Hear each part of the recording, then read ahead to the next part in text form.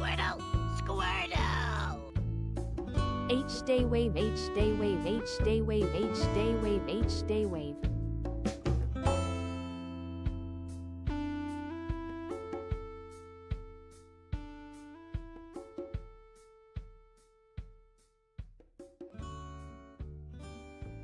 Good morning. The show will be started here shortly.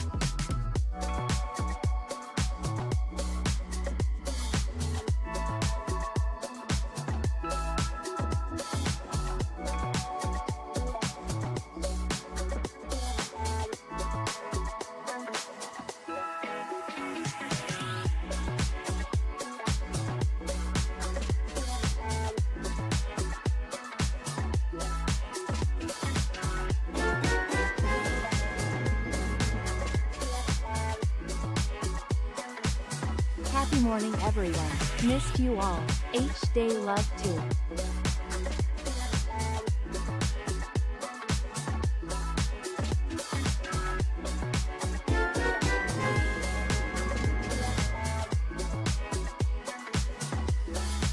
TGIF fan.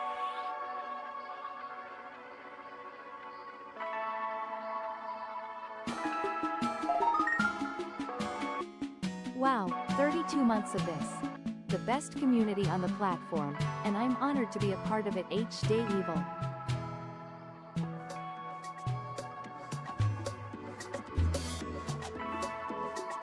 All right. Chat's popping off this morning. Let's go. Let's get it, baby. Happy Friday, y'all. Feels good to be back.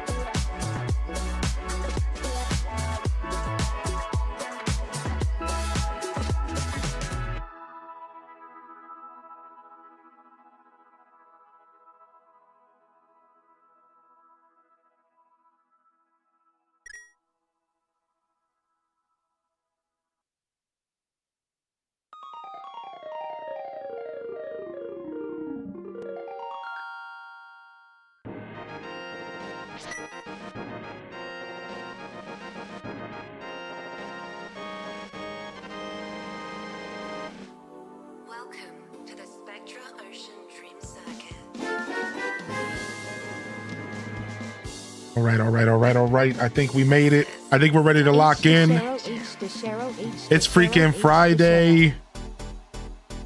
We're back, baby. Took a couple days off, but we're locking in.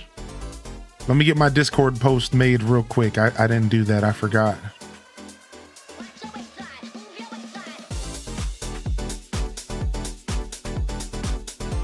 We got movie night tonight, baby. We're watching the Santa Claus in the Discord. I am excited. I haven't done my yearly watch yet. Baby. Let's get some energy in the chat. Happy freaking Friday. Let me go ahead and get myself a beard check. Let me get a quick beard check up in here. Happy Friday, y'all. We're back. We took a couple days off. And boy, did I enjoy them.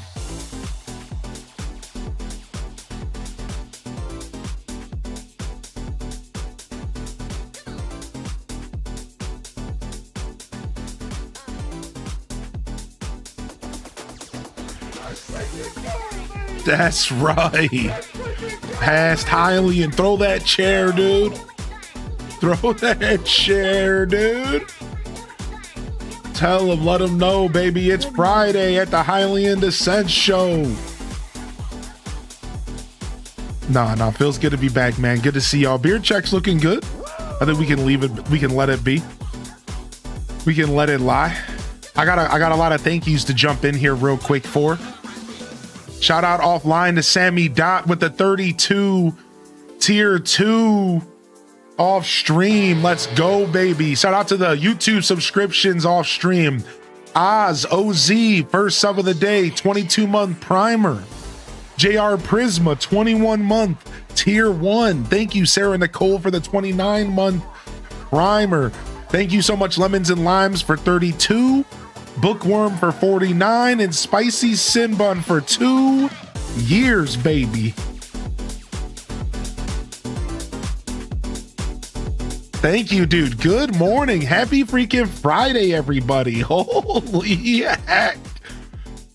We're back, dude. 3 days off. It felt like an eternity, but it also went by very, very fast. We're back again here. We're live on a Friday. Good morning. Thank you so much for the support coming in here today. Happy freaking Friday. And good morning to YouTube.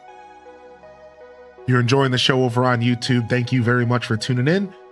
And welcome to another edition of Animal Crossing Mornings with your host today, HylianDescent. Today we're going to be descending into some Animal Crossing New Horizons, a little bit of island design stuff. We've been slowly reforming, rehashing, refreshing our island in preparation for the 3.0 update, and we have some big plans for our island. However, we've kind of hit a point to where we're in the waiting zone now. 27 days till ACNH update 3.0, and I'm pretty excited. We got a 24-hour show coming up. You ain't gonna want to miss it. And we're also going to do some Happy Home Paradise designing today. I figured let's get back to the Happy Home Paradise designing here today. So we're gonna ease back into the week. All right, we took a couple days off. We're gonna ease back into the week, and the best way for me to come back to reality, to snap back to my grind, is with some AC. That's the best way. We might do a game switch. We might just take it easy today. We'll come back on Saturday, Sunday, and into the next week. So we'll see how we feel here. But we do have a movie night tonight regardless in the Discord, 6 p.m. I see you out here, Meta. Let me go and get my good mornings in the chat, and then I'll continue to yap about my journey and what's going on here in our show. But thank you again. Good morning to YouTube if you're enjoying the show. If you're in the future, VOD frogging it up, that's what we call it, watching the VOD from the live stream, jump in the comments and let me know how you're feeling today. I try to reply to those within the day. I can't go all the way back up to the top of the chat because y'all were firing it up. I'm going to start right here. I see Zane Fernelli. Welcome to the show. Alyssa Villum. Taco Oh No. Welcome to the chat. Bookworm Maya, where you at? I see Ash 370, the hero. Better believe they come in with the De Niro. I don't know. DiGiorno pizza. I should have went DiGiorno because like then I could have led into how I like to eat a slice. Don't call me Kimbo Slice or something. You know what I mean? But anyways, I'm not in the mood to rhyme. I'm not even in the mood to speak English today, let alone rhyme, let alone rap. Saved by the resub. Thank you, Tales from the Fandom. Always happy to be here with the best chat family and community. Thanks for all you do at HylianDescent and we were sinking. Our ship was sinking. Tales saved us. Good morning, Tales from the Fandom. I couldn't be happier to see you. 78 months. The resub. Thank you for shutting me up and taking the foot out of my mouth. We got Kit Kat Calzone in the chat today. What up, cool chick kitty? Welcome to the show. We got Burger Smalls and Counter Intuitive in the house. Card Shark, Crystal Alpaca, Jelly the Gamer Mom, Rain 5150, Ryan Perpetrator. Welcome to the show. We got Process Co, Blackthorn, UMT. Welcome to the broadcast, fam. Happy freaking Friday, Lazy Stoneheart. I see Sage the Spirit. Happy birthdays in the chat for Sage. Get that love in the chat for Sage the Spirit. Happy birthday. I see Jen, not Jen. Welcome to the show. It's the Friday show. And I'm your host today, HylianDescent. As I said, we will be descending into some AC. Gonna try to take it easy today. I didn't get the best night of sleep personally. You know, it always happens. I'm leading. I get 3 wonderful days off of doing whatever I want, but then I can't go to bed the night before I have to stream the next day. I just couldn't sleep. But I'm here and I got a solid like 6 chopped up into 2 parts, and I'm all right. We're doing just fine. I'll be riding off the vibes of the chat today, though. That's for sure. That's for sure. Yo, welcome in here. Crystal Alpaca, that song we were listening to was known as the 5 p.m. remix. And let me go ahead and get you a quick link right now so you can go and jam out to your own 5 p.m. remix anytime you're feeling it. Here you go. Here you go. Here you go. Thank you again, Lemons and Limes. I see Arctic Bonobos. I see Adelaide Kate. Welcome to the show. What up, Kate? I see Giz and Tinkaboo. What up, Giz? How you been, baby? Mrs. Pirates in the house. Welcome to the show. Yo, yo, yo, yo. Scrolling through, just catching up. I see Lynn Love. I see Sofer. Yep, I did take a couple days off. That's right. And oh, was the middle day perfect? I'll explain in a minute, but yes. Yes, movie night is at 6 p.m. Eastern time tonight. 6 p.m. Eastern tonight. I've been trying to do Saturdays, but we had to do Friday this week. I see Lily Tazi in the house. Welcome in here, Leia, Trips 14, Jitterbug, Jules. Welcome to the broadcast today. Silver Blinks in the house. Good morning, Silver. I missed that I crossed the 4-year mark. Yeah, Bookworm, you passed it up. You passed it. Thank you, Bookworm, for sticking with me, man. Thank you. Dancing Pearls. Good morning, Metazosin. Good morning. Hope you enjoyed the end of Metroid Prime 4. Do you still have items to unlock via the HHP catalog? I think so. Which is why we're doing Happy Home Paradise at all. I think I have stuff to unlock, right? That's the whole reason we're even doing it at this point, is to unlock more items for the Slumber Islands. Because if y'all didn't hear, we found out, like it's been confirmed, at least to our understanding here, that it is going to be based off the host island, as we predicted here in our chat. So when you join my Slumber Island, it's going to pull from my catalog, which makes me so happy to have a 5-year, pushing 6-year deep island, because we're going to have access to so many items and color variations to work with. And we don't even know how it's going to, it could be like Happy Home Paradise, where if you have the item, you automatically get all of the color variations. We're not sure, but I'm happy that my account's going to be good for that, or we're going to have a lot of items to work with. I see Sith Angel in the house. Again, happy birthday to Sage the Spirit. I see Kalika in the building. Welcome to the show, Kalika. Faux for all. Welcome in. You've been missed? Yeah, dude, I missed y'all as well. I definitely missed y'all. Of course I remember you, Counterintuitive. Yeah, of course, dude. Welcome back in here. Yes, dude. What's up, Burl Cha World? Welcome back in here. Welcome back in here. Good to see you. I remember you, Counterintuitive. Good to see you back in the chat. Brown Coach United. Spartan Leonidas. Salute to the phalanx. Welcome in here, dude. Welcome in here. Totally Tubular Tima.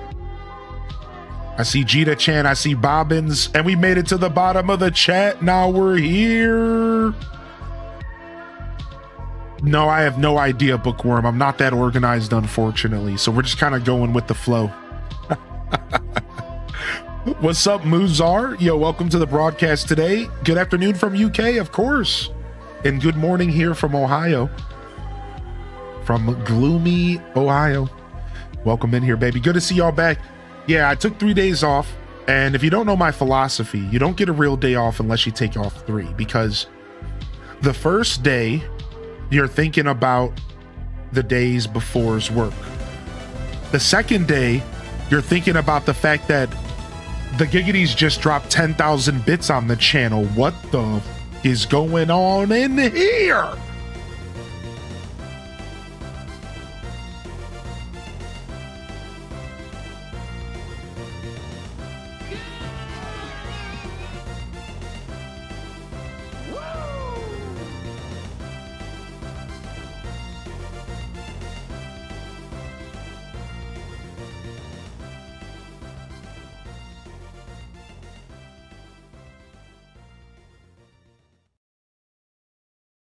Didn't get much sleep either, but we're here. Consider this my early Merry Christmas to your Hylian's brows.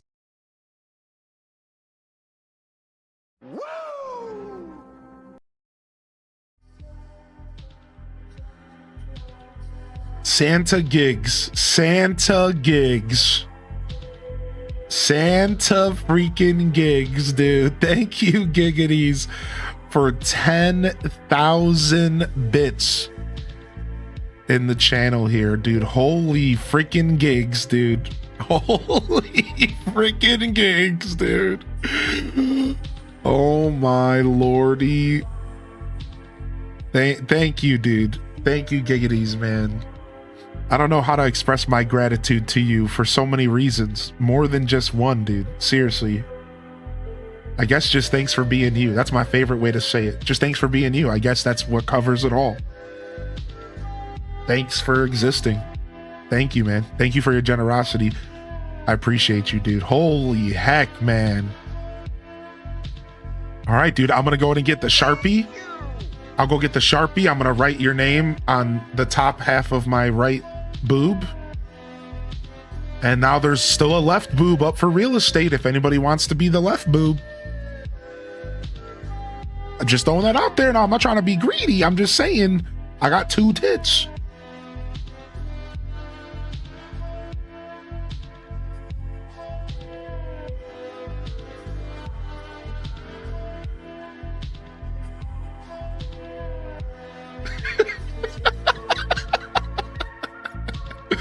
Thank you, Giggities, man. Holy heck. Glad to have you back in here, Counterintuitive. Yeah, man, no matter how much time you put between yourself and this community, we're going to welcome you back with open arms, Counterintuitive. Sometimes life will throw you a couple curveballs, but I'm happy to have you in the chat because obviously you pushed through whatever trials you were put in front of you. And that's sick. So thanks for tuning in, and I hope you're feeling okay. Take a sub on the house as a way to say welcome in here officially. Good to see Blissy Baby in the chat. My Blissy Baby in the chat. It's been nice lurking on you the past couple days, watching you play skate, watching you nerd out, dude. It's fun. You kept trying to hit this rail. You were trying to get a nose. You were trying to get a nose or a tail slide and flipping out. So you had to get, so at first you weren't getting enough speed.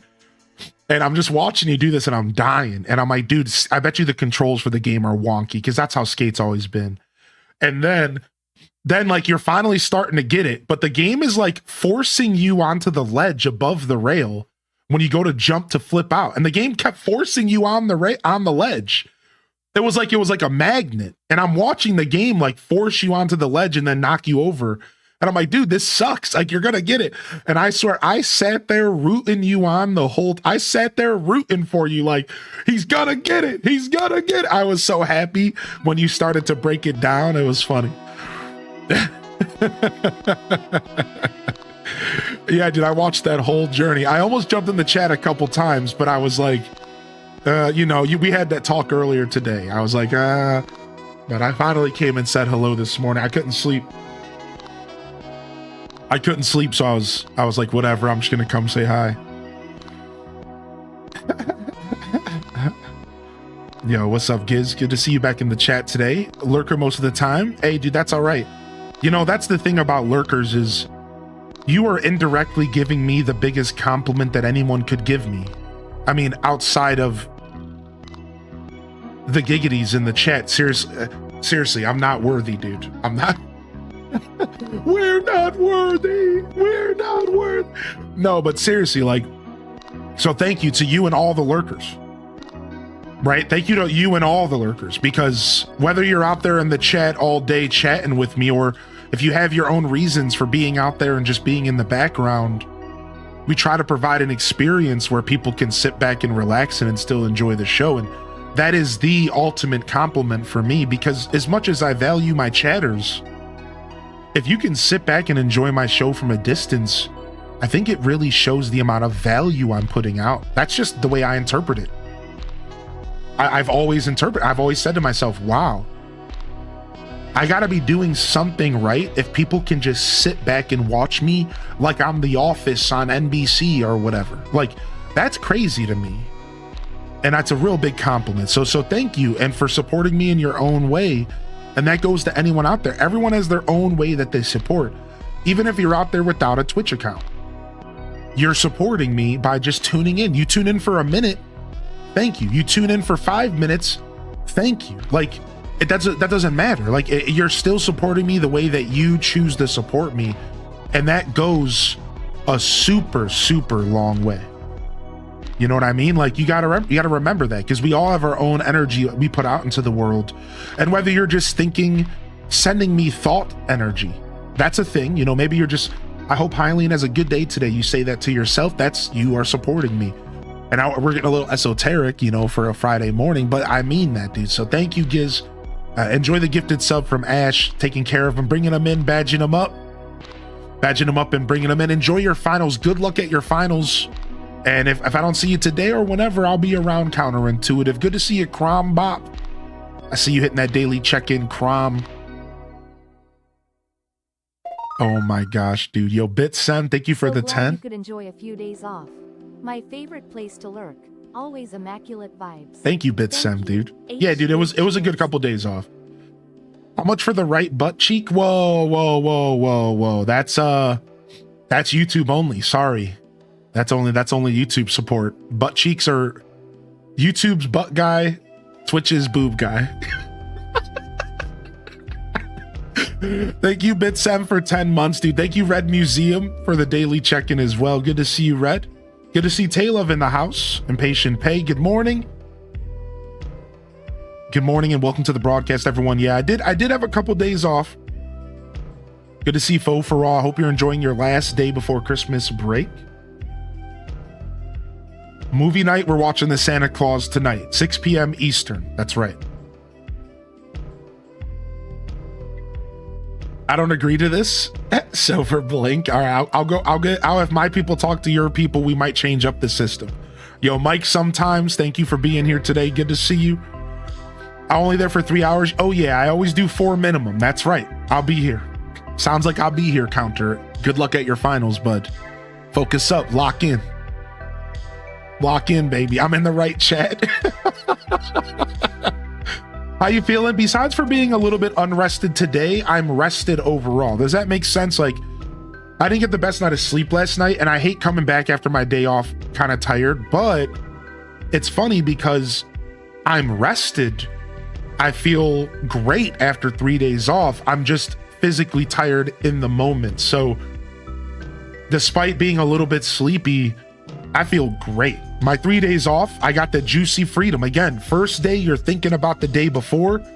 The third day, you're thinking about how you have work the next day, but that juicy day in the middle,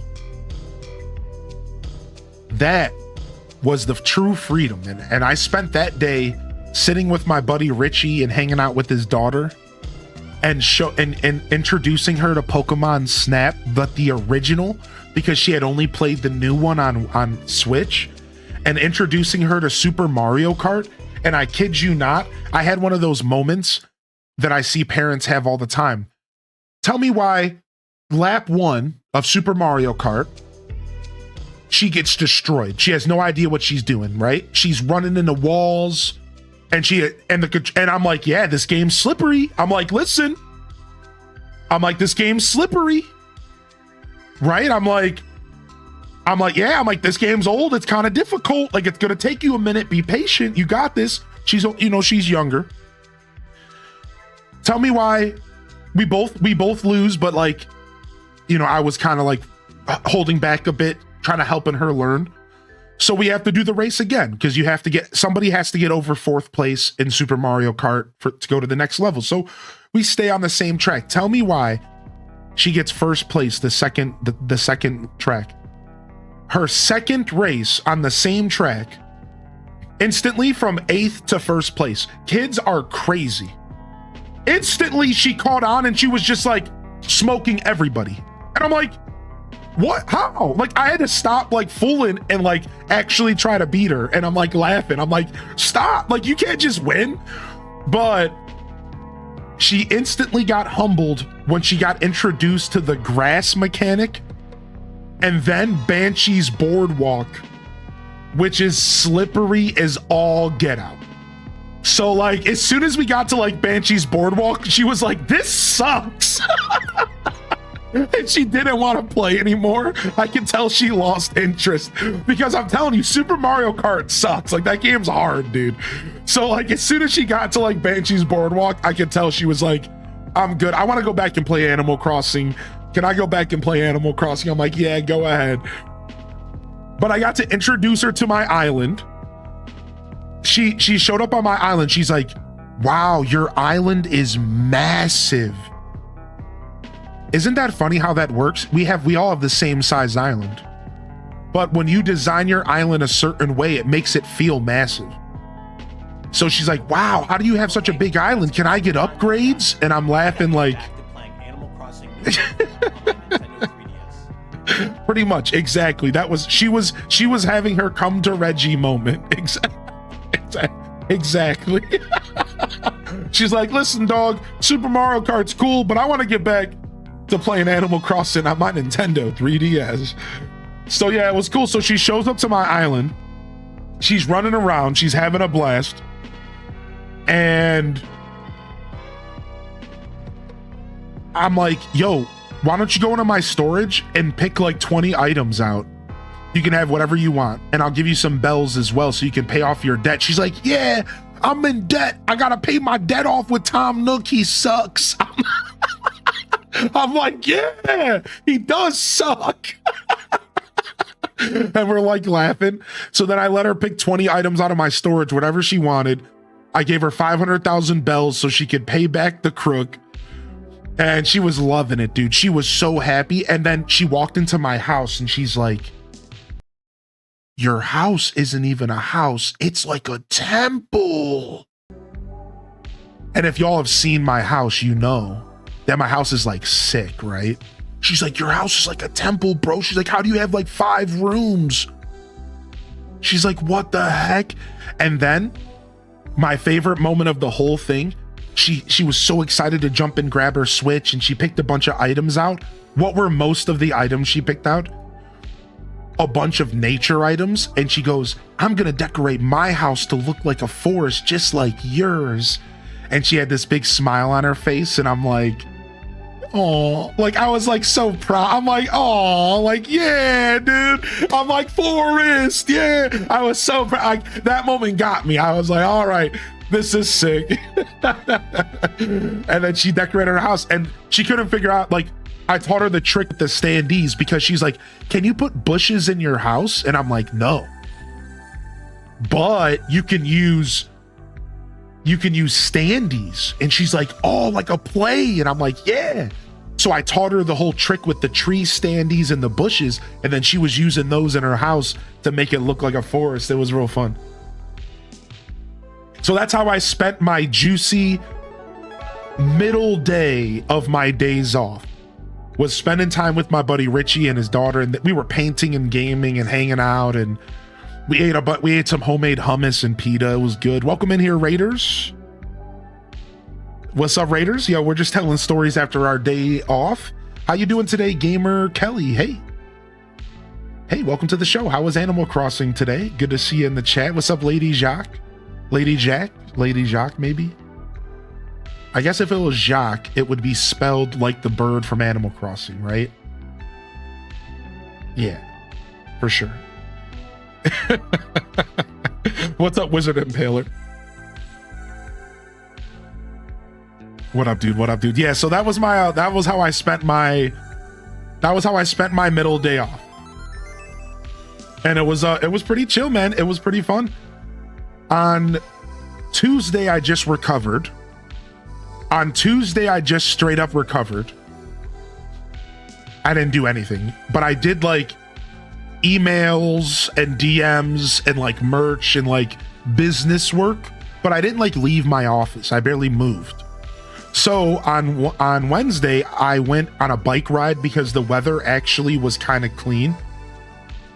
So I went on a bike ride, which was so refreshing. I went on a walk. I made it to the P.O. box. I'll be going again here either today or Monday, the 21st or 22nd. And then I went and hung out with Richie. And then on yesterday was my kind of gaming, a little bit of work, kind of gaming, hang out at house, but not sit in my office so much kind of day. I pretty much beat Ball Pit. I think I beat Ball X Pit for the most part. Like, I didn't get credits, but I got pretty close. Browse X42. So glad you are back. H-Day Browse, H-Day Browse, H-Day Browse, H-Day Browse, H-Day Browse. Cheers to your final day before the winter vacation, foe. I hope you have some plans to take advantage of the time off. Even though I'm sure you have plenty of, you know, like clerical work to do outside of the classroom. And again, good morning, Raiders. I hope y'all had a good time. You started a new island. Well, welcome in here, Gamer Kelly, and thank you for hitting that follow button, those of you that did. And we got you a shout out here in the chat. Gamer Kelly, I'm going to go ahead and drop you a follow. Hopefully I can come and check you out sometime. I don't think we've ever met. I don't think so. But thanks for thinking of me and popping in here for a raid. I love the Animal Crossing community. It's my home here on Twitch. And it's always nice to meet fellow Animal Crossers out here in the sea of creators. So hopefully we can come check you out sometime. And thank you. Gonna try to relax and whatnot. Yep, it never stops. Yeah, I figured. You have a gift coming from me? Okay, not a problem. I always take everything around this time of year as Christmas/birthday gifts. And I'll try to be going to the P.O. box regularly. I know Trips 14, I haven't replied to your DM, but yours is probably going to be in the next batch since it showed up the day because I went on Wednesday. But I think everybody else's. So if you sent me something, it's probably sitting in a big pile of boxes. We're going to open them all on Christmas Eve, all right? Christmas Eve is the next... What the heck are you doing, Giggities? You can't have both boobs because then... Now we're in weird territory. I mean, if anybody can, it's you. Anyways, thank you, Giggities, for the gifted over to Gamer Kelly. Gamer Kelly, enjoy a gifted sub on the house. Oh yeah, Sammy Dot, no worries. Seriously, it doesn't matter. Anything around this time of year is perfectly chill, man. Thank you for there is no late. Yeah, don't beat yourself up. Like, it doesn't matter, dude. I don't need stuff at all, let alone around Christmas. In fact, and we all know this, right? Let's all be real for a second. Isn't it nice to have some presents left after Christmas that you don't know about or you forget about? And then like a couple days after Christmas, somebody shows up and they're like, yo, I got something for you. That's always the best feeling, especially as a kid.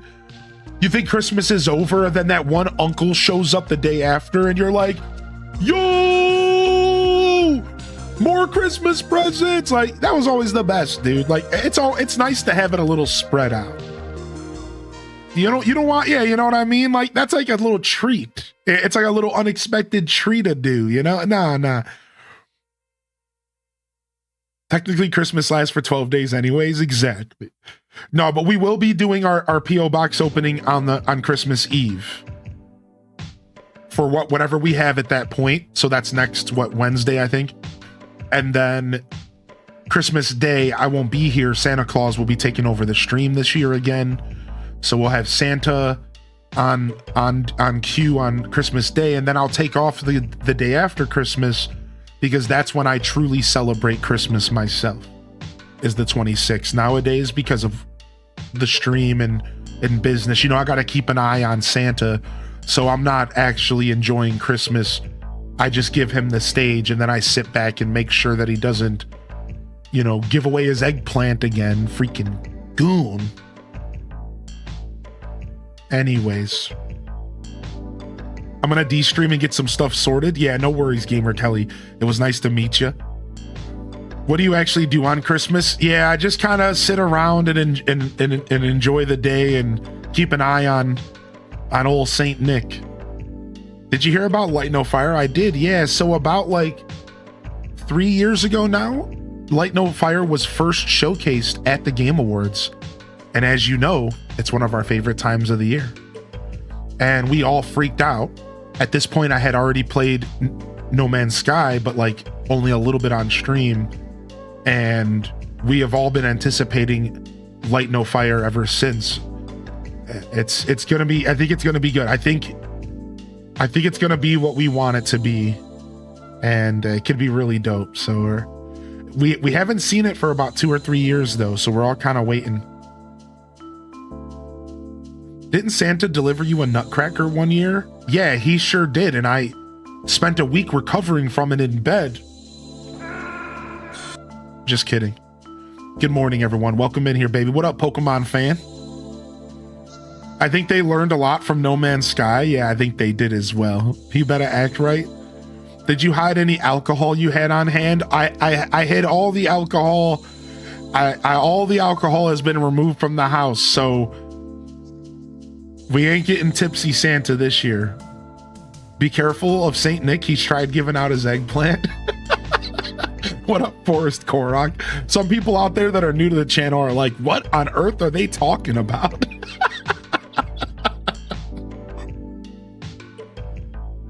Yeah. Thank you, everyone. Thank you so much. G-Ski, good to see you today. Thank you for the 20 streak. H-Des runs in the chat.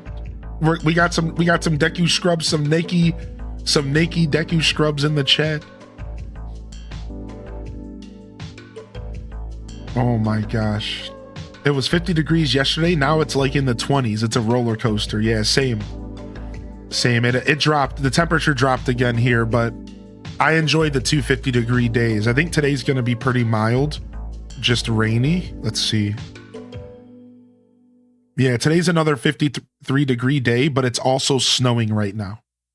So right now it feels like 6 degrees outside and it's snowing right now.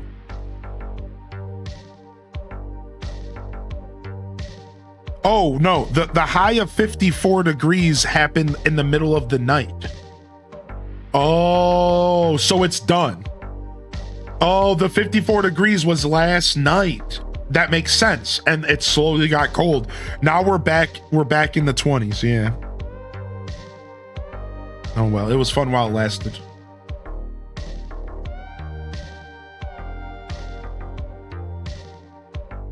We need your Ohio weather here in Chicago. What's up, big doggo baby? Good to see you. I hope everyone had a great Tuesday, Wednesday, Thursday. I'd love to hear what y'all got into if I haven't already. What's up, happy Kylie, by the way? Welcome back in here, Kylie. Welcome back in here, Planet Kitties. Work. What up, Blue Queen? Yeah, I beat Ball Pit. So when I say I beat it, I beat every level. But now the game is like very secretly prompting me to beat the game with every character, to beat the final level with every character in the game. Because every time I beat the final level, the character or characters that I beat it with go into this circle. So I think if I want to see credits, I have to like beat the final level with every character. So I've beat it with 4 of them. But I'm having fun.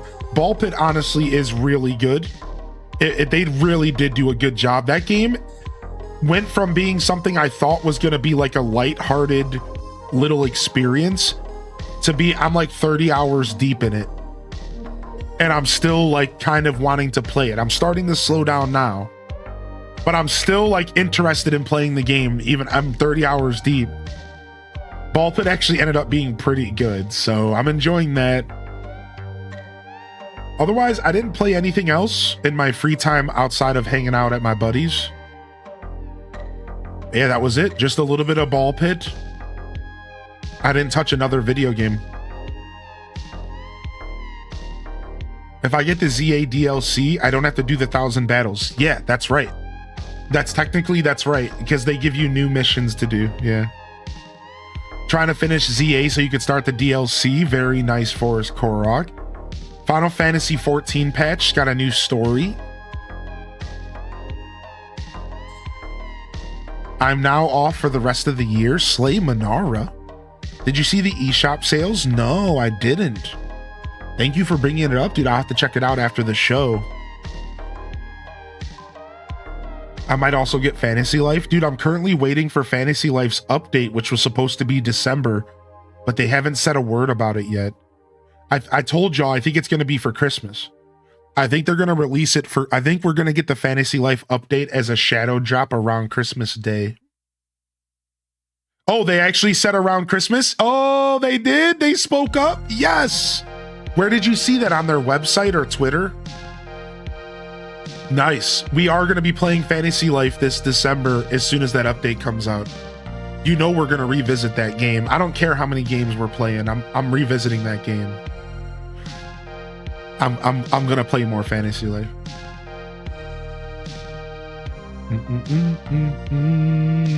Yo, good to see you, Blue Queen. I hope you're feeling good today. Yeah, it was a good day off, man. I had a date night last night, and I watched the new Glass Onion movie, a good little whodunit, and it was good. I liked it. I liked it better than the second, but not as much as the first, I think. The first is still like probably the best one they've done, but I think the one that I watched last night was pretty good. Yeah, no spoilers. It was good. It's good stuff. And then I watched the new Fallout episode. Yeah, did anybody watch Fallout episode 1? Ooh, we're back, baby. We are so back, dude. Fallout season 2 episode 1 actually went kind of hard. It actually went kind of hard. It was a good setup for the next season. And they weren't afraid to like dive straight back into the story. And what I mean by that is a lot of the stuff that they set up at the end of last season, they are diving straight into at the start of this season, which is really good feeling. They're not like they're not like stretching out season 1 into the end of season 2. Like the writers actually have an idea of what they're doing, I think. And they're not like overly stretching out the last season's plots. Like right into episode 1, they are covering a bunch of stuff that was left hanging from the last season. And that's not always how these new age Netflix shows go.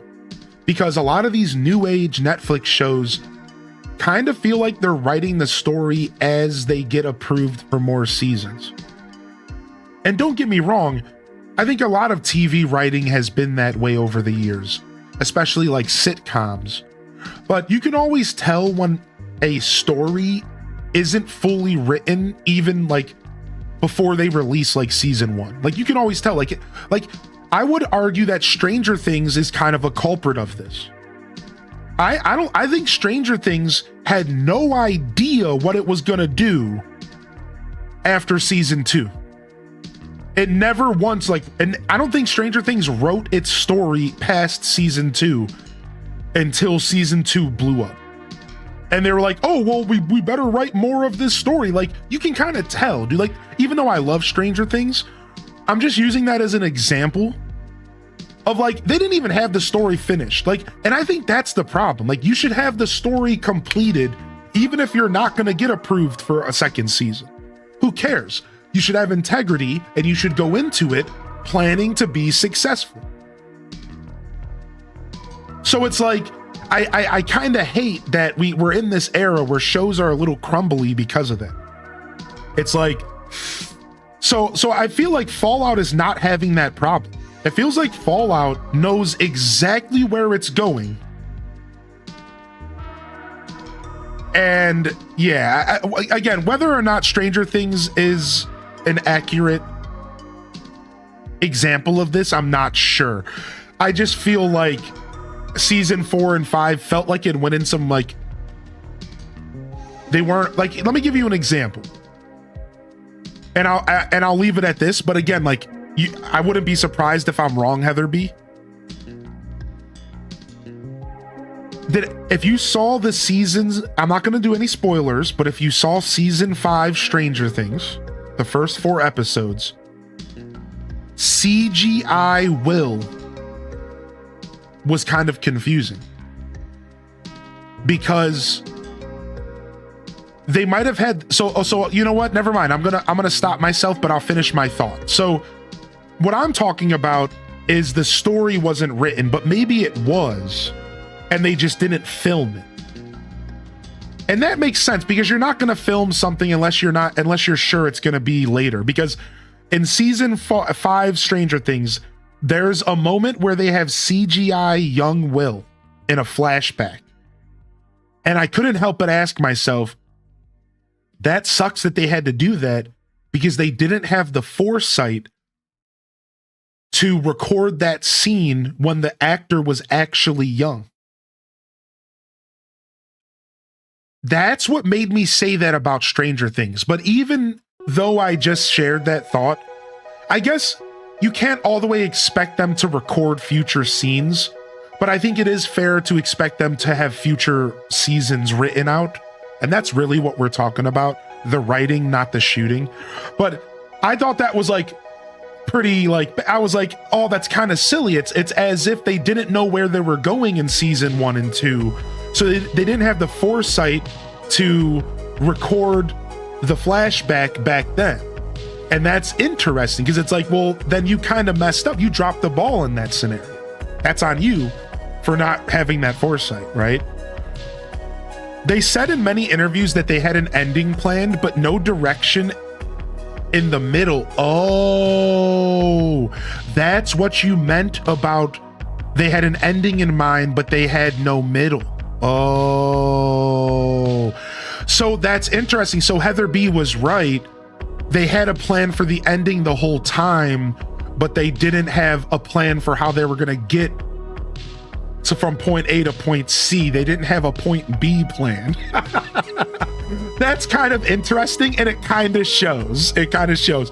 But you just gave me a ton of faith that the ending is going to be sick, and I'm excited. I think Stranger Things is going to be sick. Like, I think the ending is going to be good. I think they're going to do what they should do with the ending. So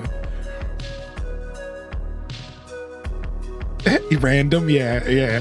The CGI can be a little freaky.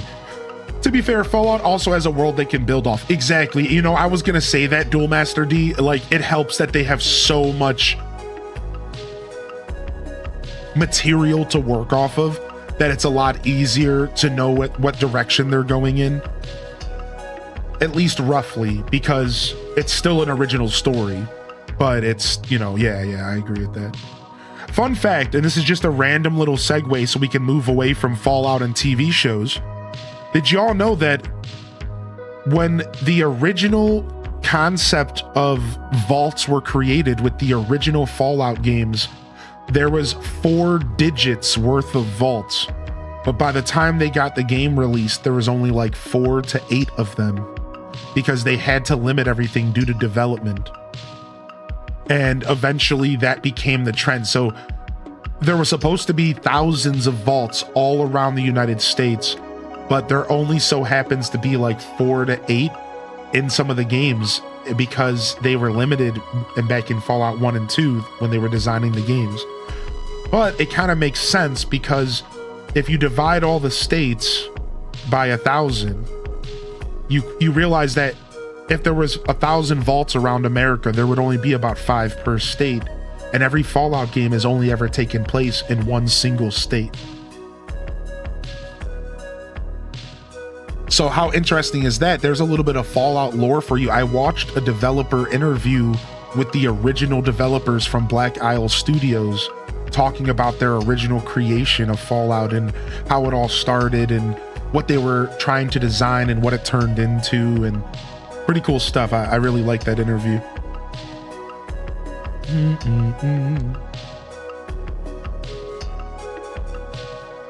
Yo, what up, Pastel Constellation? Good to see you this morning. All right, let's jump over to AC. Let's not turn it into too much of a Monday show.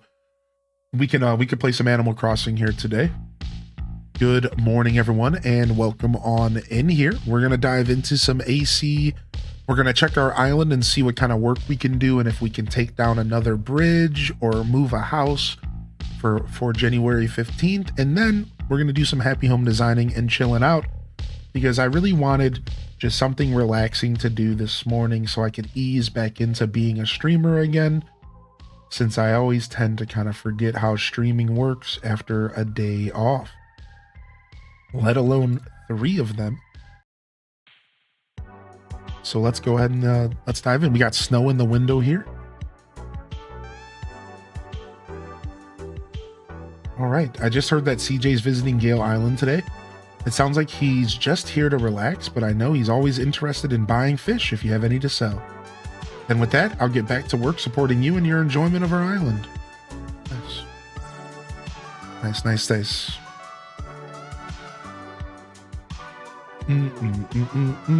Yeah, happy to be back. Like I said, I think my future plan is to take 3 days off every month to month and a half. And then from there, I just take off 1 day a week usually. I'll take off the occasional 2nd day a week, usually separated. You know, I'll take off the occasional half day, but I feel like what I would really like to do is take off 3 every month, month and a half, maybe every 2 months if I'm feeling myself or having a big event planned or something. So it was nice. It was actually super refreshing to take 3 days off and not have it be tied to traveling or not have it be tied to hosting, because usually I save all of my chunks of time off for when my partner's in town or if I'm going to visit them. So it was nice to just have 3 days off to like do me. Did you see the Nintendo Switch Online screen yet? No, I don't think I have. What's up, Matt City? What's up, Brit Kitten? Good morning, Trickster. All right, Shep is hooking me up. What's Mom sending me? The snow. She's so poetic. The house is covered in snow like a thick blanket, one that's cold and wet. As I battle the bitter cold, I think of you and so through the night. Okay, Mom, chill out. Stop being so dramatic. Even if you've already got a clock, I thought you might like another. Thanks, Ione. A hat for a brat. What? Cozy? Stop. What?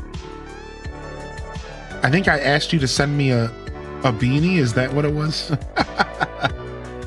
So I Torts ordered way too much flower thingies because, you know, more is better. And I guess sometimes it is, but not right now because I can't walk in my house with all the gardening stuff.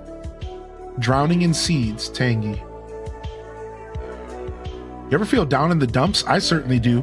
When that happens, I like to rearrange my room. Me too.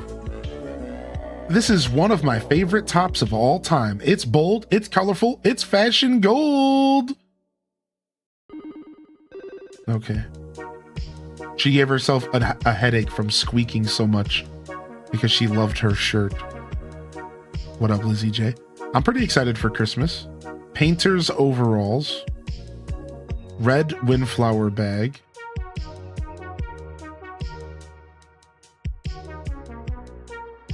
For Toy Day and ACNH, do I gift villagers and do they have to be toys? So the way it works, Claire, is that there's 2 things here. First off, Jingle's gonna come to town, and when Jingle comes to town, he will give you his Santa sack. He's gonna give you his sack, and you're gonna deliver presents for him using his magical Christmas sack. And you don't have to have items or anything on you. You don't have to purchase anything yourself. Nothing. And then you can still gift villagers yourself, and it can be anything. You can still wrap gifts. That's why I said grap. dyslexia. You can still grab gifts Grap riffs.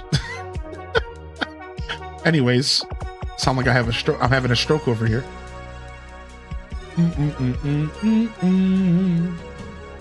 You could still wrap gifts and you could still gift them if you want. And it could be anything you want. That's up to you.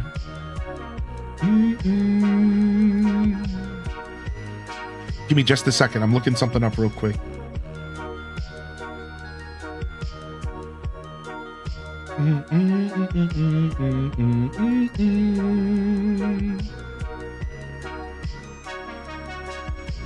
I just wanted to check something real quick because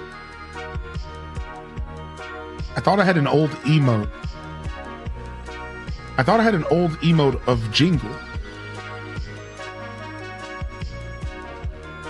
And I wanted to see if that was true. I thought I had an old emote of Jingle for Christmas. I don't remember. I'll find it later. All right, what else have I been sent? Ah, this is the beanie I wanted. Yeah, good. This one, get out of here.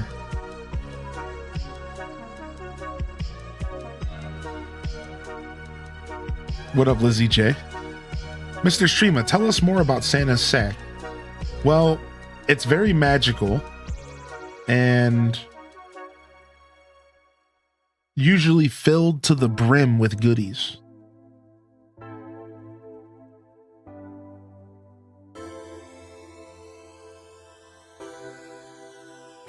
I'm losing it at my own joke.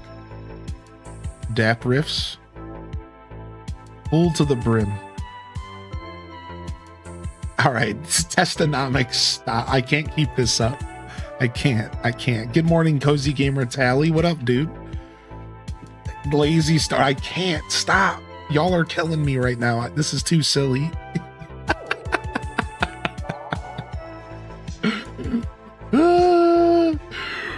Thirsty Friday. We got letters from Mom and ACNH, but never Dad. So there's actually one day you get a letter from Dad. I think in ACNH as well, but I could be wrong. But in the older Animal Crossing games, all right, and it's on Father's Day. On Father's Day, in older Animal Crossing games, you do get a letter from Dad, but only on Father's Day. Now, I don't know for sure if that's the same for ACNH or not. I don't think so. Snowy time. Yo, what up, Parappa? Coming in with 28. Thank you, dude. It is snowy time. That's right. Is it snowing where you're from? I don't even remember where you're from, Parappa. Where do you reside, dude? If you feel like sharing.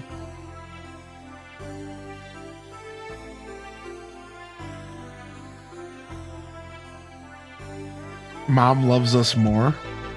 Or Dad's just not a writer. Can Dad just not be a writer? What the heck, dude? I'm in NYC. Rainy, unfortunately. Yo, what's up, Jason? Hey. Violet Purple, Valicia. Dad knows you aren't his. That's messed up.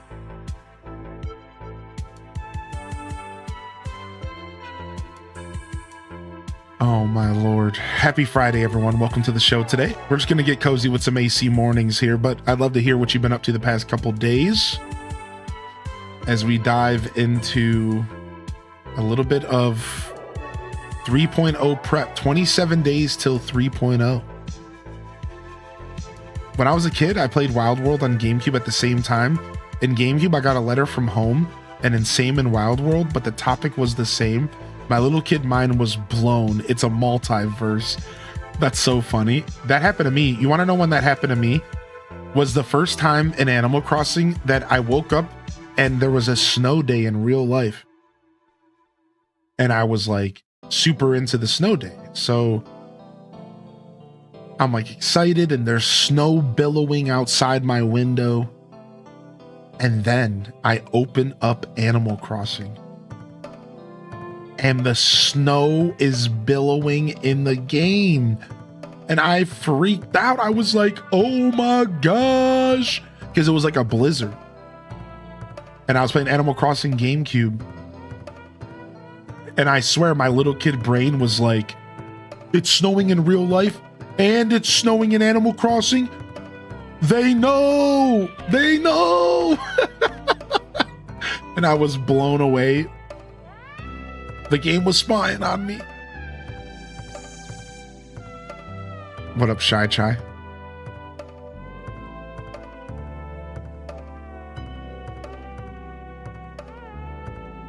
Like when it rains too. Yo, what's up, Rock Socks? Yeah, those cosmoses do be spreading. Let's go ahead and make our snowman. We're making legitimate snowmen because apparently I don't have all the snowman DIYs, and I thought I did. So we're going to take advantage of having all this empty space, and we are going to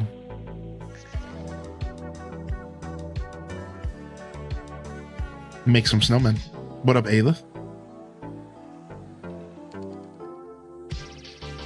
I've never been the kind of player that logs in and does the same thing every day. So it makes sense because I've always been doing different segments with my show. Like sometimes I wake up, I'm decorating. Sometimes I'm hosting people on my island. You know, I've had mornings where I wake up and I open up my gates and I don't close them till the stream ends. So I can't do stuff like make snowmen. So because I'm always doing so much different kinds of content with this game, there's a bunch of stuff that I don't have finished because I'm not logging in and doing dailies every day.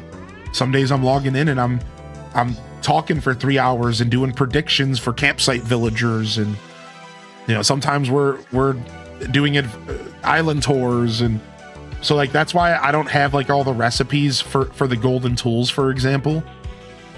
I still need to shoot down. Let's see what.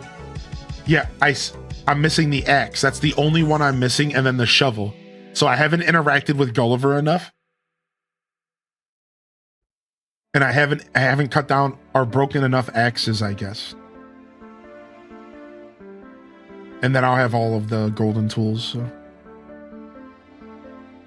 Officially set. Happy Friday. Happy Friday, y'all.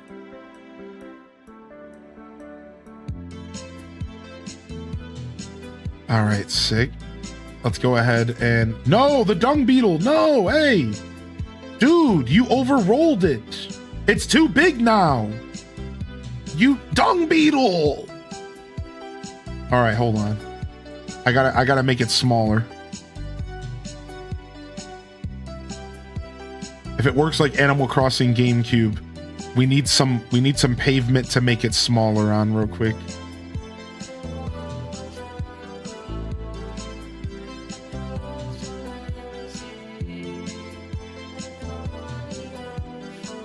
Dun, dun, dun, dun.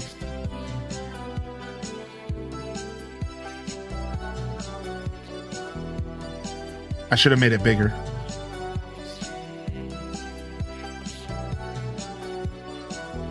Six years later, I still can't make a successful snowman on purpose. I can tell you the secret. There's two secrets. You can count footsteps, or you can do what the trick I'm about to show you right now. All right? So this trick right here, you roll one of the snowballs to max size. If you don't know what max size is, just keep rolling until it feels like it's not getting any bigger. All right, so just keep rolling. What? All right, now you have your first ball. It has to be max size. Then the second ball, you use your character's earlobe, and you need to make the snowball as tall as the bottom of your earlobe. So you want to make the snowball, the top of the snowball, reach the bottom of your character's earlobe. And that's it. And you don't have to be perfect. Like, you don't have to be perfect. Now again, there's also a method where you literally just count steps,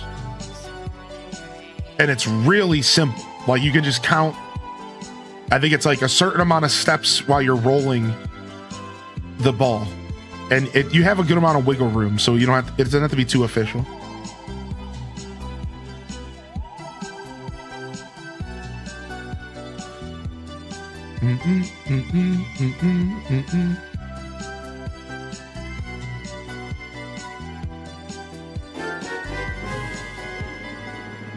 What's your favorite holiday? Christmas.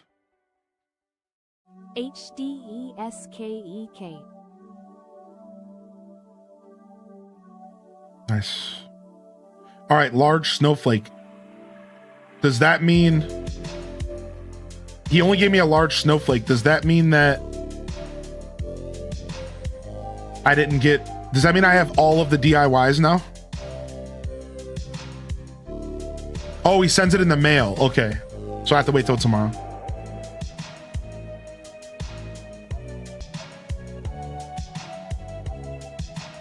Hi, are you fully in the holiday spirit yet, Zesty? Because if not, you're about to be. I got a festive read. Do you love it? No need to answer. Oh, thanks.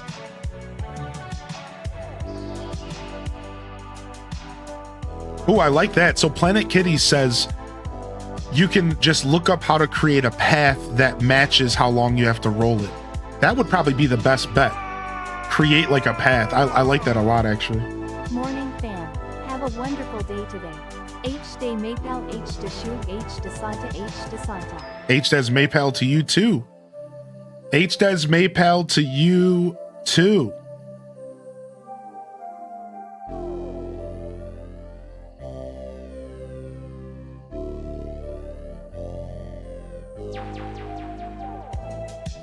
What's up, Kels? Good to see you. I got something in the mail from you.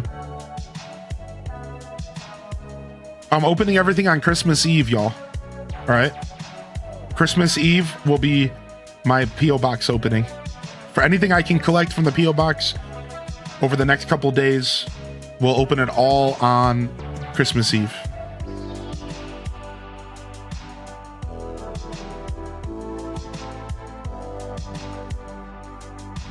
Bam, bam, bam, bam, bam, bam. He said, I lost a little weight recently, but it's only water weight.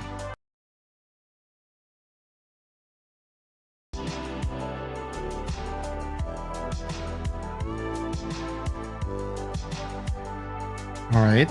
So we're not ready to start shaping the cliffs yet. So I think we're done for now. Let's go check.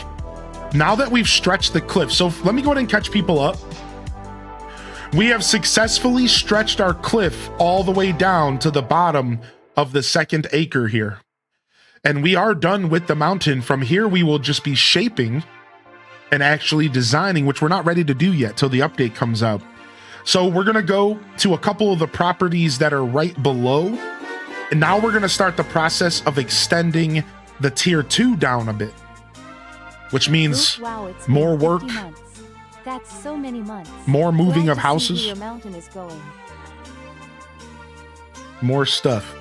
Thank you, Rock Socks, for 50, dude. 50 is a lot, actually. That's crazy. Can we all agree that Tangy in the cozy hat and coat is possibly one of the cutest things we've ever witnessed? Fact. True. Absolute factual pterodactyl.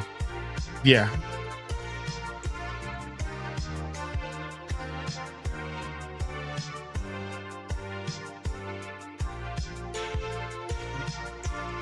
Yo, thank you, Kels, for 48. Thank you, Code Hemi, for the 25, by the way.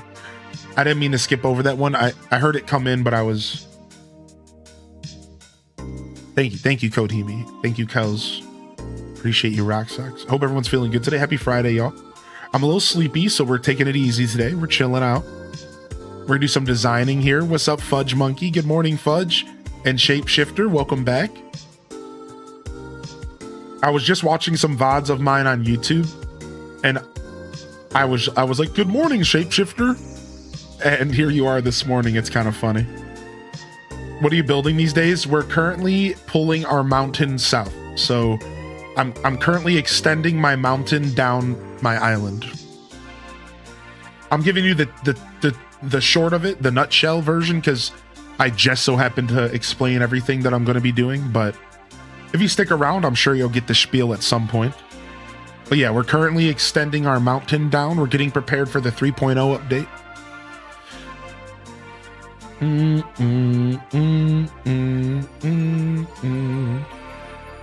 And I haven't fully revealed what I'm going to be designing during 3.0, at least not officially, but we're going to be designing the Lost Woods. We're doing a small version of the Lost Woods. It's going to be a more miniature version of Lost Woods. The Lost Woods from Legend of Zelda. It should be pretty cool.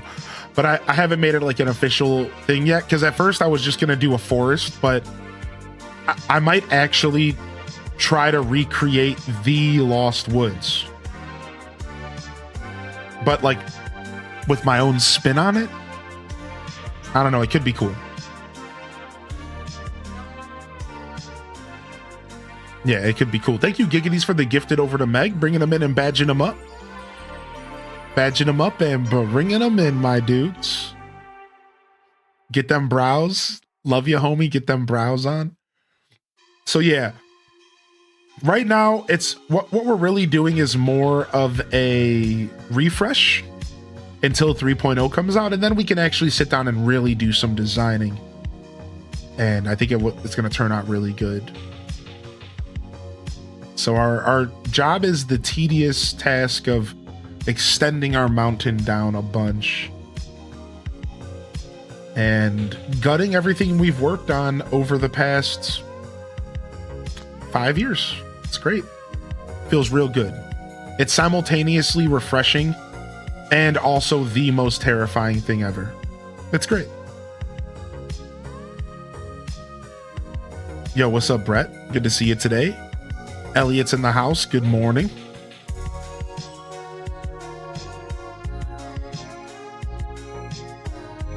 You've also been working on your island, but I keep wavering on how I want to lay everything out.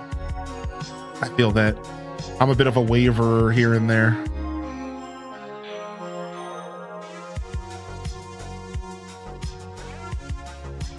You've been watching Coral Island playthroughs. On one of them, you talked about doing a Friday morning game news update.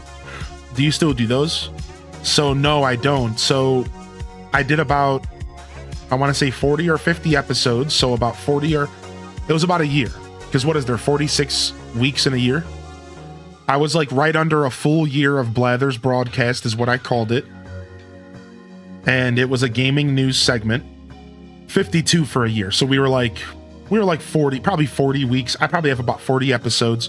I currently have them all unlisted on YouTube because it was just something I didn't want to muddy my YouTube channel up too much. But it was an experiment that lasted almost a year where I took a dabble into the world of gaming news, and I curated the show for my audience specifically. So it wasn't like a general gaming news. It was focusing on, but not limited to, Nintendo. And it was kind of designed for all of you and the people who watch me regularly, because I have a pretty good finger on the pulse of what y'all are interested in. And there was a couple different iterations of it. I had like an Animal Crossing segment at one point. Then I dropped that and just did general gaming. And it was a fun journey, dude. I did all sorts of really cool stuff with it. I did eventually move on and put it back into the think tank so that I could bring it back and maybe have it be something that isn't just an experiment, but an official part of my content. Because during those 40 to 50 episodes, it was really just an experiment. It was just me figuring out if it was something I wanted to pursue. And the best way for me to learn is by iteration and just trying things, right? I have talked before on the channel that gaming news could return. And it probably will. In some way, shape, or form. It'll likely be something that's just curated for YouTube if I do ever bring it back. I don't know if I would ever do it live. I'm not sure. However, the namesake of Blather's broadcast might actually be going back to where it belongs. And I might be taking that away from gaming news and potentially leaning back into the original concept of Blather's broadcast, which was Animal Crossing focused discussions. So I have a couple ideas. Whether I bring gaming news back in the future, it's definitely something that could happen. I would like to maybe take another stab at providing a consistent form of Animal Crossing focused discussion and some sort of podcast or news segment energy, and that would be Blather's broadcast, which, going back to its namesake, just makes too much sense because it is all Animal Crossing focused.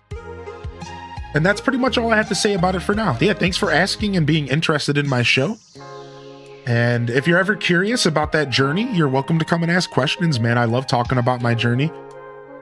The too long didn't listen, the too long TLDR of it is, it became a little bit too time consuming for an experiment and I had to step away. And now it's in the think tank and it's something I've considered bringing back, and I might, and we'll see if I ever do. But I'm pretty content with what we got going on right now. And you know, I've learned that if you stretch yourself too thin, then you end up putting out watered down content. So you do have to be careful about how far you stretch yourself. And that was one of the reasons why Blather's broadcast took a back seat, was because I realized, you know, I'd rather make sure that the show I'm putting on for Twitch every day is the best it can be than trying to also, you know, run a news broadcast every week. And I decided that if I was ever going to go back to doing it, I would do it in a way in which it wasn't so time consuming. Because, you know, as an experiment, I didn't really have a good formula, a good creative process. And I was spending like 6 to 8 hours every Sunday night setting it up. And it was brutal. You know, you get to the end of your week and it's like, all right, now I'm going to sit down and spend 6 to 8 hours on Sunday night to set up this news broadcast. And it was a lot, you know, so we moved away from it. Super happy that you asked, though. And hopefully I can find the energy and the gumption to do it again in the future. I would like to. For those just tuning in, we are talking about my old news broadcast called Blather's Broadcast. Good morning. Happy Friday, H Day Wiggle, H Day Peach. Yo, Ace Mage, good morning, and congrats on beating the Pokemon DLC. Good morning to you, Cosmic, and I'm glad you're enjoying the YouTube content, dude. Thank you so much for tuning into the YouTube. That's right, I've been releasing VODs. The Legends Arceus playthrough is getting fleshed out. We started releasing Legends ZA. I released all of Metroid Prime Remastered. I'm going to be releasing Metroid Prime 4. I even released Super Metroid, new Grand Bazaar episodes, and more to come. Lots of YouTube VODs for y'all, so if you've been enjoying some of those playthroughs, thank you. And hopefully y'all can find something to watch during your downtime there from the YouTubes. Thank you, Just Jackie, for 32 months. And y'all, I think that a resubscription is totally a cat jam worthy, a wiggle worthy moment. So if you got a free hand, get those wiggles in the chat, baby. Get them wiggles in the chat, baby. We got to support the supporters coming in, because then if we don't, they'll stop supporting and then we won't have any supporters to support. So get your support in when the supporters come in, so we have supporters for the support that's supporting the supporters. You know what I'm saying? You know? Something like that. Blue Bear. Yeah. Good morning, Marshmelly. Good to see you today. Welcome in. Welcome in. Good to see you. DM Leech, welcome to the show as well. I appreciate you. Good morning. Never too much support for the supporters. I appreciate you, homie. You lost me after like the 4th support. That's okay. The first was enough. And we all know that. Good morning, Alto Girl. Good to see you here today. What up, Dat Baby? Shout outs to those of you that were hanging out in the Discord over my days off. It's always nice to see y'all interacting and hanging out in the Discord. It was a blast. And thank you for those of you on YouTube today. I appreciate you. Happy Friday. And don't be shy to hit that like button if you are enjoying the show over there. And I missed y'all as well. We'll have to get some more ACE VODs up for the VOD frogs in the Animal Crossing community. I just stumbled across my actual island rehaul from the 2.0 update. And I was watching that for a minute. Got plenty of AC content. Yo, what up, Seth P?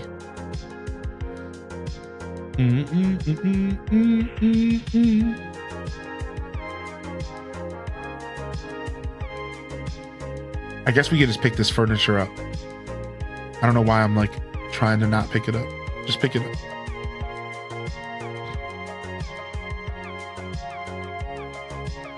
We're eventually gonna have to break down that whole yard, so might as well just get used to it.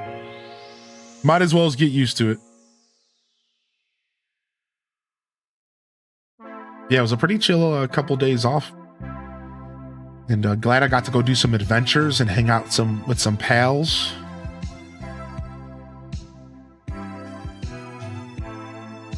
And do a little bit of gaming. I've been working on some projects for the show. I pitched all of my merch ideas to the merch team that y'all helped me out with. And now we can start cooking on some fresh merch. So hopefully we can get some communication there. And I'll let y'all know what's going on with the merch stuff. But I pitched all the ideas and I told them that my favorite ideas were not even my favorite, just ones that stood out to me were Game On, Beard/Beard Check, Sorry This Ain't The Sims, Wide Wednesday / Stay Wide, The Beacons Are Lit, Wrap It Up and On to the Next Episode, Nintendo Baby, or my catchphrase, Nintendo Baby at Heart with a Variety Gamer's Soul, and then a baby's gotta do what a baby's gotta do. But I made it clear that the whole list was worth taking a look at. For sure. There was a bunch of good stuff in the list of suggestions. For those that don't know, I took a bunch of suggestions from the chat for some future merch. And it was specifically merch that was like catchphrases and like words. And we are going to hopefully get some new merch out for y'all here in the future. I'm working on a couple pieces of merch. I'm hoping to freshen up our merch catalog. And it should be pretty cool. I'm excited to see what we come up with. Maybe a new apron, maybe some kitchen towels. We're talking about maybe some enamel pins if that's a thing I can get done. We talked about that. Some stickers for those that like a cheap option. Of course, a shirt. We already offer a hoodie and some shirts and stuff right now. And a couple other ideas. So should be fun. See what we can cook up for y'all. There's one other thing I wanted to talk about, but I can't remember what it was. Oh, there's a pizza cutting. You know how we offer a cutting board right now? And there's a pizza cutting board, one that's dedicated, like that's circle and just for pizzas. And we might offer that, which could be kind of cool to go with our kitchen theme. And yeah, some other stuff. So we'll see what we can cook up for y'all. It should be fun. A backpack would be cool. Interesting. I'll make sure I note that. How you doing, by the way, Aaliyah Renee? How you feeling, Aaliyah Renee? It's good to see you in the chat, homie.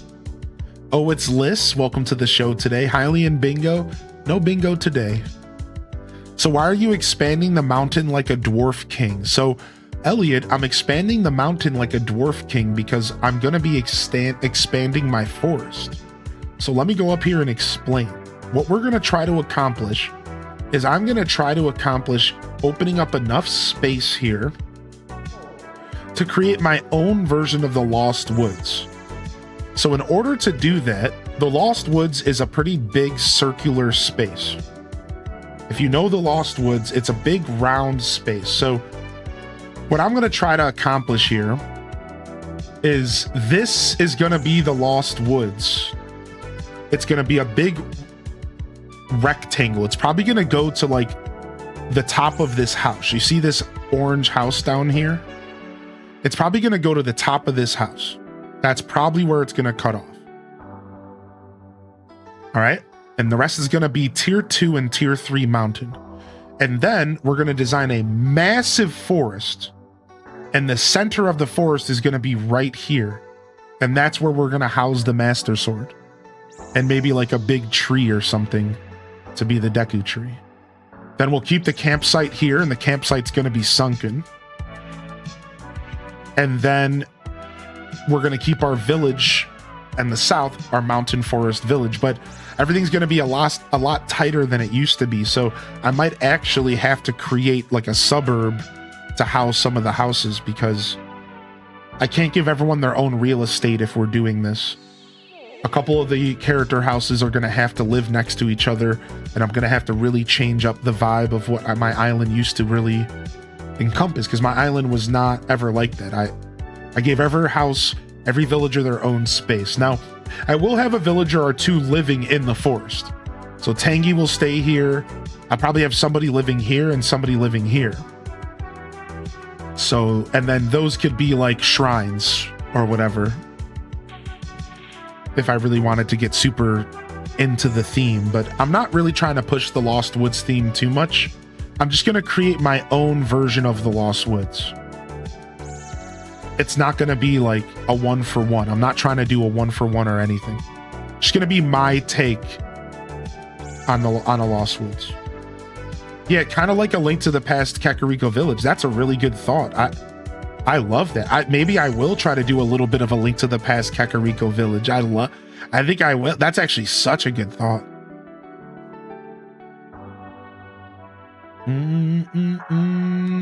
I love that. Smell that. Wow.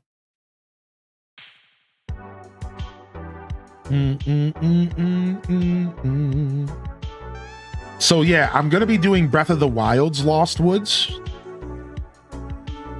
That's like the goal. The goal is Breath of the Wild's Lost Woods, at least in concept. But just the Lost Woods in general is the vibe. Gotta be easy. Yeah, replicating Kakariko Village wouldn't be bad at all. Yeah, I agree with that. It really wouldn't be bad at all. It could be kind of fun to do something like that. I hope they find the woods. They keep losing them. Ooh! What up, Soda Vigilante? What up, baby?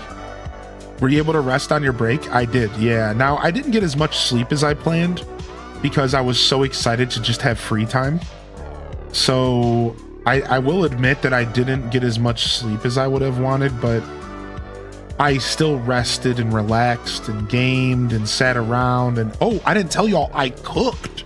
Let me show y'all what I cooked. Give me just a moment. Let me show y'all what I cooked. So I cooked I made this mustard chicken that was so banger, dude. And I'm actually really proud of it because I don't always cook with a ton of intent. And what I mean by that is I don't always cook with like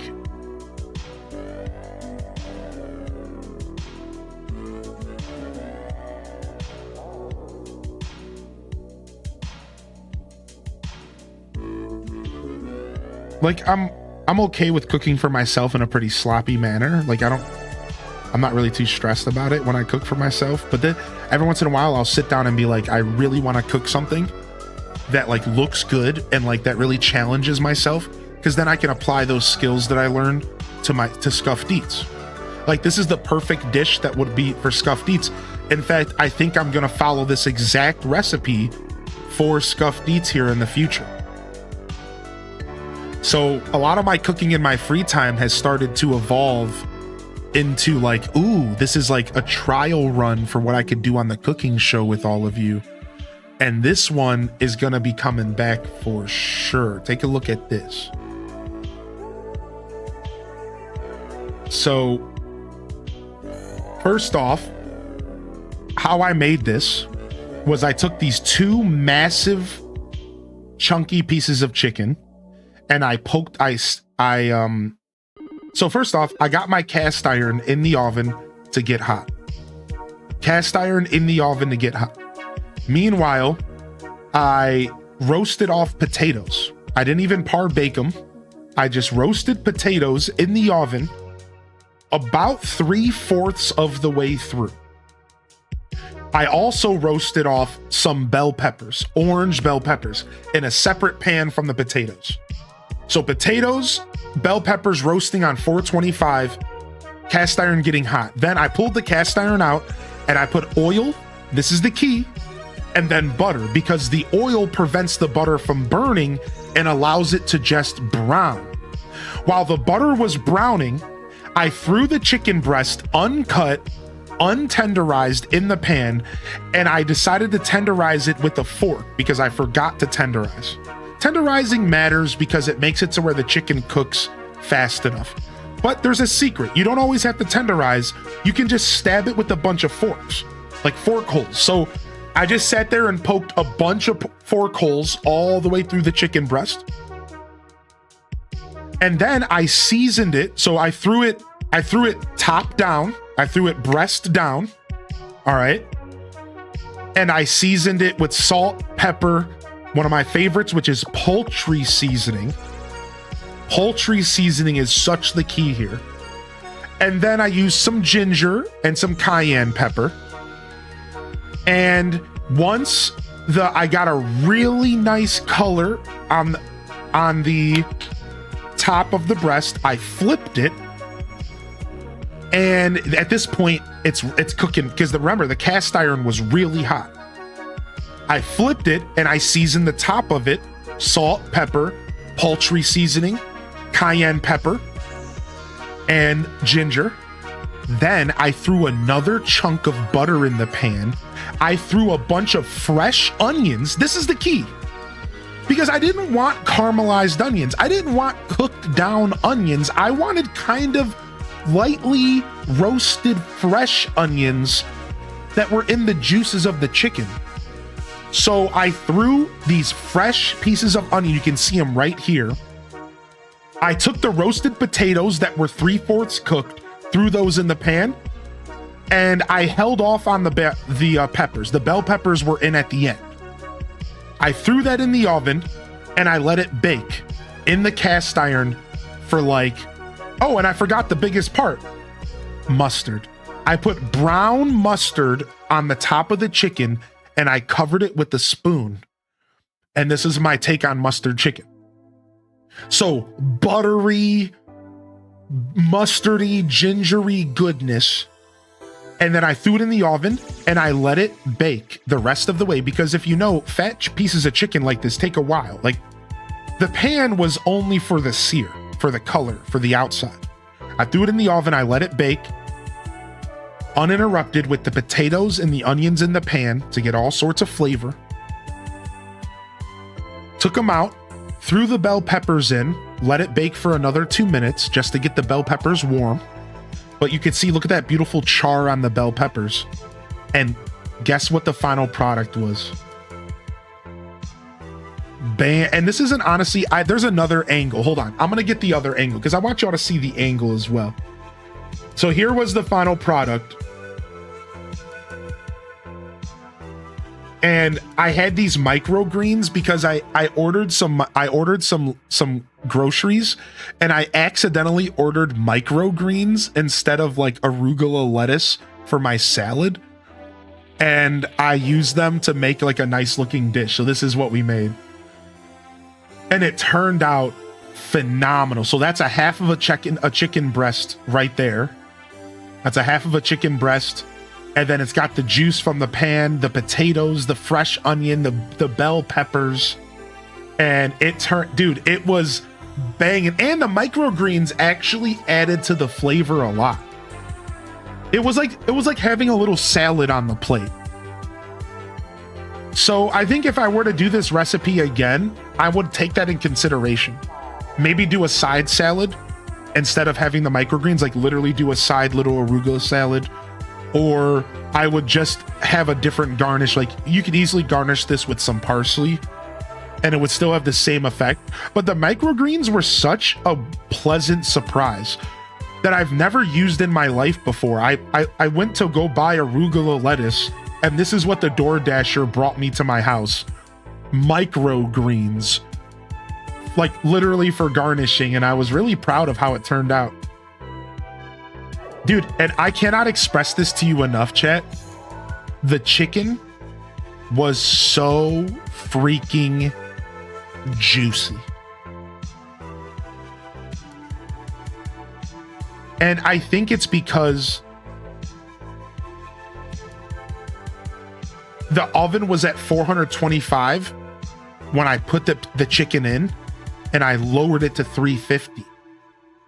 And it cooked a little faster than it would have normally at just 350. I've recently been doing some research into the science of chicken, and I'm telling you, low and slow actually is not the best. I'm realizing that low and slow for chicken actually is probably not ideal, and that you do want to raise the heat to maybe like 375, maybe like 380. If you're cooking chicken in the oven, I think you want to do like 375. You know, now obviously there's different styles of cooking and for different reasons, but I realize in hindsight, like that's probably your play. You don't want to cook chicken at 350. You want it to be a little hotter because otherwise you're gonna dry it out. Yeah. So very interesting, but I thought you guys would enjoy that. I was really proud of how it turned out in the end. For wings, that's a really good question. I think for wings, it would depend on how crispy you wanted them. If you wanted them to be really crispy, you might be okay to cook them at a high temp, like 400 even.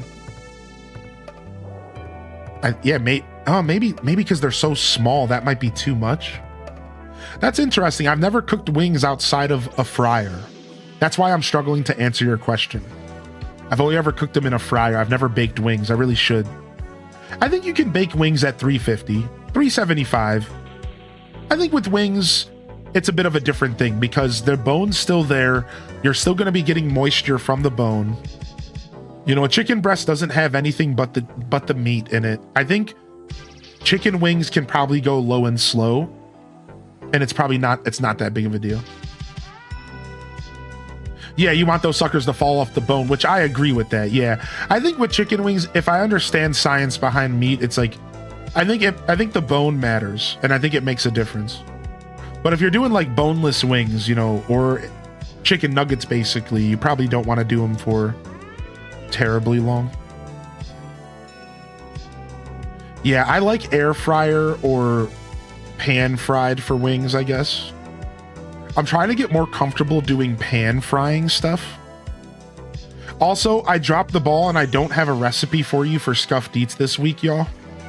I just locked up and I couldn't figure out what I wanted to make. So I'm seriously still in idea phase. I'm still sitting there thinking about it. I know what I'm gonna do, but I don't know exactly what I'm gonna do. So it's gonna be kind of a surprise episode this Sunday, y'all. Good morning, everyone. Happy Sunday, H-Day Wiggle, H-Day Cozy, H-Day Peak. Yo, thank you, Saltiest Wife, for 3 months, blessing us with the best GIF on Twitch. Welcome in here.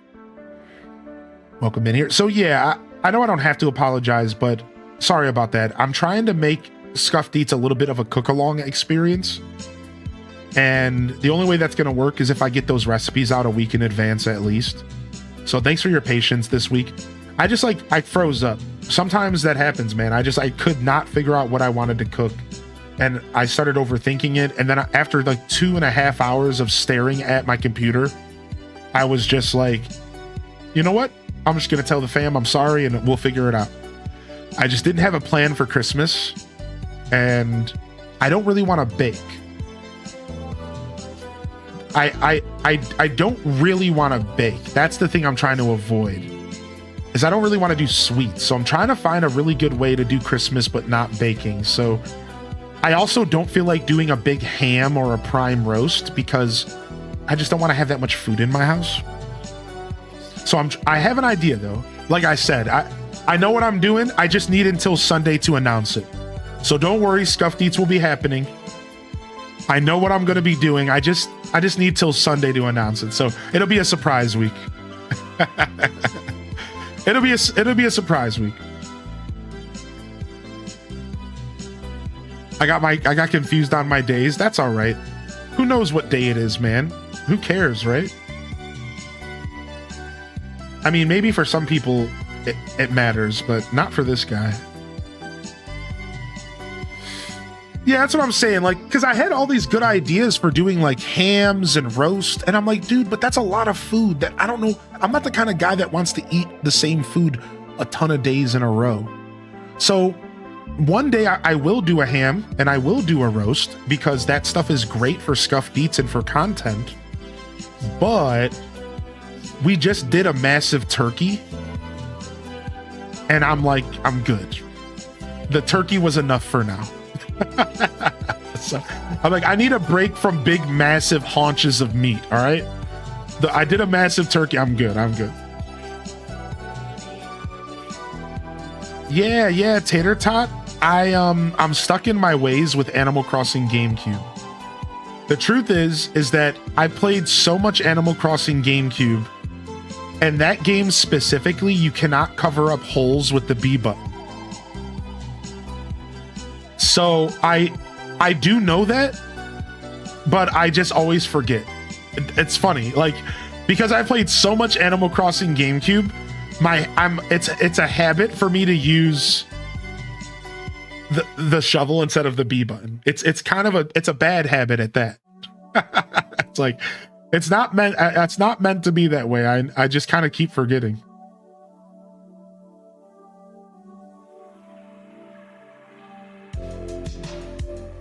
I'm thinking about having Christmas food with bookstore peeps since my family doesn't have Christmas till the 26th, but I'm not sure. I get invited every year. I think I might go. Oh, nice. My neighbors offered me a full pizza last night. And I'm really happy that they kind of opened up the door of food because I've been wanting to cook for them. And it was really nice. They messaged me last night after I had already eaten dinner and they were like, yo, do you want a full pizza by chance? And I was like, no, I'm going to have to kindly decline. You know, I don't need a full pizza right now. And I had just eaten dinner. But I said, however, if I do any baking this year, I'm going to be keeping y'all in mind. And they said, oh, that's sweet. So I'm like, now I'm happy that they opened that door because I didn't want to be the one to message them and offer them food. Because I don't know, I just didn't want to do that. I don't know. I was overthinking and I'm like, I don't want to do it. So now that they opened that door, now I might do some scuffed eats stuff with them in mind. You know what I mean? So that I could actually cook some stuff that I wouldn't normally eat. And I could just be like in advance, like, hey, I'm cooking this today. Would you be interested in it? I would love to drop off a piece of this pie or something. You know what I mean? That would be cool, right? So like, I like having people to cook for, and it allows me to cook for Scuffed Eats guilt-free. Because the problem with moving out of the old house is that I am no longer cooking guilt-free. I am no longer cooking massive portions of food and sweets and stuff like that because I have to eat it all, and I'm not going to do that. That's another problem with Christmas because I don't really want to sit here and bake a bunch of cookies because I just don't need to eat a bunch of cookies. I just don't. I'm good. Like, so it's rough because I was sitting around thinking of what to make for Christmas this year, and I'm like, I don't need all this food though. Like, what do I do? Like, like frick. Like, I need to plan Scuffed Eats around smaller portions. That's my goal. I'm starting to plan Scuffed Eats around smaller portions. Like, what can I accomplish that doesn't involve me, you know, making way too much food? And that's either meal prep or learning how to cook small portions, which could be really fun to like a challenge to like cook smaller portions of food. And then, of course, you know, like I said, meal prep. Like, I could obviously cook a ham and then eat it for weeks, freeze it. But I just didn't feel like cooking another big slab of meat. I got burnt out of cooking meat with the turkey. I didn't feel like cooking another big slab of meat, dude. It's like a lot, dude. It's a lot, man. I'm diving for sea creatures. Nice.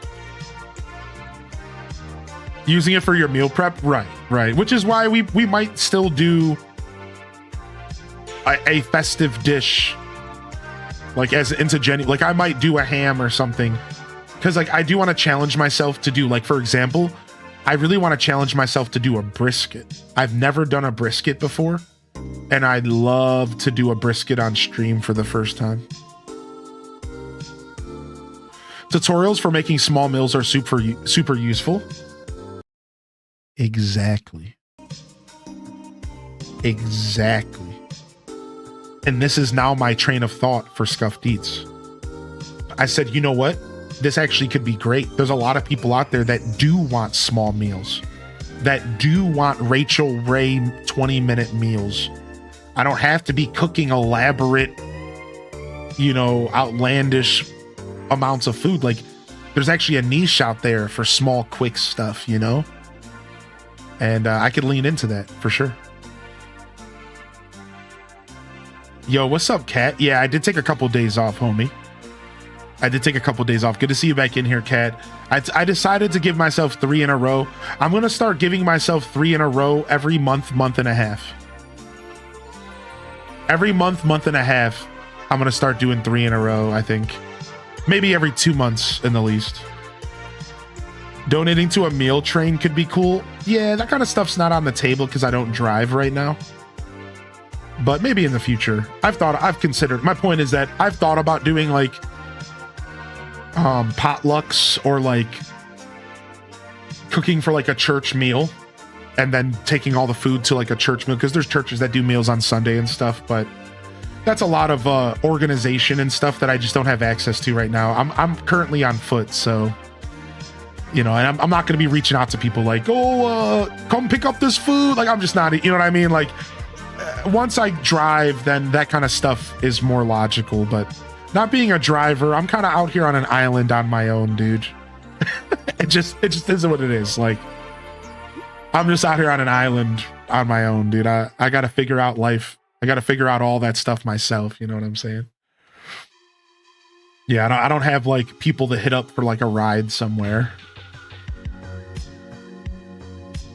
Good thing I live around a lot of public transportation. I was surprised when I saw you gone for 3 days, but considering how hard you go on streams, I get it.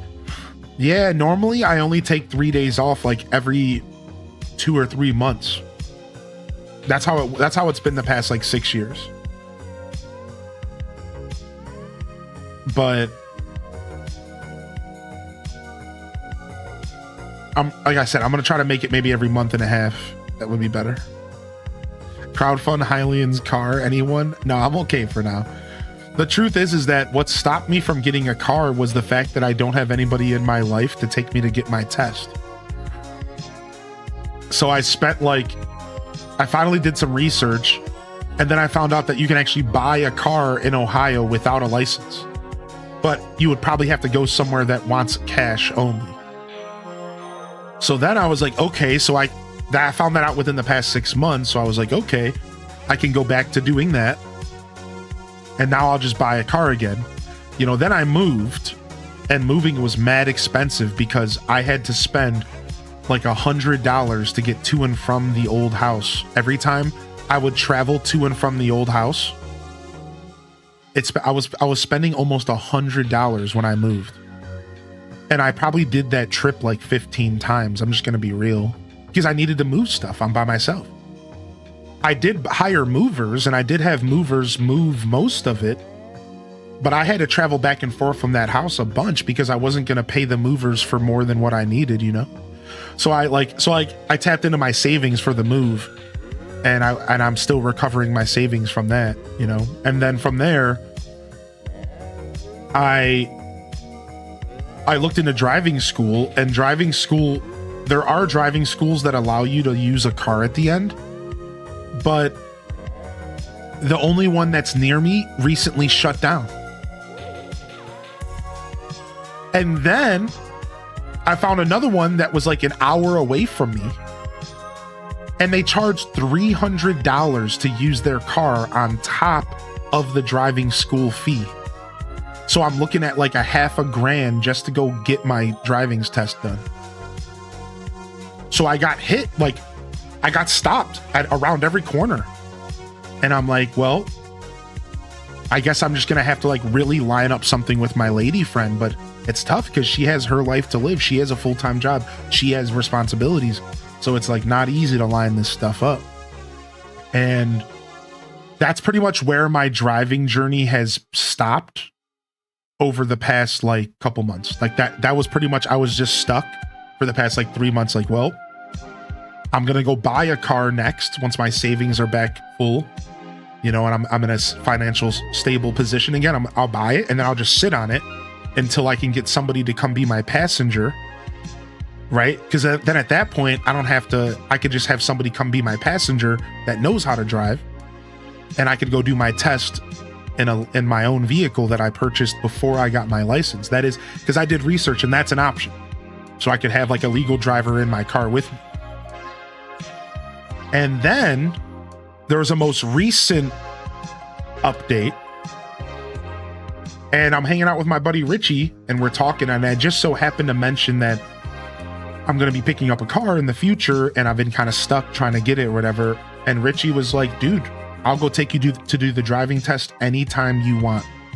I didn't ask. I'm not the kind of guy to ask people for help, especially people that are just re-entering my life. So I don't do that. Like, I'm not going to go and hit up some dude that I just started talking to again for help. That's not who I am to a fault. So I'm not going to be like, oh, hey, you just came back into my life. You want to go help me move a fucking couch? Like, I'm not going to do that to people. So I am a solo dolo dude. I'm on my own. And he offered me, he was like, whoa, wait a second. I'll help you with that. And I was like, well, dude, like, you know, I'm not asking you to do that, but I'm not going to sit here and lie to you and tell you that wouldn't change everything for me because I'm struggling to find a solution to my problem. And the worst part is when you call the DMV, you want to know what they say? They literally are like, have a friend help. You want to know the worst part is when you call the DMV and you tell them this situation in Ohio. I was like, how does one get a driver's license without a car? How does one do this? You know what they said? Well, don't you have any friends, idiot? I was like, what? They're like, yeah, you don't have a friend or a family member to help you? Because that's your only answer. See you later. Click. I'm like, what? Like you don't have a system in place for people who don't have people in their life? Like, I can't be the only person out here without somebody to call for help. Like, this is insane to me. Like, our society is like what? Like, yeah, you just need a friend.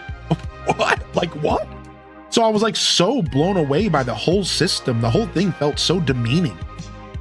It felt so belittling that like the only option was to spend $500 at a driving school that I don't even need just to use their car.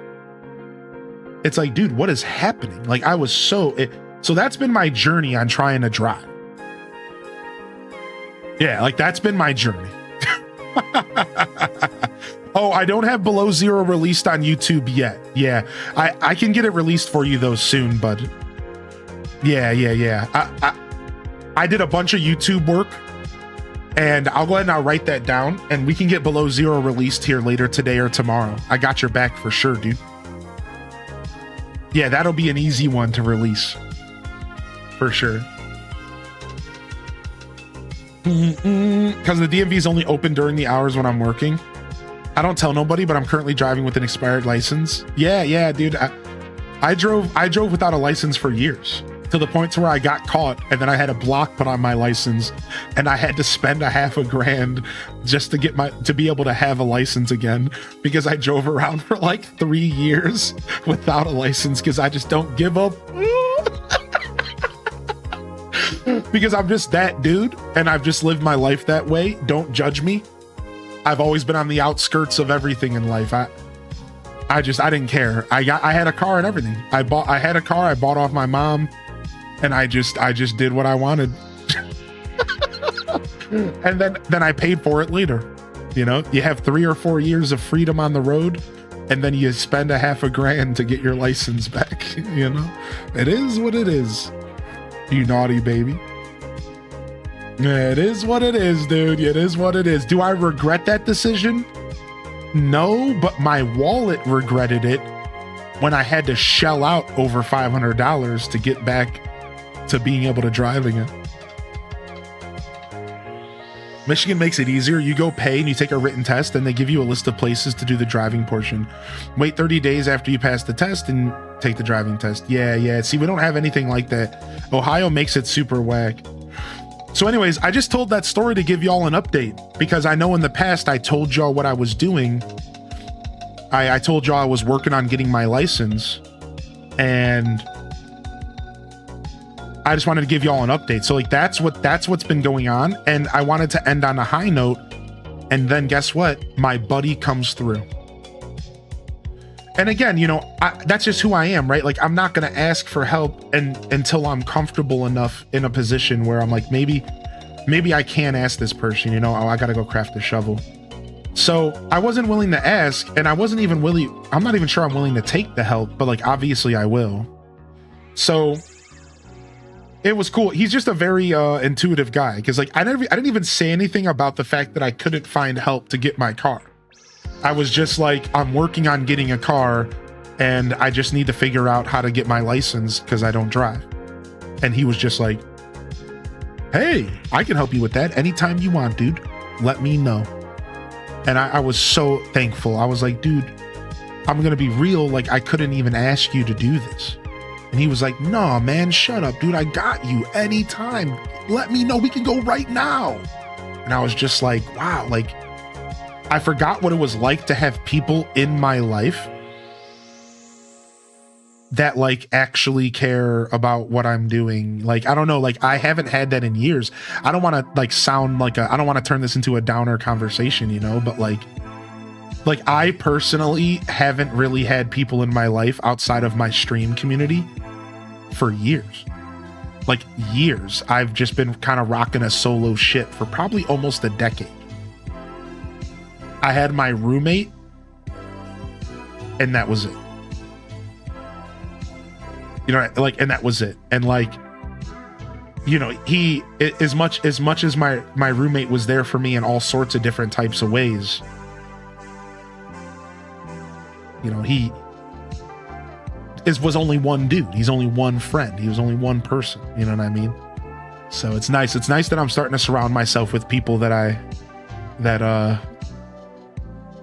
caring enough to be like, yo, dude, I'll help you out with that. Like, oh, dude, thanks, man.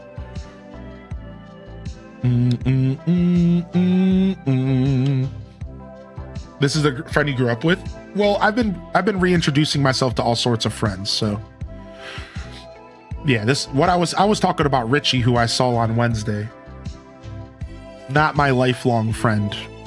If you're trying to decipher between the friends I'm talking about, but I was talking about Richie. I've known all these guys since high school, so, you know, I technically grew up with all of them. I just so happened to grow up with one of them since I was 3 years old. That's my Dunny. He also doesn't drive. Because we grew up in the era of taxis, dude. You have to understand, me and my Dunny both grew up in the era of taxis. We grew up in a city where you could spend $5 to go anywhere you wanted throughout our whole life. It was $5. You call a cab up. It wasn't Uber. You spend $5. You go anywhere in the city, even on the outskirts. $5. So we cabbed everywhere in our life. When when you hit those high school years where you want freedom to go do stuff with your friends, we just cabbed places. We didn't go get our car and a license and drive with our buddies.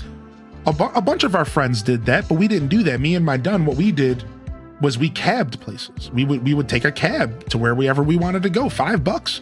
While $5 was a lot for me as a kid because I grew up broke, it wasn't a lot for him.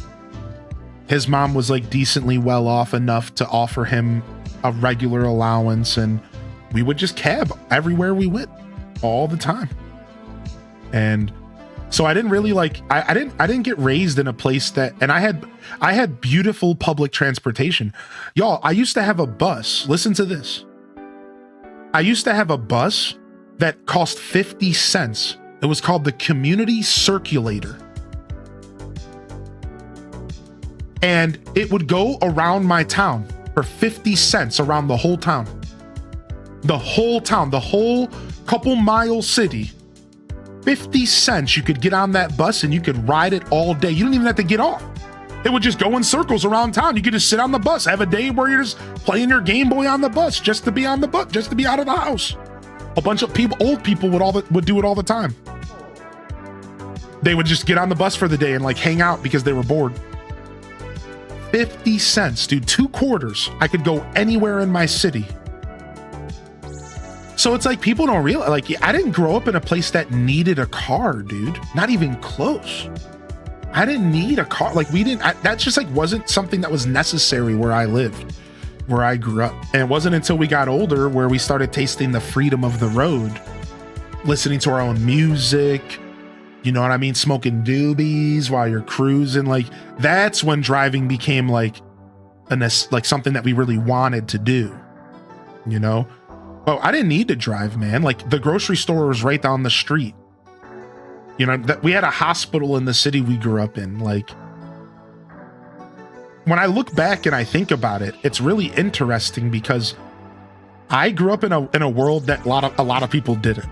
Public transportation, everything I needed within 3 miles. I could walk anywhere I had to go.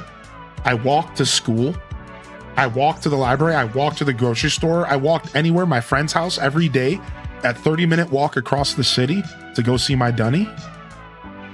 Yeah, it was actually like a whole different universe where I grew up compared to a lot of people.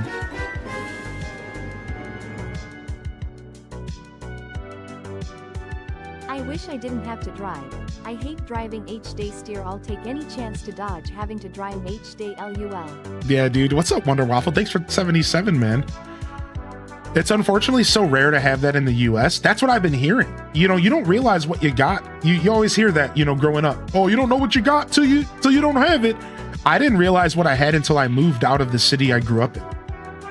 And once I moved away from home, I looked back and I was like, wow, actually, the city I grew up in was amazing. Like, it had everything. You know, and the funny part is that now that I'm back in Northeast Ohio, Ubers are only $10 to get pretty much anywhere in the greater Cleveland area. $10. $20 at most. I could take an Uber, I can go anywhere here. And like I'm happy that while I'm in transition between getting a vehicle, I'm actually still super mobile. And I could spend $10 right now and I could go I could go a lot of places around me. I go to the mall, $10. Boop. Just get dropped off at the mall if I want, you know, like, so like I'm actually pretty blessed in that sense. And then I could jump on a bus for $5 all day pass, and I could take the bus into deep Cleveland if I wanted to. $5 all day pass. I can go to downtown. I could go into some bougie neighborhoods. $5 all day. But the buses, you know, are obviously on a schedule and like not as convenient as an Uber, you know, obviously. But oh, you're okay, Lizzie J. Thank you for being respectful of our space, but you've been wonderful. It's wonderful to have you back in the chat. So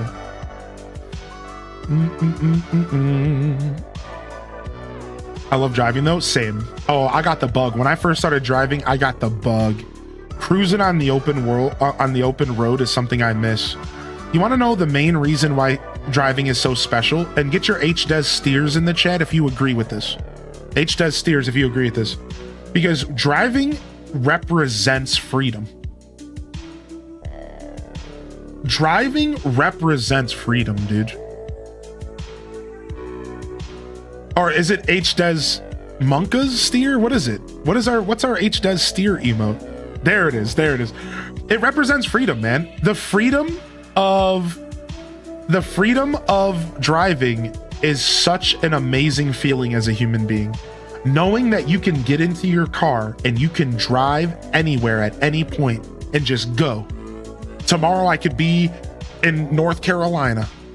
I could drive to Florida in 15 hours from Ohio. You know what I mean? Like, that feeling is ultimate freedom. It really is. Like, that's ultimate freedom, dude.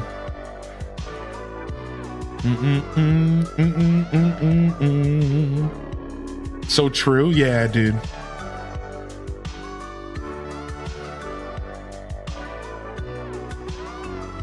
You could drive to my concert in NC tonight. Dude, I would love to see you playing live music or something. What are you doing, Arctic Bonobos? Do you care to share? Really is. Yeah, and that's why I want to get back on the road. Because even though I just told you all these wonderful reasons on why, honestly, like, I'm okay without driving, and I wanted to share that all with you because I don't want you guys to worry about me. Like, I'm living my life over here and I'm living well. But the truth is that I want that freedom back. I want that taste of freedom, you know? I want that freedom back in my life. I want to just be able to hit the road and cruise sometimes, dude. What's up, Sarah Nacho? Dude, you got the flu since Tuesday. Dang, it sounds like the only cure for you was more HylianDescent. I'm here, don't worry. Or cowbell. I heard cowbell helps as well. We're singing madrigals to raise money for a local queer opera company. So you're a singer, Bonobos. Dude, well, if there's any way I can support your journey, you let me know, all right? Whether it be advertising it, whether it be, I don't know, whatever. Just let me, if there's anything I could do, let me know, man, because that is cool.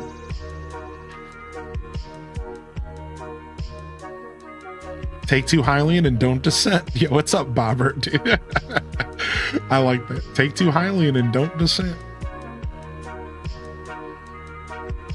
Sorry, Tingy, I can't right now. I'm busy. Yeah, I'm glad you're feeling better, homie. We got Leafy on with coffee in the house. Loving the chat for a 44-month primer.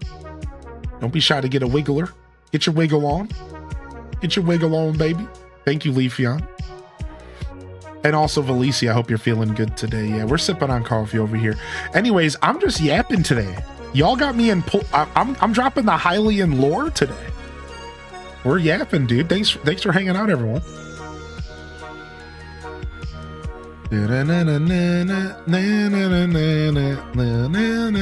Either way, thanks for saying that, Clover Ann. And I'm building my own community, yeah. And I'm gonna make sure that I nourish it this time, because I'll be the first to admit to y'all, I wasn't nourishing the people that I loved in my life for years, and I took them for granted, and I didn't understand mental health, so I didn't tell people when I was struggling, and instead I would just hide, and I would deny their requests to see me, and they would invite me to hang out, and I would just not show up. But a lot of it was like depression, but instead of telling that to them, you know, instead of saying to them, hey, I'm feeling depressy, I can't do this, hit me up next time, I would just ghost. And after I ghosted for years, everyone just thought I didn't like them. Straight up, like, I know that's a lot of it. People were just like, oh, this guy just doesn't want anything to do with us, apparently.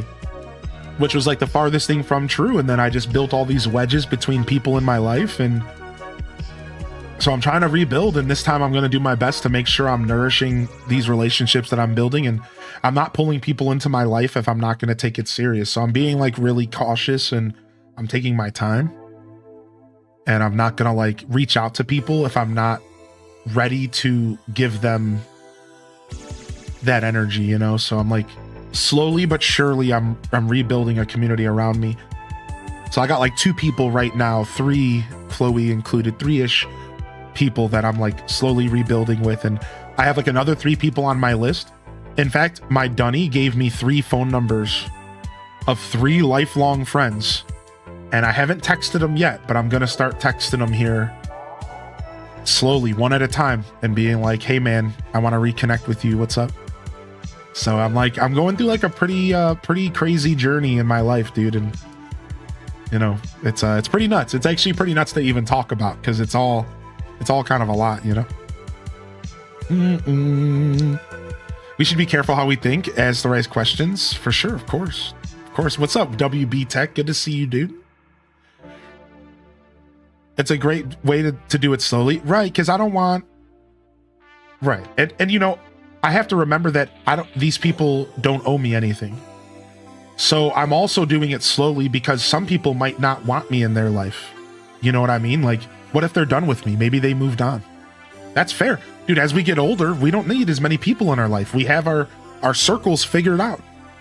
You know, how many of you are like ready to invite someone new into your life right now, today? Like, I'm kind of busy, dude. I already have Sally and Joe, and I'm seeing them on the weekend, and then I got my kids, and like, it's tough. You know, it's like, so I'm going into it like very respectable. Just like, yo, I'm not expecting you to even want to talk to me. But like, if you got the space in your life, I would like to rebuild with you. What's up?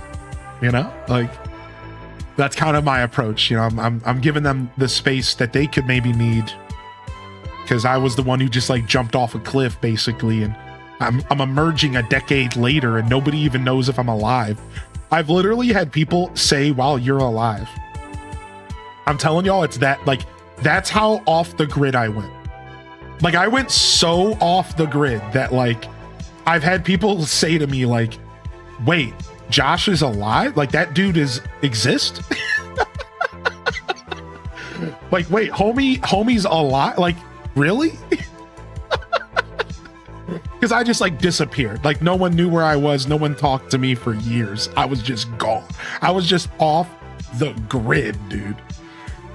I was off the grid so bad. Listen to this. I was off the grid so bad that I got in trouble for taxes. Listen to this.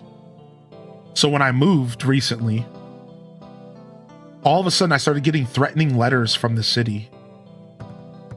And the city was like, "Yo, dog, you owe us money because you've lived here for the past 7 years and you haven't paid city taxes." And I'm like, "No, I haven't. I've lived in like 4 places over the past 7 years. You guys think I lived here, but no, I didn't." And they're like, "Well, according to our records, this is the last place you lived and you disappeared off of planet Earth. So we have no records anywhere else with any of the other cities or the state, or nobody knows who you even are. We have no clue who you are. Like, we think you still lived here." And I'm like, "Oh, like, my bad." I'm like, "Frick." Yeah, I'm like, "Oh, wow." So I had to go and file taxes and stuff with like stuff that I missed, because I was so off the grid. I wasn't doing anything, you know. The only thing I did was pay my federal every year, because federal's easy to do. So I had to go to the cities that I lived in and file taxes with all of them individually. Yeah, we're talking about like income taxes. Then I had to go back to the city that was threatening me with a subpoena. Dude, you know how scary that is? I got a subpoena in my mail, dude. They were like, "Oh, you got to show up to court, dog." I'm like, "No, I didn't live here. I didn't live here." I'm like freaking out. I'm like, "I'm not lying." So I had to get all this information. So I called in and I had to get a freaking extension. They were super chill. They were like, "Oh, you just got to prove where you lived." So then I had to prove where I lived. Then I showed up with papers showing where I did live those years. And then they were like, "Okay, you're good. All taken care of. Everything is okay. Everything's fine." But dude, it was like an adventure. I had to call like 3 cities, file taxes that I didn't file. And then I had to like go to the library, print a bunch of stuff out, go to the tax man's house, drop it all off, for them to give me the green light. They gave me a thumbs up. And I'll never forget, I was walking out of the building and they're like, and I'm like, "Okay, so can I double check that subpoena? Like, I don't owe anything else. Like, I'm clean here. We're good." And he goes, I mean, I can give you something to give. I can give you a reason to owe us money if you want, or you can get the hell out of my building. And I was like, I gotta go. Like the dude literally said that to me, this old guy. He's like, I'll give you something if you want. He's like, you want something? I'll give you something to pay. I'm like, I gotta go. But he confirmed that I wasn't in trouble, and I was like, okay, man. You walked out of that building as if you paid your debt to Tom Nook. Oh my God, why is that true? Why did I walk out of the building and I heard this song play?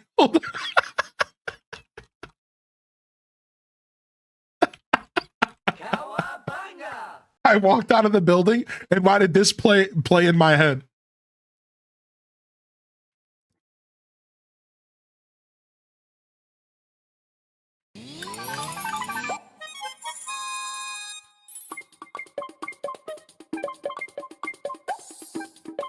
No, but for real though, I did call my girl like right away and was like, I'm free.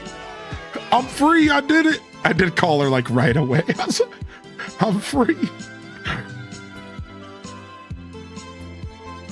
Oh my gosh.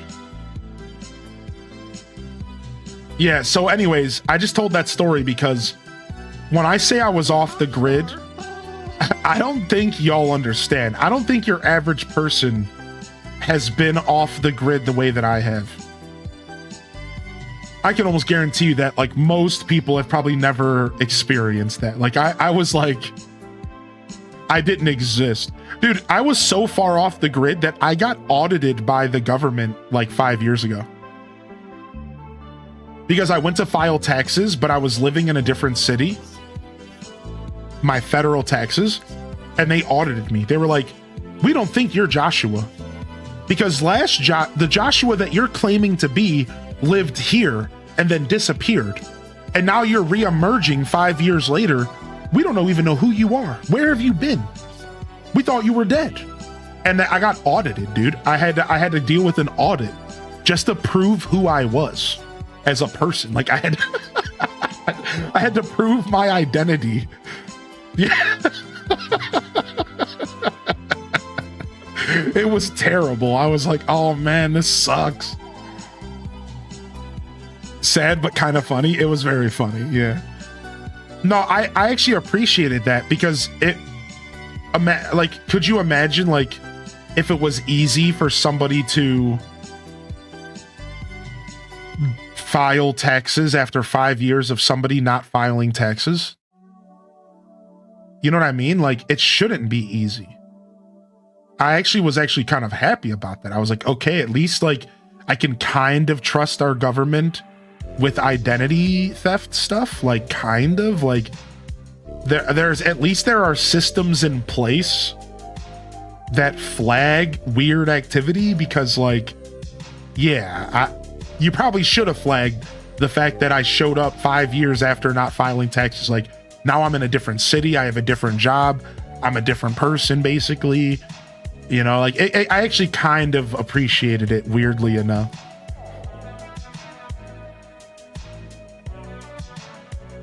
Glad it went smoothly. Yeah. Everything went good. You have the best laugh, dude. Thank you. Stop trying to make me blush.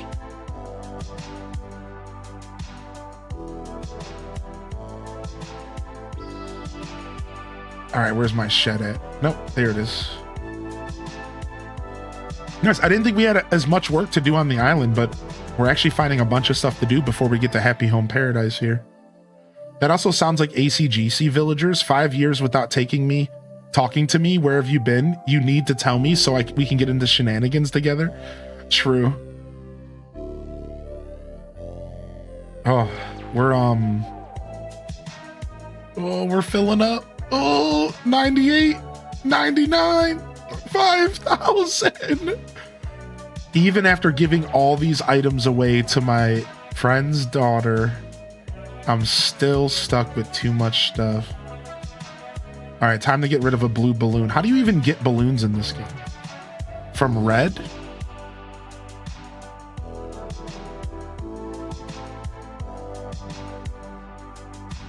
Yeah, how do you even get balloons in this game? The Nooklings, they rotate colors.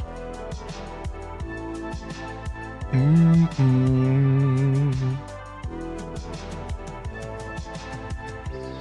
you let them go? I think you can. Oh, they sell them at the shop. Okay, so they're not that rare. That's what I should have asked is, are balloons rare? And can I get rid of this stupid balloon? That's what I should have asked. Can I get rid of one of these duplicates of blue? Because I don't think they're that rare. Sounds like they're not too rare. Sounds like they're not terribly rare.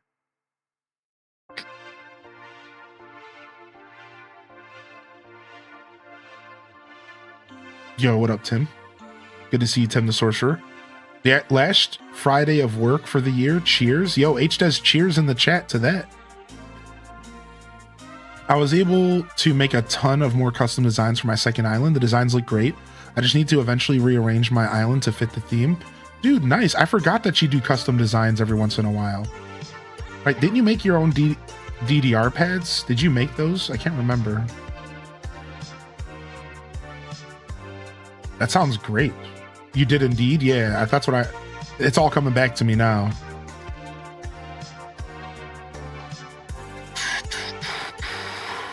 We'll sell this stack of weed. It was like a boomerang, just like a boomerang. Drag me out of Lurker the text. I've had a similar problem before. You got a very serious letter, called up. Dude said, don't worry about that. It's just the system. Yeah, same. Same, like I called in and I'm like, yo, I got a subpoena. I'm freaking out. Please help. I swear I didn't live here. I'm not lying, you guys. Please don't take away my life. Don't take away my home, my whole existence, please. And the old lady on the phone's like, oh, don't worry about it. That was just a letter. She's like, don't even. She's like, I'll give you an extension. And then I kid you not, I like punished myself. I was like, listen, you got to give me. You got to give me a date that I need to do all this by, because I don't want to get in trouble again. And she laughed and she's like, what? And I'm like, yeah, give me a due date. Because like, I don't want to have to be thinking about this for the next couple weeks. So just tell me when this all needs to be filed so that I don't get in trouble. And she was like, so listen to this. So then she's typing in the computer and she's saying it out loud. She's like, okay, Joshua, and he's going to do this. And he has requested for a due date. So I gave him the 15th. And I was like the way she was like saying it out loud while she's typing, it was like she told them that I requested a due date. And I'm like, I sound like a lunatic. I probably sound like a crazy dude to all these people. He requested a due date, so I gave him one. I'm like, whatever, man. Gotta have a due date or it won't happen. That's why I was like, yeah, just tell me when this needs to be done. Funny thing is that I did it the same day. Funny thing is that the same day I got off the phone, I went to the library, I got printed papers up, and then they unfortunately needed more documents. So I had to go back a second day, like later, like a month, like 2 weeks, 3 weeks later or something. But I was on it like a bonnet. The looming panic of due dates. Yeah. Yo, good to see you, Tim the Sorcerer. Welcome in. Sarah Nacho says, this is off topic and a little personal, but I'm kind of going through a difficult time in my life. I have a good friend that I realize is an alcoholic, and I didn't realize it until I came over one day and witnessed it firsthand. And it put me in a difficult position, and I don't know how to go about trying to help this person. Any suggestions? Dang, dude. I'm probably not the best to help, but I think I don't have a good answer for you. But I think it all begins with like having the conversation. Because like no matter what, people are likely going to get defensive no matter what you do. And they're going to feel like they're attacked. So I think it's all about doing it in the cleanest way possible. Like sitting down and being like, look, I just want to talk about this. I'm not attacking you. Let them know it's coming from a place of love. Let them know it's coming from a caring place. And then you just kind of have to do it because you never know how somebody's going to react to that conversation. And that's out of your control. So you're probably hesitating because you're worried about the reaction. But I'm here to tell you that, unfortunately, that's out of your control. And you can't control how they're going to react. So you just have to kind of do it and then hope that they see it from a growth point and that they're at a point in their life where they're willing to grow and change. Because that's the big thing here, is that if the person themselves isn't willing to change, then no matter what, you can't do anything. So instead, all you can do is present the option to them, let them know that you care about them, and somebody's got to start the conversation. You got to start the conversation, because if you don't start the conversation, then the healing can't begin. And so the conversation has to happen. Like, no matter what, like if you really want to try to make a difference, you gotta just be like, yo, this is how I feel and I'm worried about you, dude, and let's talk.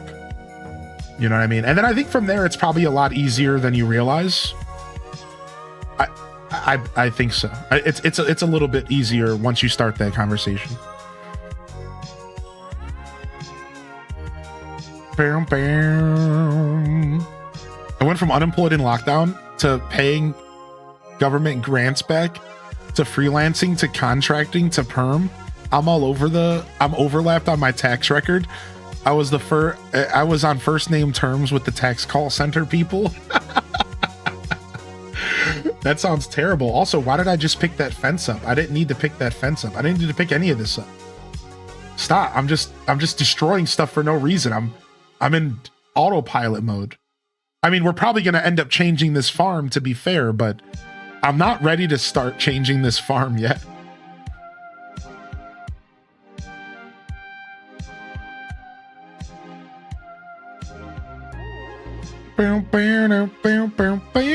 Yo, Chaos Queen, good to see you in the chat today, homie.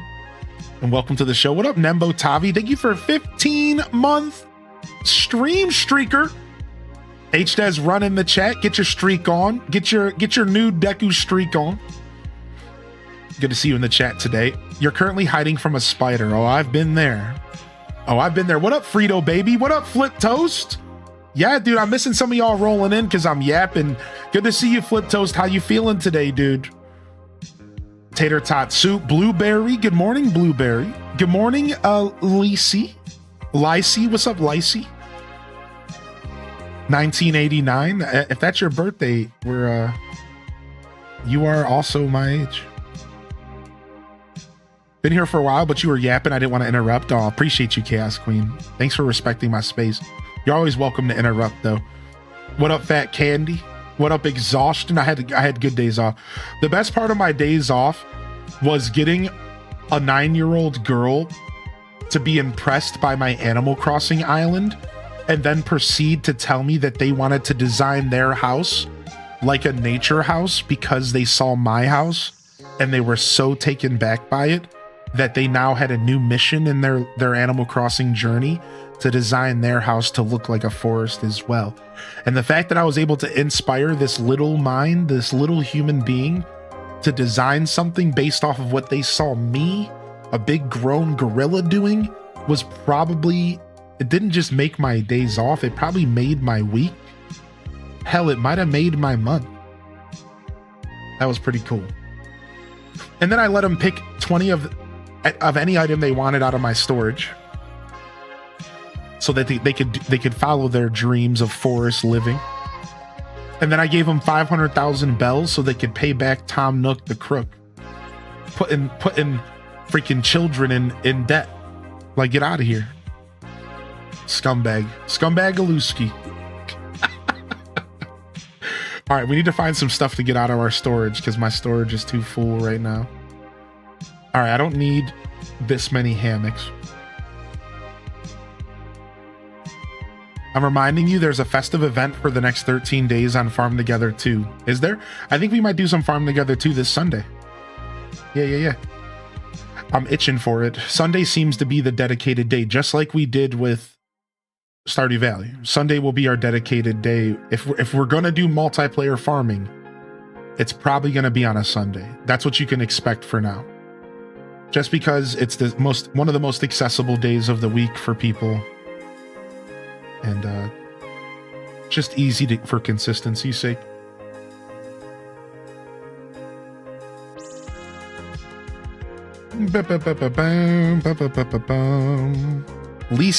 Lisi, thank you, Lisi.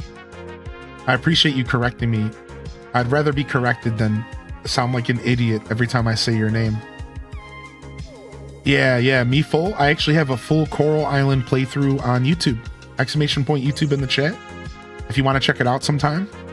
I have a full 24 or 21 episode playthrough of Coral Island when it first left early access. So this is about 2 or 3 years ago now.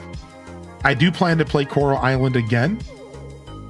I've kind of just been biding my time, but I will go back to it to check out all the content that's been added eventually. I just haven't had the gumption to do so. Nice. Yeah, they've been doing lots of updates. I'm definitely gonna return at some point and check it out because of all because of all those updates you just mentioned.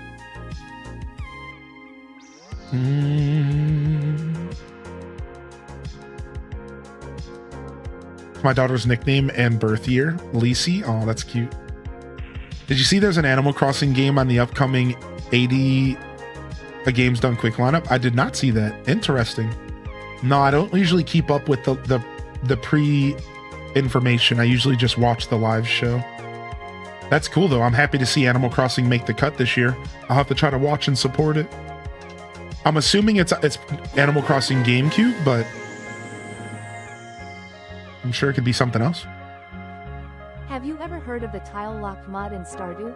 If so, would you ever have any interest in playing it? No, I don't know what the tile lock mod is. What's up, Petri Payton? But sure, I'm down for all sorts of different Stardew experiences. Our next Stardew experience is going to be Expanded Edition. So we do have plans for that, but outside of that, sure, I'm down for anything. Oh, it's going to be City Folk. That's even more exciting because I've seen tons of Animal Crossing GameCube speedruns, but I've never seen City Folk speedruns. My only problem with Animal Crossing speedruns is there's not many categories that just play the game. Most of them do a bunch of time traveling. So at one point I was actually developing my own speedrun category that wouldn't involve any kind of time traveling for Animal Crossing GameCube, but I never committed to it. But one day maybe I will. You have to pay to unlock every tile on your farm before you can do anything with it, and the price goes up. Oh, that's cool. That sounds like a fun little challenge. Maybe one day we'll take that on.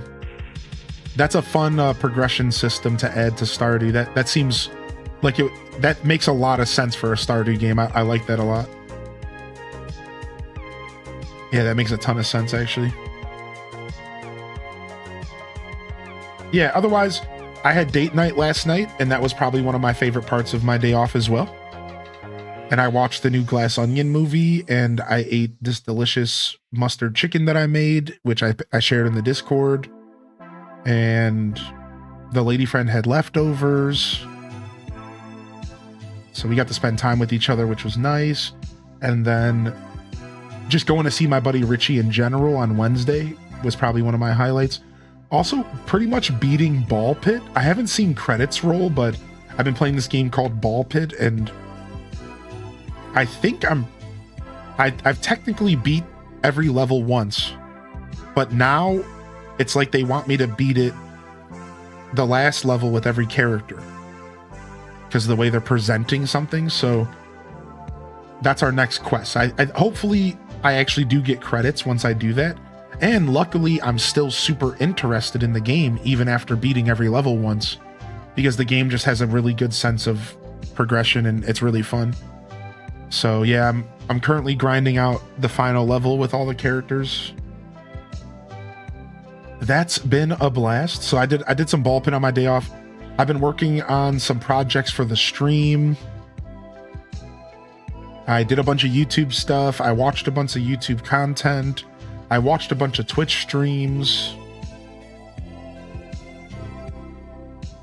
Speaking of, I think Alto Girl was getting out of here. We'll see you later, Alto Girl. I might have missed them leaving. Yeah, there they are.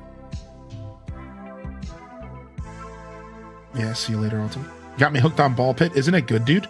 Ball Pit is super good. Like that game is really good. It makes me realize why Devolver Digital only showcased one game last year. I get it now. I get why Devolver only showcased that game for Summer Games Fest. Because that game was all that needed to be showcased. It was a contender for Game of the Year for a lot of people. And I just wasn't expecting it to be as cool as it was. That game is really well put together. And the best part is it's truly just Brick Breaker at its core. It's truly just Brick Breaker at its core. I'm only on level 2, but the farm and the village stuff has me absorbed. Yeah. I'm so sick. Sorry to hear that, Frito baby, but I'm glad you get to have a place to relax on the internet today with us, man. Can we get some blesses in the chat? Hope you feel better soon. I was playing No Man's Sky on Game Pass, but I committed. I found it on Steam for $20. Oh, nice. Nice. Dual Master D with the instant gaming hookup. I haven't loaded up. I almost loaded up No Man's Sky on my days off, but I did load it up on Monday night. Monday night, I played a little bit of No Man's Sky. I played my hardcore character. Just to kind of, because I want to play that game on stream, and I want to keep myself in the game space thinking about it. So I did play a little bit of my hardcore character, my first hardcore character, the one that I did not play on stream, but that we actually had a series we were playing that's on YouTube. Like if you go to YouTube, I have like 5 episodes of new No Man's Sky. And what? Stop picking your butt in the chat, Farrells. Dude, I'm over here talking and you're just picking your ass in chat. Stop. I'm trying to talk.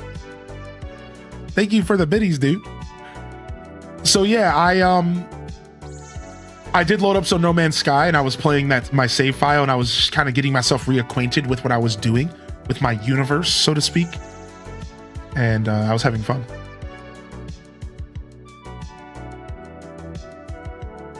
Yo, what up, Raina? Good to see you. Good to see you here today, Raina B.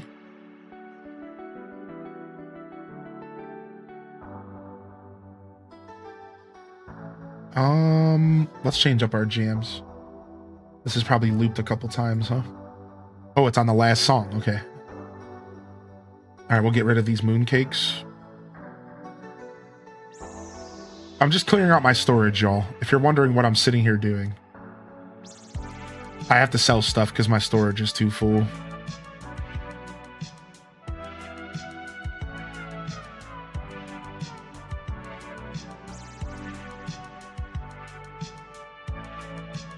I'm fascinated how I haven't found a single planet ecosystem similar to the photos or videos of the game online.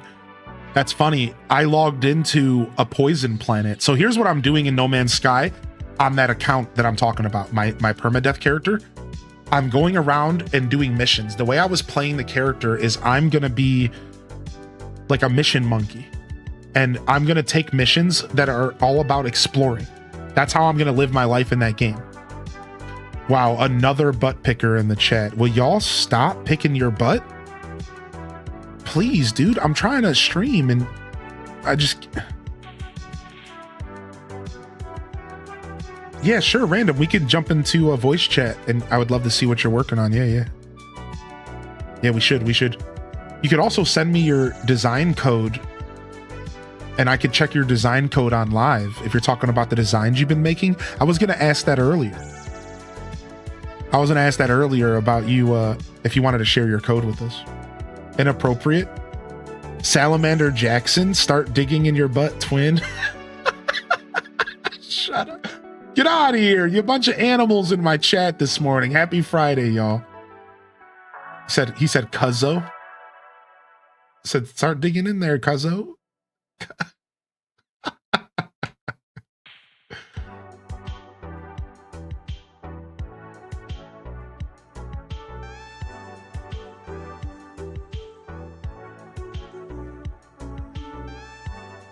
You can pick your butt and you can pick your friend's butt. Oh, you can pick your butt and you can pick your friends, but you can't pick your friend's butt. True. true. That's a true statement. You heard it here first at the HylianDescent show. And this has been my TED Talk. Have a great day, everyone. Peace.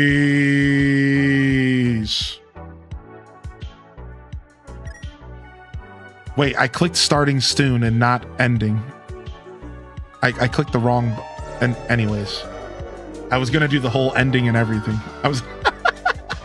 I clicked the wrong button. I was scrambling. Yeah, whatever. Anyways.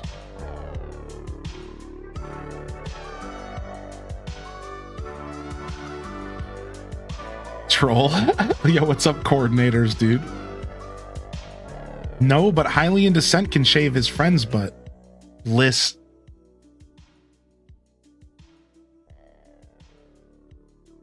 Touche. Touche. What's up, Road Gerb? Yo, Road Gerb, the gerbiest gerb that ever gerbed. Road Gerb! You made it, dude? My gerby friend. You should send me a DM sometime and we should catch up, man. I've missed you. I hope you're well.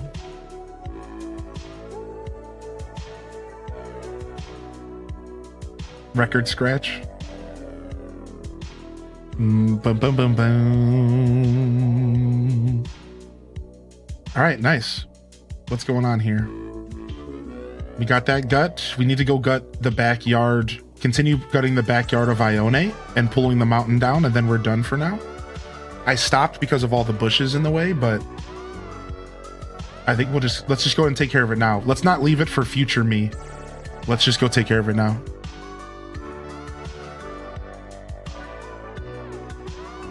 Yeah, instead of saving this for future me, let's just get these bushes picked up and this tree cut down real quick. And then we can go do a Happy Home Paradise design is what I'd like to do today. As my title says, I'm not trying to fake y'all out. If you're hanging out on YouTube, I'm not trying to fake you out. I swear we're going to do Happy Home Paradise. We'll get there. But if you stuck around past the last 3 minutes of conversation, obviously you were meant to be here. So hit that subscription and hit that like button, and feel free to come over to the Twitch chat and say, hey, this morning, good morning. Say hello. Yo, we are opening up the YouTube chat this January, y'all. We are opening up the YouTube chat this January. We are going to give it a try. We're going to give it a try. So be on the lookout for that. I think it's going to be a good move. I think we're going to go into a good era of the show here. Should be fun. Yeah, so nothing's going to change for the Twitchers. I want to make that super clear. Y'all are going to still be getting the most premium experience possible. And we're just going to slowly incorporate YouTube chat. So Hylian said, I ain't reading that message. I do know where to draw the line. I do know. I've learned. You know, somebody out there could be eating lunch, and if they haven't already given up on us, that message will cross the line. That way. But thank you, Horde Sack. I don't mind. Y'all can be yourself in the chat, all right? I just don't have to read everything. That's it. Y'all can be yourself in the chat. I just don't have to read everything.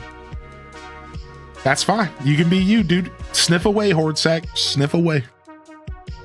You know what you made me think of? You made me think of I.R. Baboon. I.R. Baboon. I am Weasel. Yeah. I am Weasel. As he sniffs his finger. Dude, I used to love that cartoon. It was so off the wall, man. All of those cartoons, pretty much Cartoon Fridays was always way unhinged. Anything that was on the Cartoon Fridays list was unhinged. Powerpuff Girls, Dexter, Ed, Ed and Eddie, Cow and Chicken. Like, all that stuff was mad unhinged.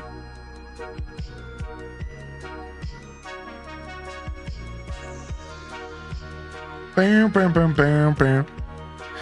When doing HHP houses, do the items that get used for the villagers' houses become available to get in the normal game? All right, so somebody help me answer this question. Can we go over this real quick? This is how I believe it works. This is how I believe Happy Home Paradise works. When you do a Happy Home Paradise design, the items that are requested by the villager become a part of your catalog, correct? So the 3 items that the villager request are items that, do you get those in your catalog? Is that how that works? And my second question for you is, or is the only way you get items in your catalog for Happy Home Paradise via the point system? So you have to purchase them with your Poke Points or whatever they're called. Does anybody know exactly how that works for New Horizons? Because I've honestly forgotten, and I think I'm going to give the wrong information out. So how does, okay, so Lemons and Lime says, if the item is not craftable, it should be available to purchase through Wardell. So that's how it works. Okay, so now I know the answer. Thank you, Lemons and Lime, I know the answer.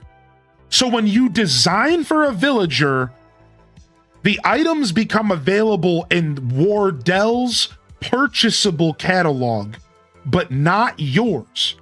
Then the next step is you have to purchase it from Wardell and take it home with you. Then it becomes a part of your OG catalog and your OG items. So it takes purchasing it from Wardell. And if you talk to Wardell, he will list you every item you've ever come across while doing the Happy Home Paradise designing. So every time you do a house in Happy Home Paradise, Wardell's inventory expands.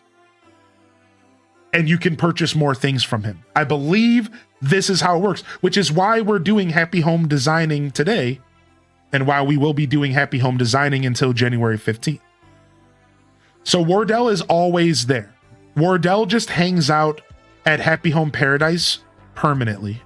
Yeah, he's a part of the DLC, right? Thank you, Lemons and Limes, for taking the opportunity to answer that question. Thank you, Bud. Thank you, Bud. Thank you so much. Real monsters. Angry beavers. Angry beavers.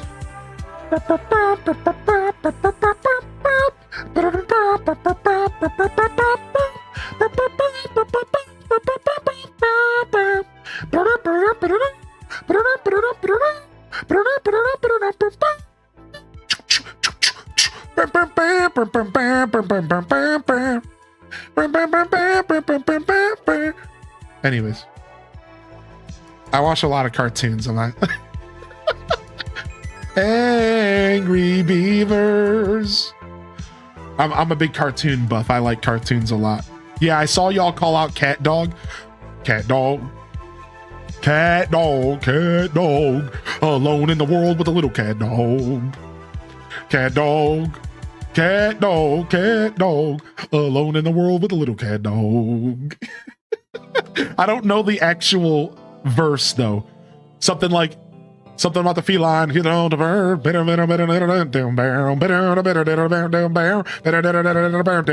dog. I don't remember the verse, unfortunately, dude. Sorry. One fine day with a wolf and a purr. Is that how it starts? Yeah. Nice, dude. Yeah, of course, Ren and Stimpy, dude. I was thinking about Ren and Stimpy the whole time. Welcome in here, ADK Dragon. The whole time we've been having this talk, I've been thinking about Ren and Stimpy.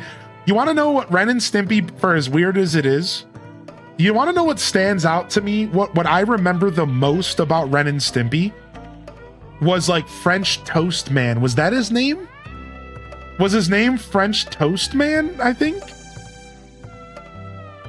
I think it was like, he was like a superhero, but to sell cereal or something weird. I don't remember the details, but Powdered Toast. Yeah, it was Powdered Toast Man. Yeah.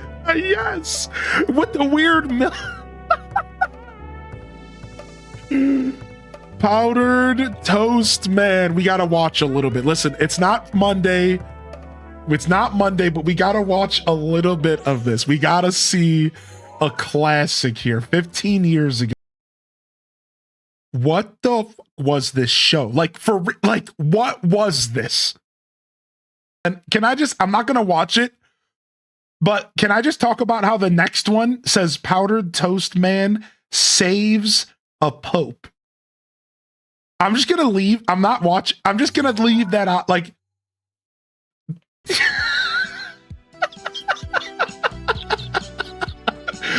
Powdered Toast Man saves a pope. Okay.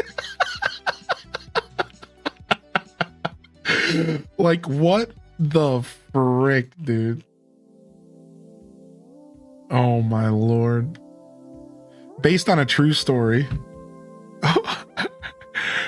Dude, I always hear people my age talk about how bizarre and weird cartoons are for kids nowadays, and I'm like, sir, do you remember what we grew up with? For real, for real. I know somebody mentioned Foster's. I think Foster's is an example of one of the best cartoons ever made.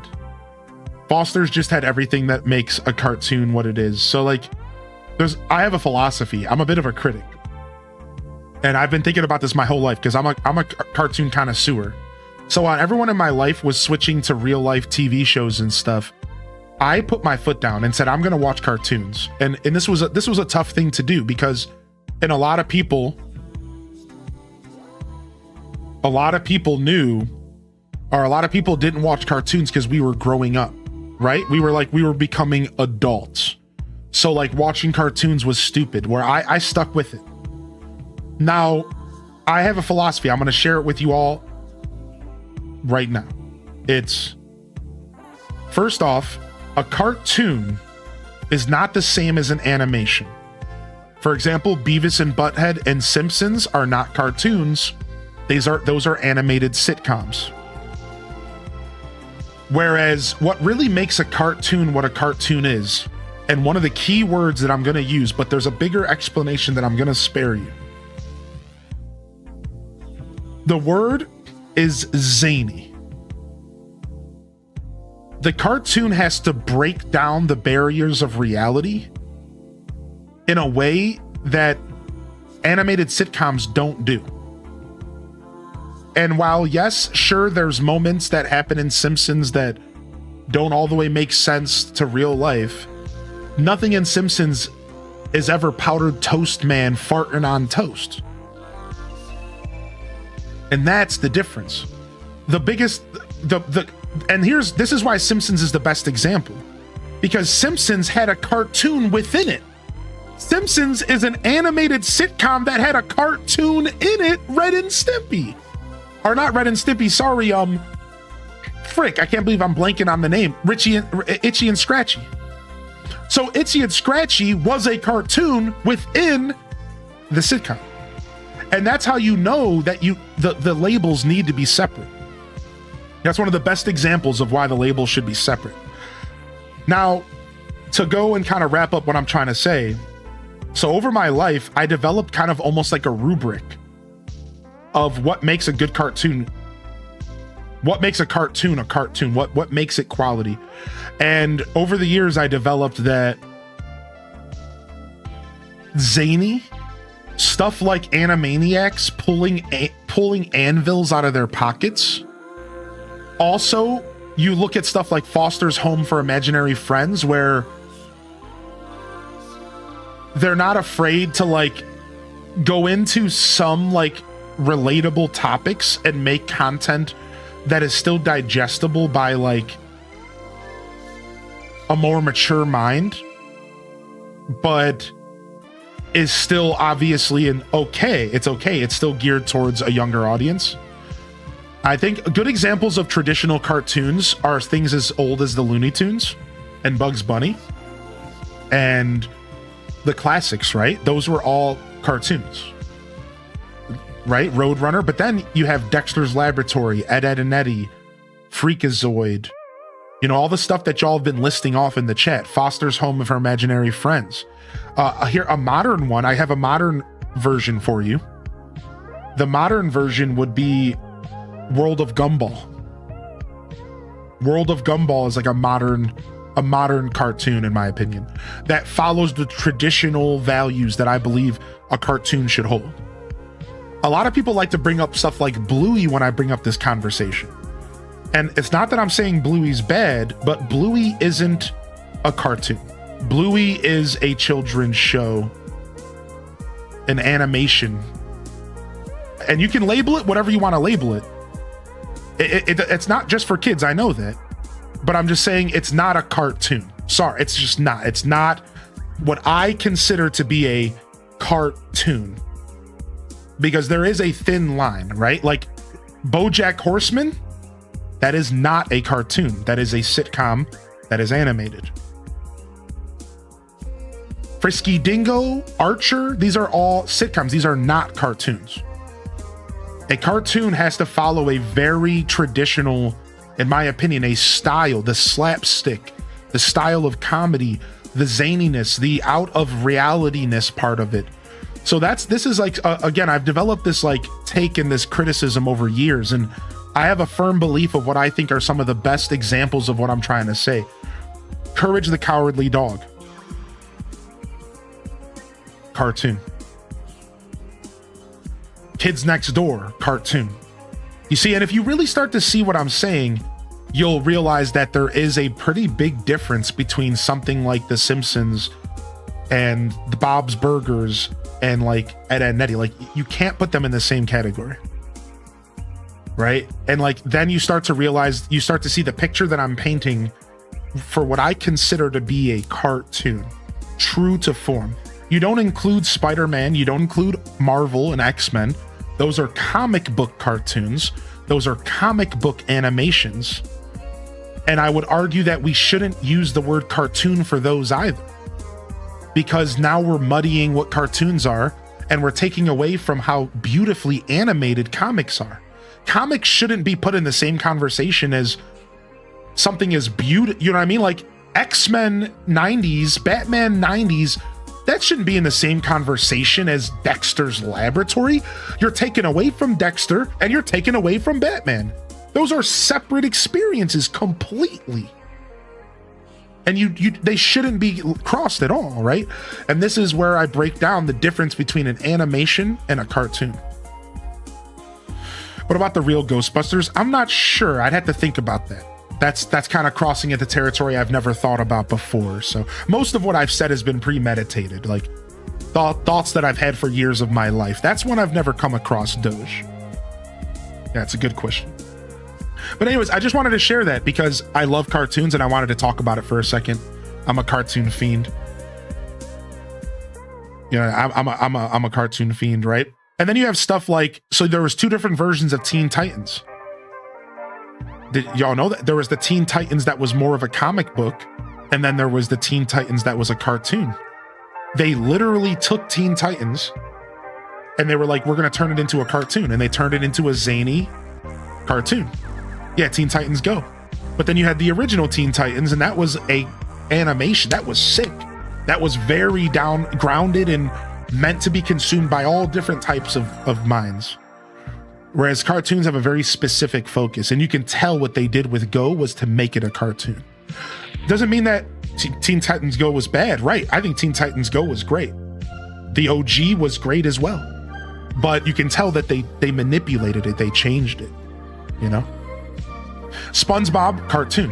Right, that's right. SpongeBob, cartoon. I saw Kim Possible, cartoon for sure. Danny Phantom, cartoon. But some of those there are some line walkers. Let's be real. Nothing in life can perfectly fit in a box. And I'm sure if we sat here for long enough, we could talk about stuff that walks the line. For sure, there's stuff that walks the line, you know? So I consider Dragon Ball Z to be an anime. Yu-Gi-Oh! Anime. Pokemon? Anime. These are all what I would categorize as anime. Now, again, anime just means Japanese cartoon, but we have to give it a separate label.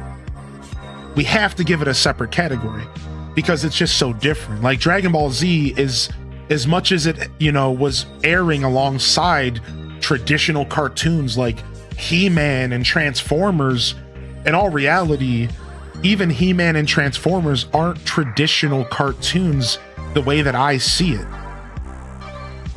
And I know that's rude to say. There's some people in the chat right now that are going to say, so you're trying to tell me that Johnny Quest wasn't a cartoon? Not really. It walks the line. Johnny Quest was kind of more of an animation. It walks the line, dude. Transformers,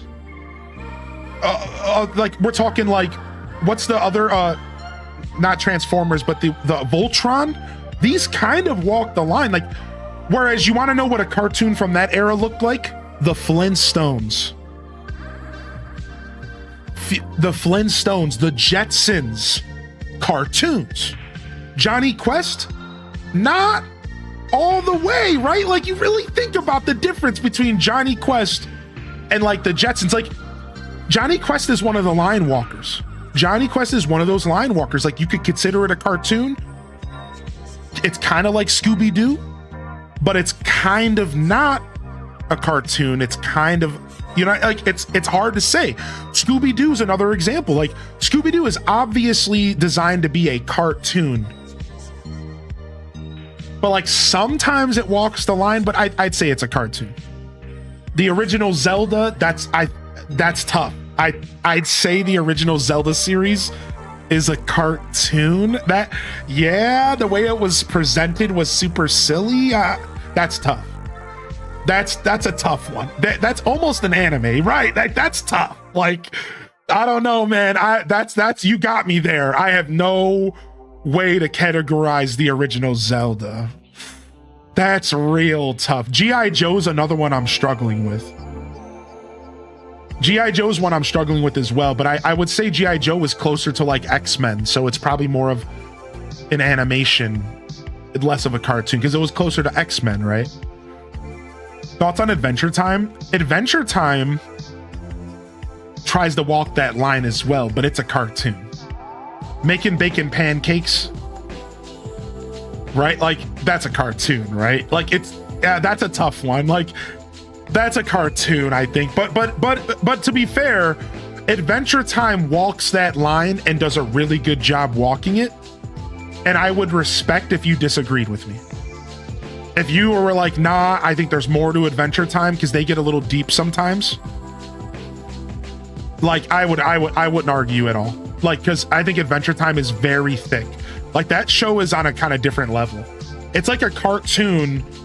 Like, Adventure Time is layered. Adventure Time is like a cartoon that's actually layered almost as an anime that's also layered as like a humor thing, but that it's also kind of serious, and it gets real meta and existential sometimes, like a good cartoon will. But then it also, like, I don't know, man. Adventure Time is kind of its own category. Yeah, it started off as a cartoon and it grew. I agree with that. Yeah, it's really unique. It's really unique. Hylian's a secret Uncle Grandpa enjoyer. You know, I've never watched Uncle Grandpa, but I know what it is, and I think I would love it. I think I would like it, yeah. Did y'all know Courage was literally a cartoonized version of an actual cases? They literally took from police evidence, and names of episodes are case names. You know, I did not know that, but I did know that Courage the Cowardly Dog was some of it was based off of like real life stuff, but I didn't know it was like crime cases and stuff. That's kind of neat. Finished uploading my designs. All right, let's check them out. Regular show. See, this is such a good conversation. Yes. Yes, regular show's a line walker. It's almost presented like a sitcom. You think you're getting into something like The Simpsons, but you quickly realize that it's just a goofy, zany cartoon. Every episode, it gets a little unregular. Stuff hits the fan. Monsters come out of arcade machines. It goes nuts. But the show is almost presented as if you're going to get yourself kind of a weird modern Simpsons. And you're like, okay. And then you start to watch it and it's like, no, nothing like that, right? Dude, I love regular show, dude. Dude, Robot Chicken back in the day was a classic. Honestly, Adult Swim is a good example of a lot of like animations that aren't cartoons. Adult Swim in general is just really good at being that, whether it be Robot Chicken You know, Hank Hill used to be on there. You know, Family Guy was there. Like, all of the stuff that Adult Swim showed was mostly in that, like, it might be an animation, but it's not a cartoon vibe. Like, for the most part, I'd say. Yeah, Space Ghost. Dude, I loved Space Ghost. Was amazing. I still watch Space Ghost to this day. My kid asked me, why is it called Regular Show? Yeah, it's called Regular Show because every episode gets a little unregular, and it's so funny. It's so... Yeah, ATHF. All right, let's look this up. Wait, I'm not going here. Creator.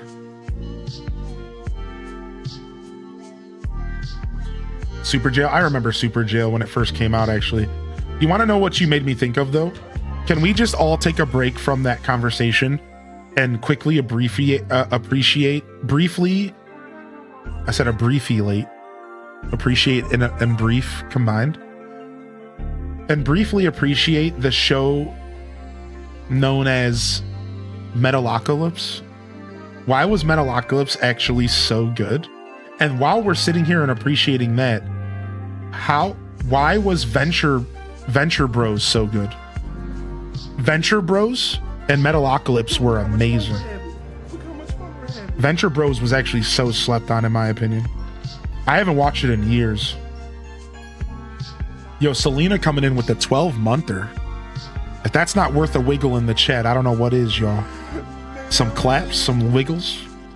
Yeah, Venture Bros was so good. I haven't watched it in years, man. I should go back and watch it. What a great year it has been. Thank you for being part of my daily routine. Dude, why are these so good?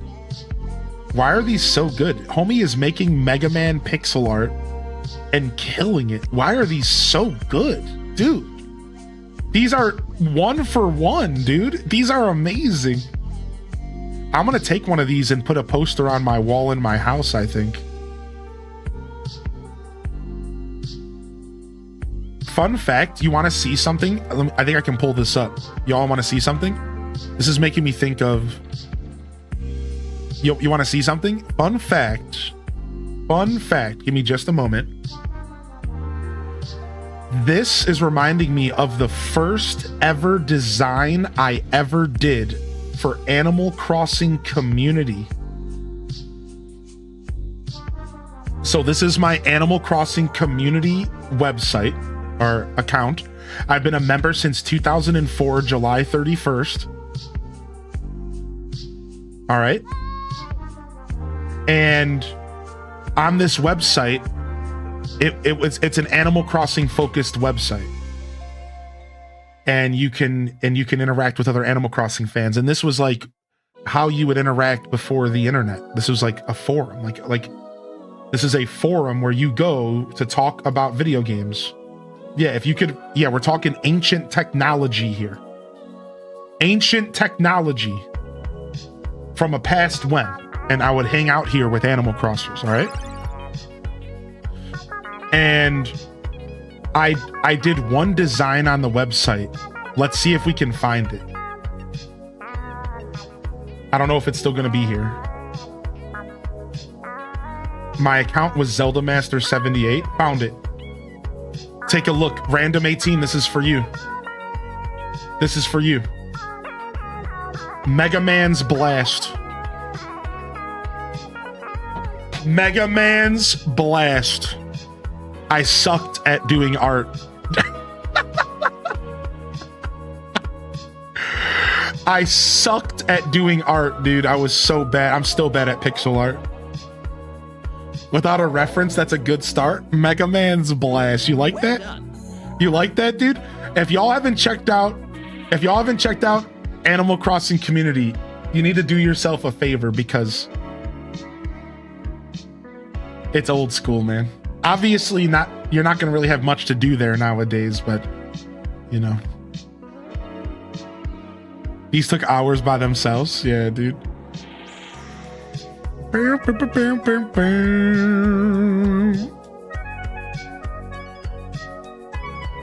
All I'm seeing is flames. Shut up. Don't gas me up. What's up, Twin Kitten? Oh, I was gonna save your frick, I was gonna save your ID. Can you share it again in the Discord, random, and I can get it later? That'd be cool if you wouldn't mind. Yeah, Classy Saya, I do have a Halo for you, I believe. Would you like to send a dodo code and I can drop you one off, I think? Okay, cool. I'll look for it there later. Let me go check my storage. I was gonna add you in the Discord, but I thought I was gonna be doing Happy Home Paradise this morning, so I didn't think I was gonna have time, but turns out we found stuff to do on the island first. So I'm still here right now. Let me check though before you do anything.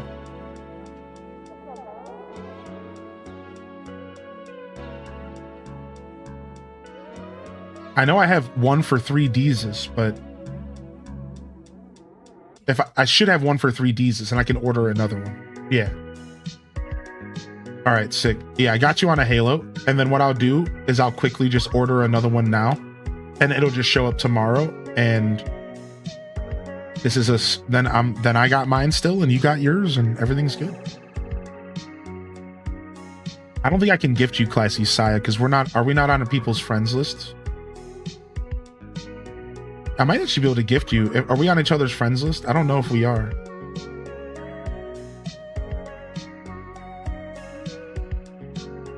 Are you Saya in game? You would probably be in the top 5 if you were on my friends list. All right, we'll have to figure that out one day. Okay. All right, order this to my house. Yeah, all right, you could drop a dodo code in the chat. Our chat's usually pretty good about not being weird, so if you want to just drop it in the chat, I'll pop over in a second. I don't mind doing that and drop you off a Halo this morning.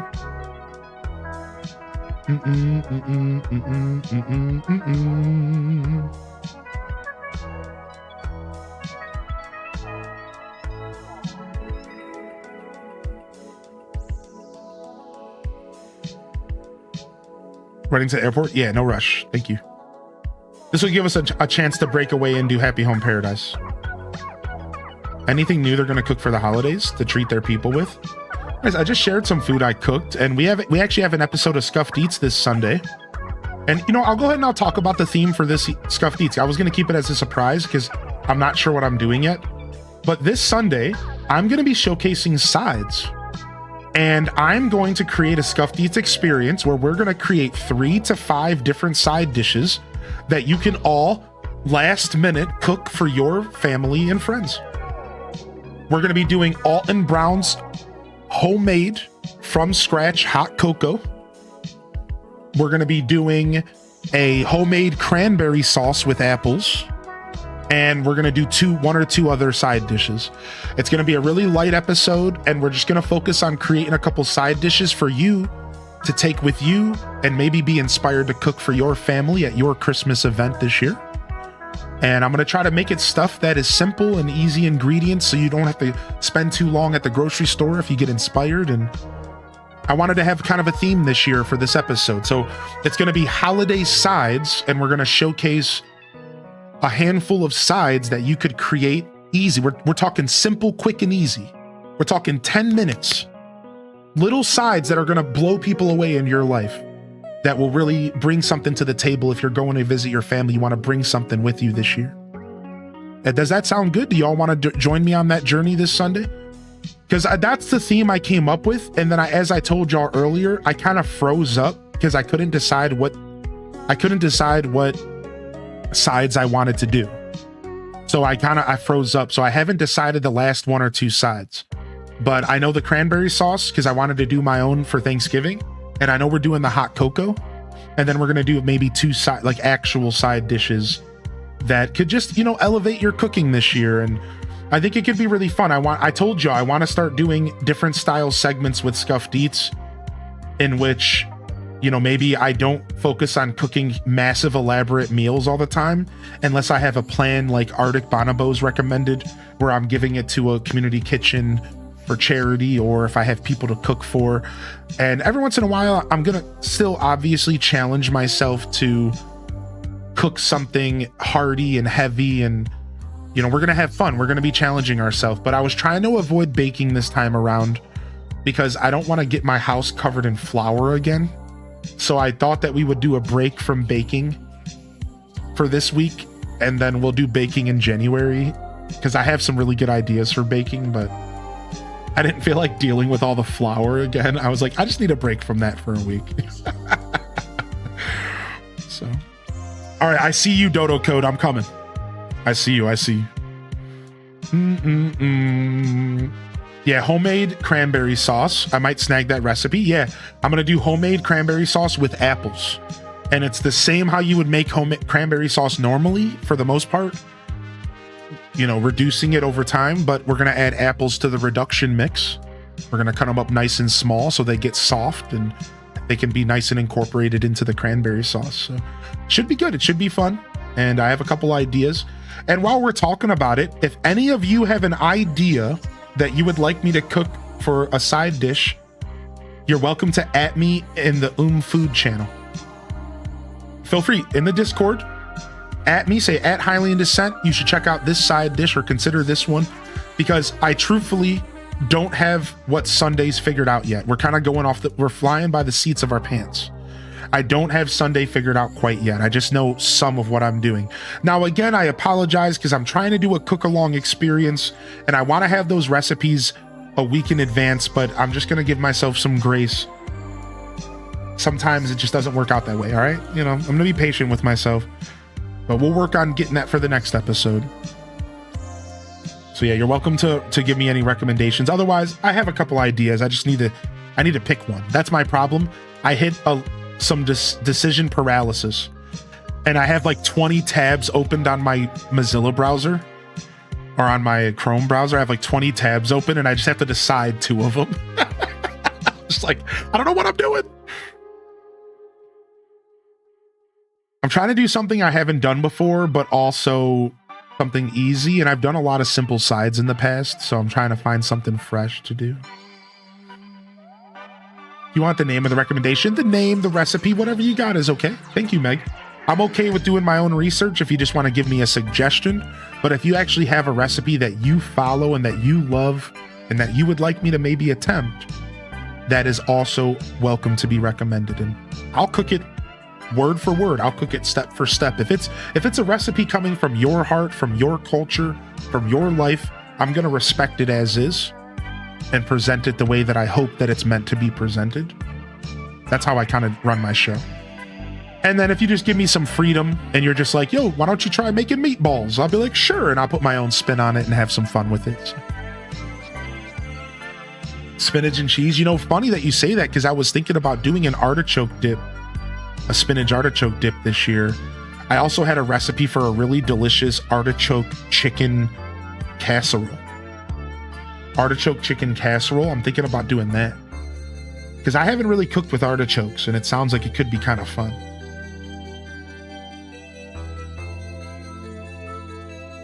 Yeah, we're talking about food again for the second time today. We're getting hungry, aren't we? I actually have a Cornish game hen in my freezer that I think I'm gonna cook for Christmas. I think we're gonna cook it. I actually think we're gonna go ahead and make it as one of our sides. Yeah, because it's just sitting there and I want to make it. So it's a good thing I just ate. All right, we're heading off to heaven. As a Canadian, I recently learned about green bean casserole. Seems popular. Yeah, green bean casserole is like a Midwestern staple for sure. And now you can turn anything into a casserole, for the record. Can we recommend something for you when you bake? Yeah. To be fair, food recommendations are welcome always. And this is something I'm actually going to start providing a space for you all. For right now, you can just use the food channel, but I'm going to start actually like, how do I word this? I plan to start taking a permanent list of recommendations from the chat. This is something we have not done yet for future episodes of Scuff Deeds. So yes, recommending something for baking is welcome. You can just use the food channel. I think it's called Food. We do have a cooking recipe channel that you can use if you want to do the whole 9 yards, Meg. But the Food channel's fine. Yeah, thank you for asking.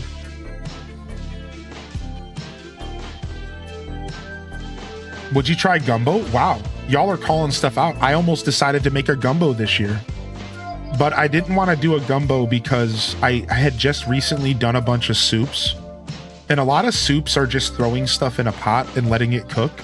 And I wanted to challenge myself to do something a little different. I'm avoiding a soup this time around. Not that soups are nothing to scoff at. I love a good soup. But I realize, like, I've done a lot of soups. I want to do something that's takes a little bit more effort, a little bit more chopping, a little bit more presenting. Yo, your character looks cute as heck, dude. Hey, dude. Hey, dude. This should go perfectly with your heavenly namesake here.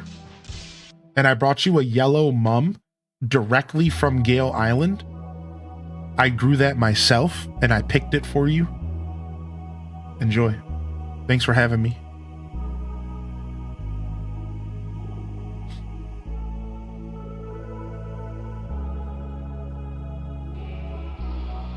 I have a pie that's been a staple in my family, and everyone we meet who tries it loves it. So I thought about sharing the recipe. My grandma would want that. Aw, that's special, dude. I would love for you to share that. I have a gumbo recipe when you want it. I make it once a month. I learned it from my bestie's 90-year-old grandma when I lived in Baton Rouge. You know, I would like that because when I was thinking about making gumbo for this weekend coming up, I saw this recipe that was like traditional Creole, like Southern Louisiana gumbo. And I was like, I would rather do I don't want to assume that a random recipe on the internet is going to actually be a traditional gumbo recipe. So I'd rather get it from a source that I can trust because I don't want to call it traditional Louisiana cooking unless I know for a fact it is. You know what I mean by that? Because that's not the kind of cook I am. I'm not going to present something that is specifically made to be designed to be a recreation of a traditional dish and not present it the way that it should be presented. Cooking is super creative, and sometimes you put your own spin on things. Like if I made my own HylianDescent gumbo, I would do whatever I wanted with it. But if I'm trying to make a traditional Louisiana gumbo, I want it to be traditional Louisiana. And that's kind of my philosophy on cooking. So like, I held back from doing gumbo because of that. I was like, let me do some more research. Let me learn more about the culture of Louisiana before I take this plunge, you know? Yeah, right. Like, I don't want to just go into it blind. I try to be respectful of the dishes I cook and, you know, how they're meant to be presented. And then if I'm cooking the dish for myself or if I want to experiment, I will, you know? Let me know you need a roux for everything. Nice. I appreciate that. I've actually gotten comfortable with roux recently in life, so I'm happy to hear that. I have never done a roux until I started Scuffed Eats. Our first ever roux was for our mac and cheese, our baked mac, and it turned out phenomenal. So I'm pretty comfortable with doing roux now. It's important to honor the culture the food comes from. I think so. I think that's really important. I really do believe that in my heart. It's like, again, it's okay to make your own gumbo, but say it's your own gumbo. Say it's your own spin. But don't present something as a culture's food without it being that culture's traditional recipe. And you did everything you could to follow that recipe and to learn the roots of why they were doing that during the process. Because that's what cooking teaches you as you do. So if you're trying to make some pierogies, you're going to learn why pierogies are the way they are. Why there's little crimps. Well, because you need to seal it. Like you learn while you cook. It's very much like math in a weird way. Not to ruin cooking for people who hate math, but you learn math by doing math. And I believe that you learn cooking by doing cooking. I think the more you cook, the more you learn naturally, because like you're tasked to do things a specific way during cooking processes, the same way that you are in math. Like there's only so many ways you can make a pierogi. And you are going to be following the traditions of pierogi making to make that pierogi. And that's what I mean. There's only so many ways to do algebra. And if you want to do algebra, you got to do it the way that algebra works. So while there's room to experiment in cooking, in some ways there's not, right? Like think about it. Like if you're going to make a wonton, you make a wonton. You do it the way that wontons are made. Like period. Like, so, and that's what I mean by you learn as you go, because if you were to take on the challenge of making a pierogi, then you would be learning all about the process, the dough, why, you know, egg washing, how you seal it, you know, putting the proper amount of filling, how to cook it. You learn all that just by naturally attempting something from a different culture, you know?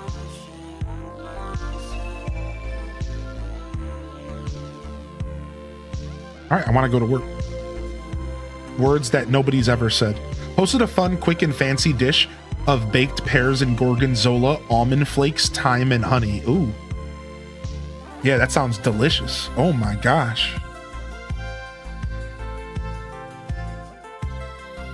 Yeah, what's up, Brittany? Good to see you here, Brittany. And good morning, Necro. If I missed anybody rolling in, happy Friday, y'all. I'm super happy to be back, man. Happy freaking Friday. Good to see y'all. If you're hanging out on YouTube, thank you. Thank you so much, and I hope you're enjoying the show as well. Very yappy, very chill. We're relaxing, and we're finally doing some Happy Home Paradise. I know I was slacking a little bit. We're gonna do some Happy Home Paradise here. Let's get ourselves in, and we'll stand up and we'll stretch. We'll stretch. We need to hydrate. We haven't been drinking our water today. I'm in that crusty lip time of year. Anybody else get crusty lips this time of year, man?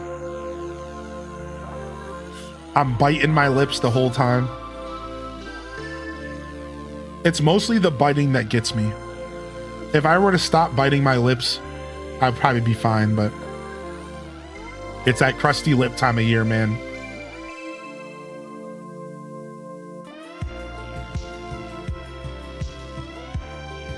All right, nice. Before we start doing this, I'm gonna grab some fresh water and I'm gonna stand up and stretch here. Is that cool with y'all?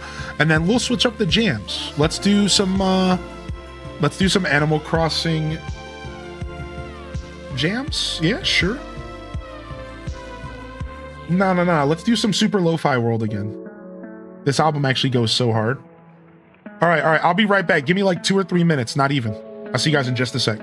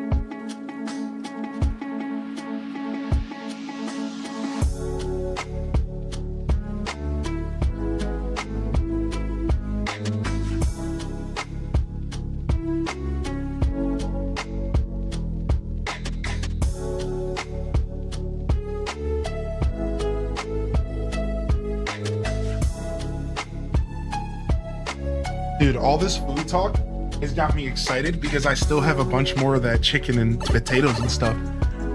I still have 3 more portions of that food I cooked last night. And all this food talk just reminded me, dude. I'm like, oh, I'm about to eat good later, dude. It's about to be great.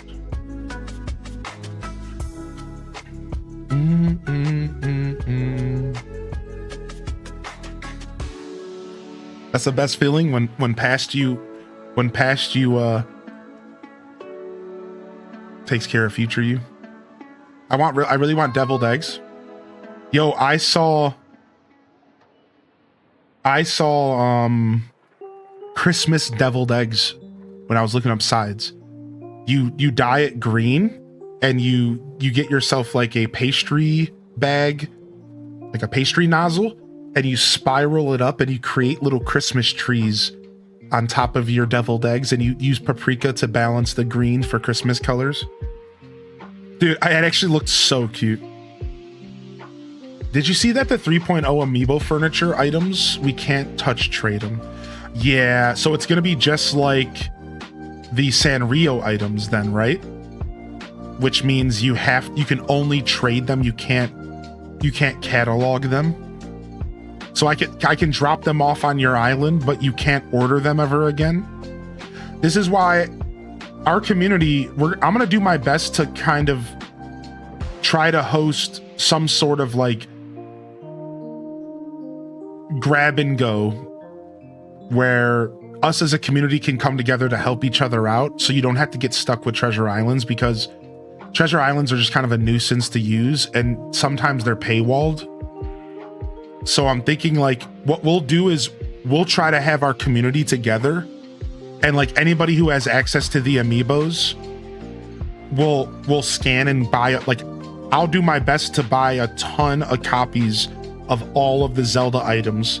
Somebody else could buy a ton of copies of all the Splatoon items, and we could try to help each other out, you know? But yeah, treasure islands are obviously going to be like a big help in this process.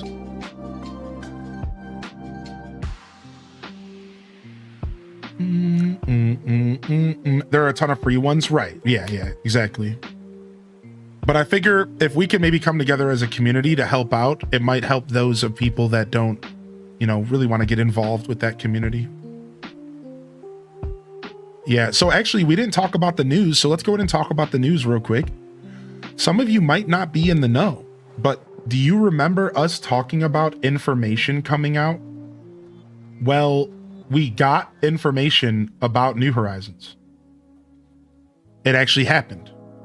We got information, but it wasn't a lot. Unfortunately, it wasn't a ton. We got information, but it just wasn't a lot. So I'm going to talk really briefly about what we know about the new update now that we did get information.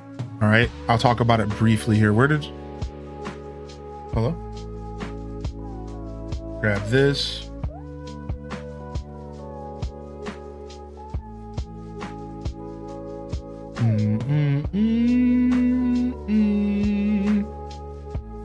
All right, so first off, I'm going to read off a couple tweets, and then I'm going to read my thoughts about the tweets as well. All right, so and then we'll discuss. All right, so first off, the original person who tweeted about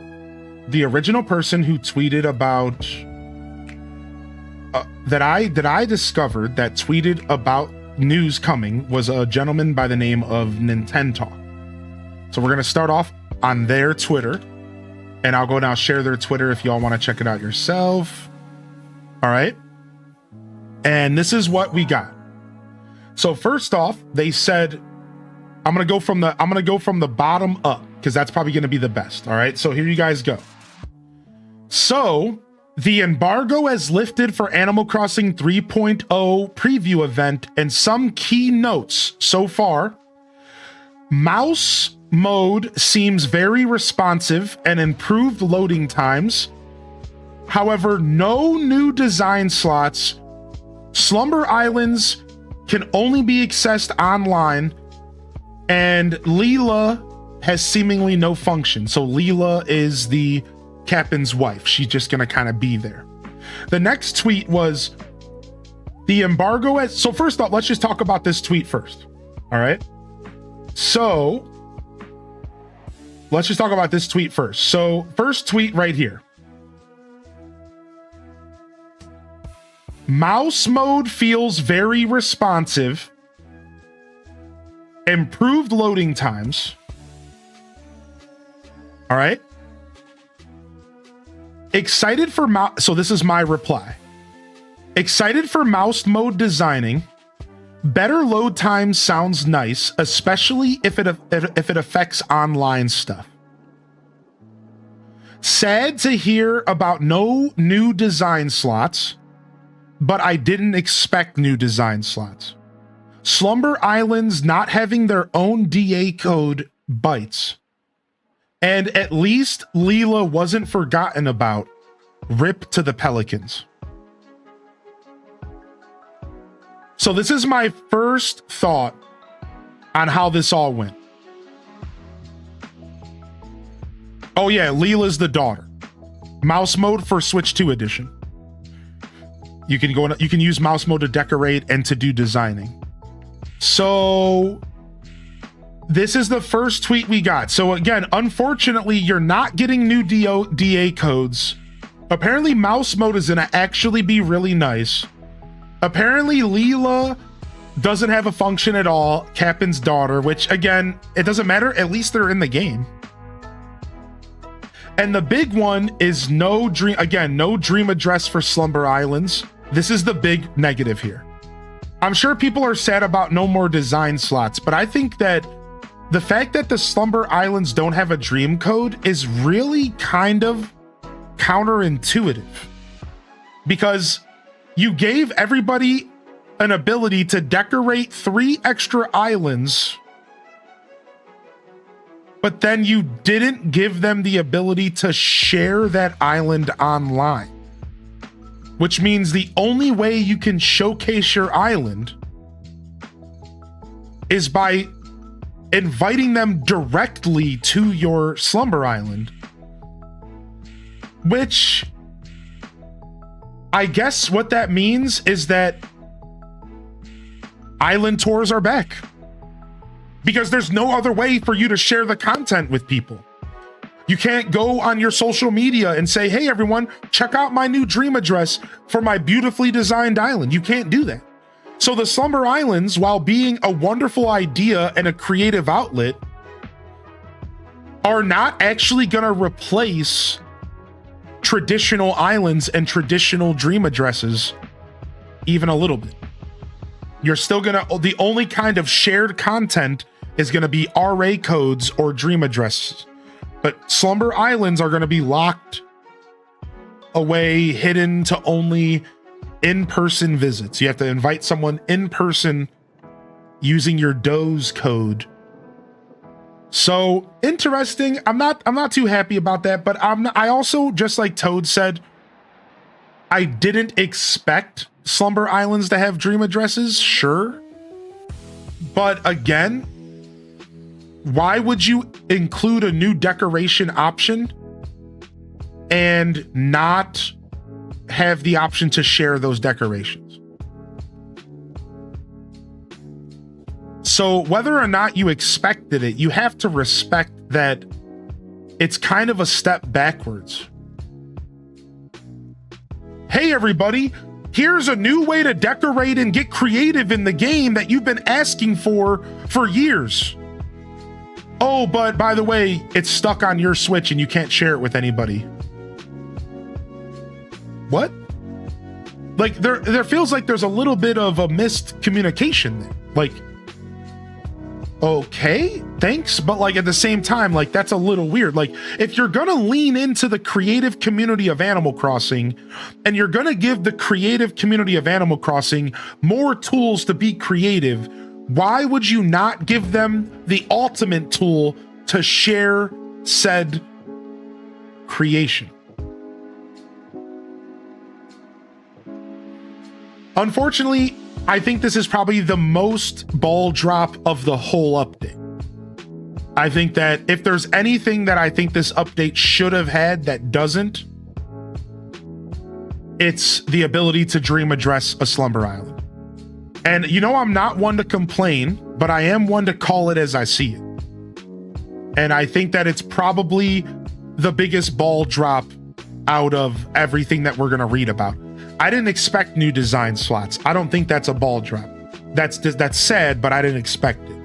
You know, I'm not expecting this update to be massive. I'm not expecting this update to be over the top. But I was expecting some, like, dream address code for Slumber Island was something I kind of felt like made sense. So the next tweet we got right here was new customization to existing items.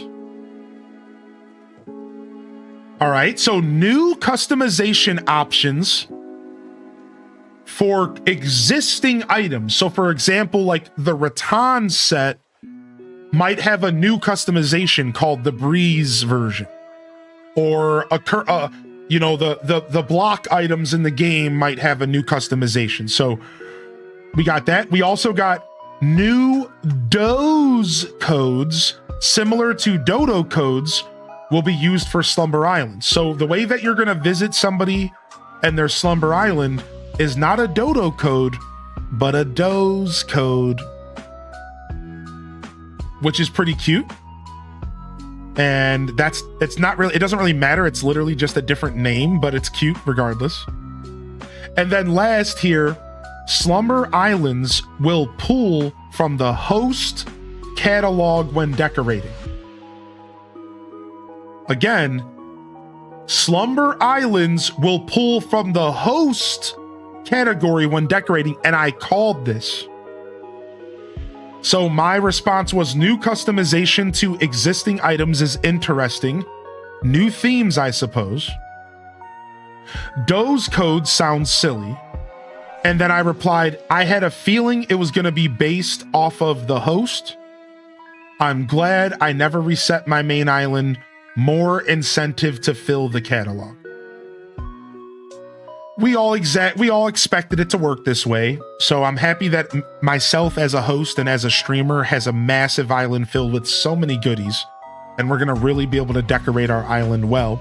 This is a little segue for me to remind you all that we have a 24-hour stream planned January 15th for the release of 3.0, and we're gonna be decorating an island throughout the whole 24 hours, and at the end of the day, we're gonna be able to showcase the island and show off all the hard work our community's done together. It's gonna be a blast.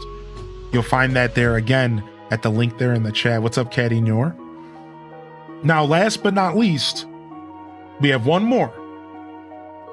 A bunch of new items were shown, including new plants.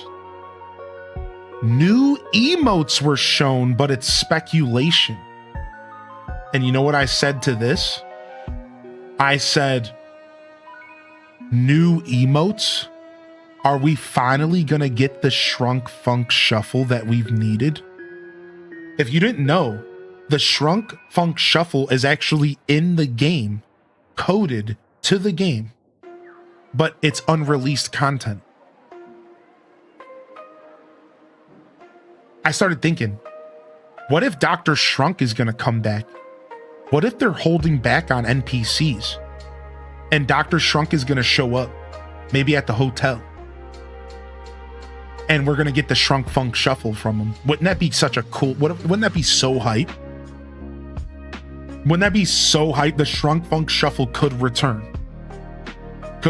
And then, unfortunately, and this is where we need to have a talk. Nintendo Talk says you cannot invite hotel guests to live permanently on your island, which is so sad and a missed opportunity. But then IGN said, actually, tourists who stay in the hotel can roam your island in the customizable outfits displayed in the hotel, which helps you clearly identify them. Unfortunately, there wasn't much interaction with tourists in my demo. The one conversation with the tourist didn't make it clear whether or not they can be invited to stay on the island, though it was mentioned in the demo that if the visitor is convinced, they could potentially become a resident. So we have conflicting information. I believe we're going to be able to invite them to live on our island, and I think that it would be foolish if they did not let us do that. The last thing here is that the megaphone has a limited range. So if you're in the top left of your island and the villagers in the bottom right of your island, or in a building, they're not going to hear the megaphone feature. Otherwise, the megaphone works really well. Everyone liked it. It's just a little bit of a limited range. And that's all we have from that. Last but not least, I did share a couple other tweets of my own and just a couple people, for example, and I thought this was a big deal. Local co-op mode won't be supported for Slumber Islands. So you're gonna need Nintendo Switch Online's subscription to access Slumber Islands at all, which we already knew that. But here's the big kicker. You're not gonna be able to engage with Slumber Islands in couch co-op with your loved ones. Nobody's talking about this because not many people use that feature, but my heart goes out to all the parents in the house and all the family players in the house who do take advantage of co-op Animal Crossing New Horizons. And unfortunately, you're going to be limited and you're not going to be able to do Slumber Islands with your family couch co-op. That's just for some reason not accepted. So, which I think that actually sucks. And I think it's worth mentioning. Again, I know it's not a big deal, but it kind of bites. This is what I said. For in-house family stuff, it doesn't affect what I do much, but I know a lot of parents that love to play with the little one. So now Pastel Constellation says, I have a question. So can you have different villagers on your Slumber Island, or is it just for designing and no villagers? We're not sure yet. We're thinking that Slumber Islands are going to be locked to villagers that are already on your island, but maybe amiibos will break that. Now, this person actually deleted their original post.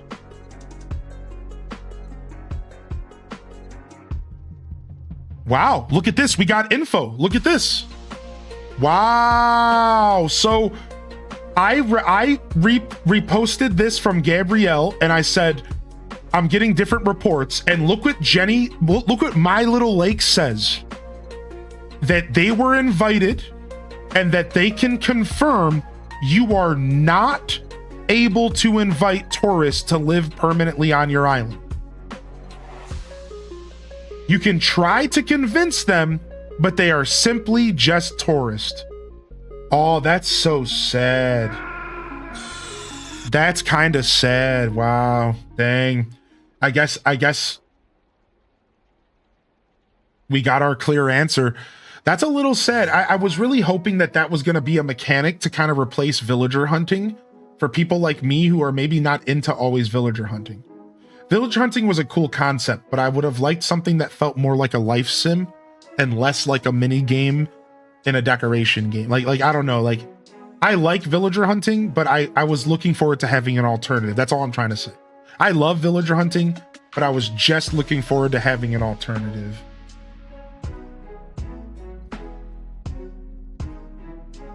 From my understanding, the host can pull from their villagers for Slumber Islands, but you can get your friends visiting to drop their villagers too. Oh, wow. So that's cool, Diana. That's really cool. Yeah, nice. Good morning, by the way. I would still have a little bit of hope. Of course, right. Like for the record, we should all still have a little bit of hope because as mentioned in the chat here, none of this is 100% confirmed by Nintendo. There could be miscommunication. Nintendo could be holding back some stuff. We're not sure.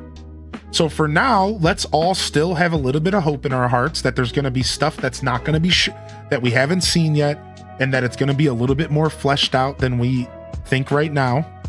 However, I said this when this first got announced. I said this and I'll say it again. And y'all remember this. This isn't going to be the kind of update that brings back Animal Crossers. This isn't going to be that big. I've been saying that. I said that. And I wasn't trying to be negative. But like, sure, everyone's gonna get excited and come back and play Animal Crossing for a couple weeks. But this isn't gonna be 2.0. This isn't gonna be the update that completely reinvigorates the Animal Crossing community. It's gonna be a cute update, and you wanna know who this update is for? And I don't wanna sound like a gatekeeper, but hear me out. This update isn't for people who quit Animal Crossing for the past 3 years and ever since 2.0 and they wanna come back. You wanna know what this is for? This update is for people who have been playing the game for the past 5 years on and off regularly. And that's exactly what I said a month ago when they announced this. This update is for the people who are playing all the time, every day, and they're just giving us a little bit more to do and look forward to. We're already still playing. We don't need a reason to keep playing. They're just giving us some more cake to eat alongside our other cake that we already have. So I feel a little bad because I think there's a lot of people who are like pumping their fist right now. Whoa! And they're like ready and they're going to log into this and they haven't played for 3 years and they're going to quickly realize that it's the same game that they put down 3 years ago.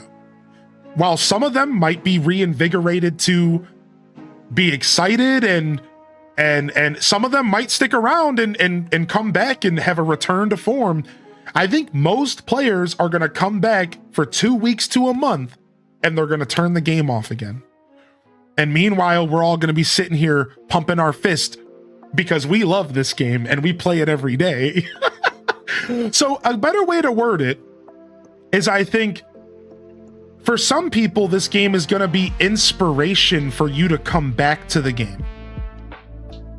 But for some of you, for some Animal Crossers, this is just another day in the life, right? Like for some of us, this is just going to be more of something we love. But some of us are gonna, this is gonna be our excuse to get back into a game that we put down a couple years ago. That's all fine and dandy. The only people that I worry about are the people that were convinced that Animal Crossing was boring, that were mad that there was no more updates, the people that were like, oh man, they abandoned the game. Yo, this is not them coming back to Animal Crossing. Like, not yet. I'm not convinced. The game, if you felt like the game was abandoned in 2022, you're gonna still feel like the game is abandoned after this update comes out. I promise. That's not gonna change how you feel about the game. If that is how you felt, you're just gonna be like, okay, whatever. And you're gonna go back to playing whatever you've been playing since you gave up on the game, which is The Sims or whatever, you know? So that's kind of my prediction on how this is gonna work and how I think some people are gonna maybe feel kind of negative about it. And I think people are building unreasonable expectations. And I'm kind of sad about that. And the reason I'm sad about all this and I feel bad about those people, not because I pity them or anything weird, because we all know that they're all gonna show up on Twitter and they're all gonna be pissed. And that's mad annoying. That's so obnoxious. You know, I'm predicting that there's going to be a bunch of pissed off people on the internet when this update comes out. Oh, this was lazy. This is boring. Oh, this isn't enough. Like, I'm convinced that it's going to be the case. And I feel so bad about that because I'm like, stop, dude. Like, this wasn't, if you already gave up on the game, what did you think Nintendo was going to release a brand? This is a quality of life update. This is for people who call themselves Animal Crossers. And I'm not trying to gatekeep, but like, stop your whining. If you whether you like the game or you don't, period. Either play it or move on. Stop whining. Because like it's so obnoxious. And people were whining before it even came out. People had been whining.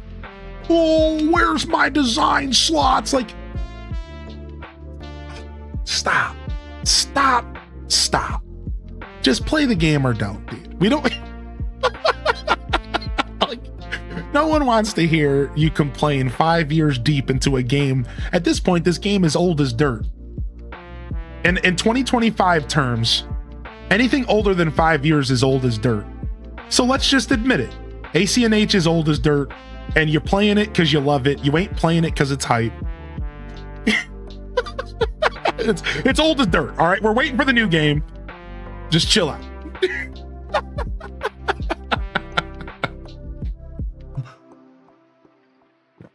At least we're getting another store in game to obtain items, which is nice.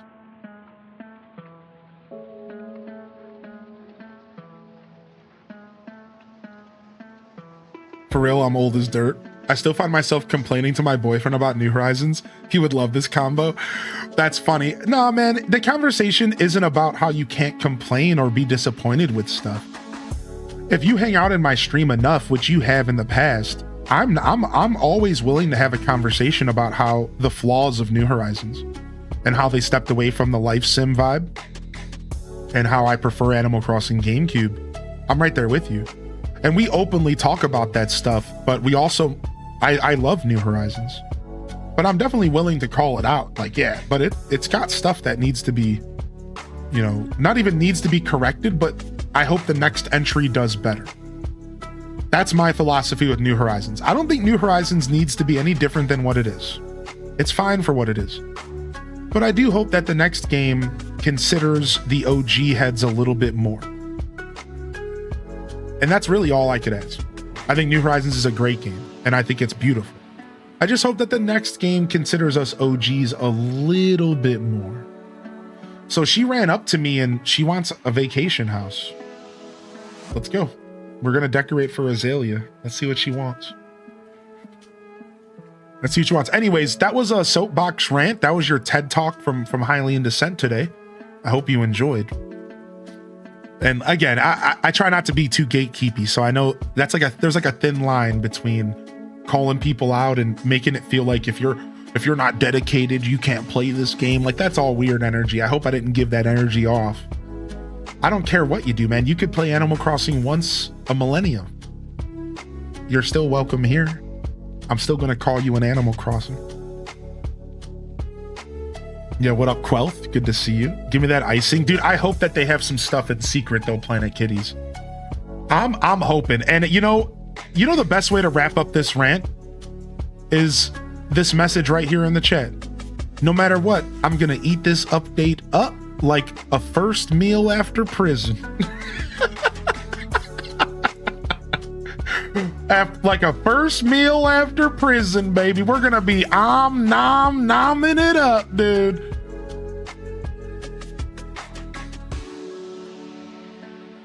All right, wait, what's her theme? House of Green Furniture. Wait, what? Is this secretly random 18? House of Green Furniture. All right, what can we do? What are we gonna design for Azalea? Let's get some ideas from the chat. What are we gonna design for Azalea? She wants I don't really care about the theme she wants. We can ignore that. But if you want to incorporate it, we can. Let's see. What are we gonna make for Azalea? What am I in the mood to design today? We could do like a botanical gardens, a plant shop.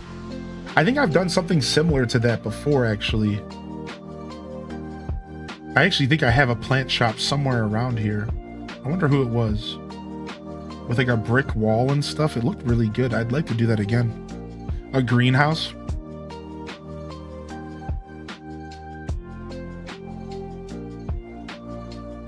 Reddit's full of gatekeepers. Yeah, Reddit's definitely gone downhill, dude. Reddit's got weird for sure. Ooh, a rainforest. So I could design it like the Cleveland Zoo. Like a rainforest vibe. What makes a rainforest a rainforest? Lots of trees, humidity, animals, sounds. Rain, bright colors, vines. Can you make a treehouse? Kinda. You would have to like use your imagination a little bit, but you could do like a treehouse.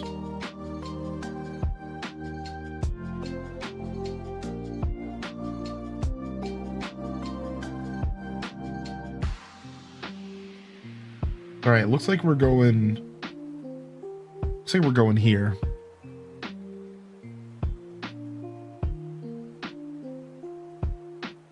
Tons of foliage, a river. 2 pieces of her furniture are iron garden chair and table, so maybe more of an English garden. Gotta get this tree up. Yo, Rogue, thanks for popping in, dude. Yeah, much love, man. I'm only a DM away, dude. Hit me up.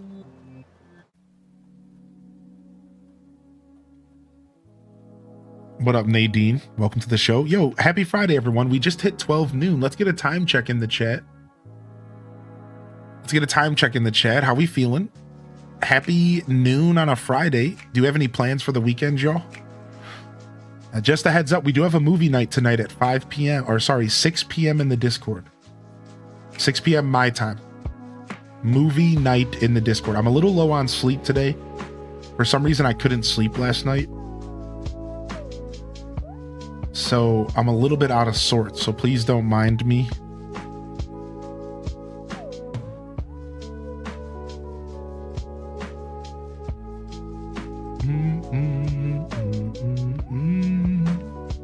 We're watching The Santa Claus, voted on by chat. The Santa Claus. We're gonna get the iconic scene. You call this a few pounds? When the doctor was like, when the doctor tells him he's just putting a few pounds on. You call this a few pounds? Should be sick.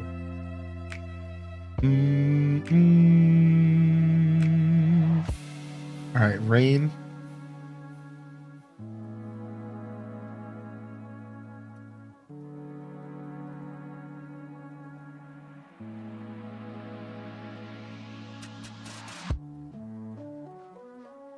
Yeah, nice foggy morning. Sick. 2:05 a.m. Doing great. Watching from YouTube. Island Melt vibes. Nice, man. Good to see you in here, by the way, dude. Does this look like a little weight to you? You call this a few pounds? Oh, it's so dumb.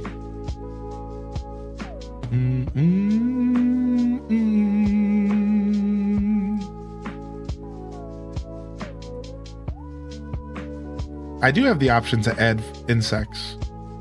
I do. Do I? Isn't there like some kind of requirement for that though? Like, don't you like actually have to have them in your inventory or something? Like, don't I have to actually bring those with me?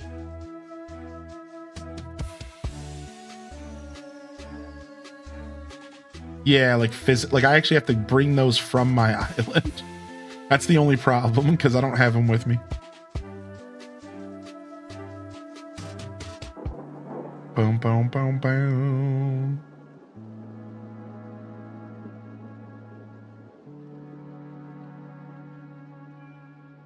And just like that, Christmas break is here. Christmas break is here. Celebrating with getting 2 tattoos. Do your students know that you're a tatted up queen like this? What the heck?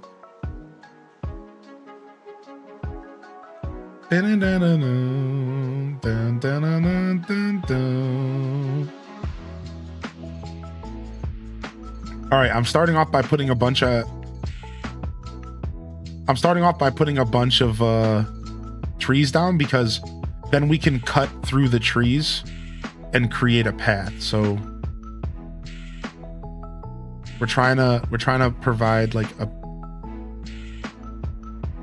that's how I like to do. I like to create like I'm molding clay. Like I need to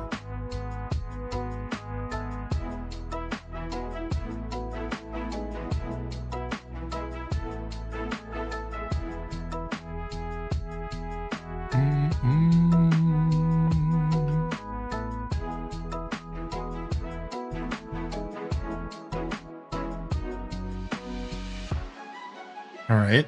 And that's going to be the start of our path.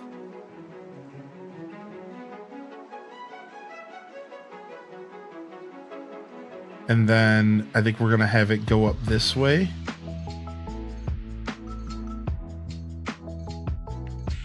And we're gonna have it curl up to a little bit of an opening in the forest. And then we're gonna bring the path down this way.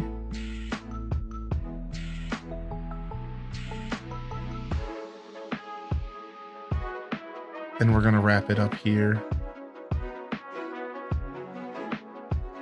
Bum, bum, bum, bum. All right, probably should have did the path first, but because it's hard to see with the trees, but it's fine. All right, now we need to just round off some edges here. Now we don't want to round them all off because we want it to feel natural. So you round kind of where it makes sense to round, but then maybe keep a couple jagged edges. And this is like, this will kind of help you kind of create a more realistic looking path, because not everything's going to be perfectly rounded when you're going through the forest, you know. And then what we'll do is we'll even break up some of this path by using, we can use like lighter dirt to break it up a little bit. We can also use patterns and put patterns down. Right, so we have like tons of really awesome patterns for this. So just classic stuff in here. We could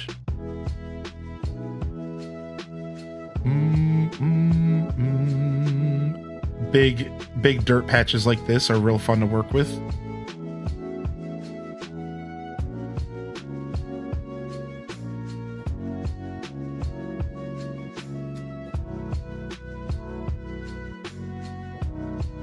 I messed up. All right, press plus. I'm just going to keep doing it this way, even though this is kind of the slower way. All right, so we press X, not plus. Because I could just go put this down under my feet, but that's fine.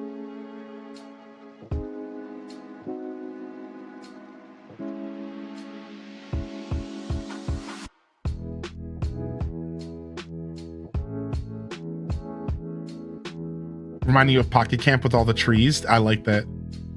Yeah, I love Pocket Camp because of that. All right, so then what we can do here, I don't even know if I'm going to keep this, but I just wanted to show off, like, we have some diversity here, right? We could have like a little plotch of dirt there that just has like furniture on it. Like that's where we could put the table and chair. And then what I want to do up here is I'm going to put one of these Animal Crossing classic bushes over here, because these bushes are just so nice. So we'll grab,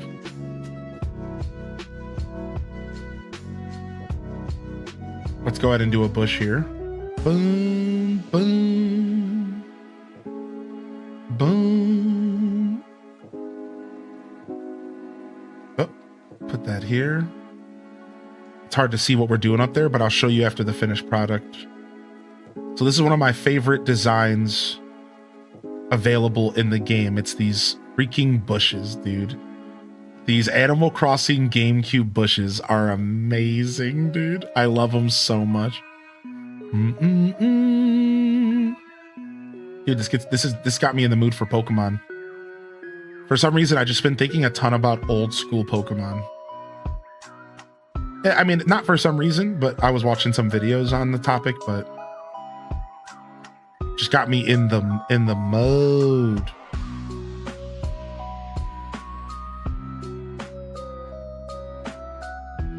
All right, I have to fix something. I ran into an issue over here.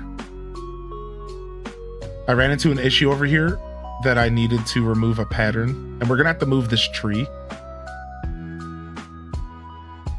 But I was watching a streamer who was talking about the Pokewalker and Pokemon Heart Gold, and it got me all up in my feels, man. Ninja, ninja, ninja, go, go, go, go. All right, let's move this tree real quick.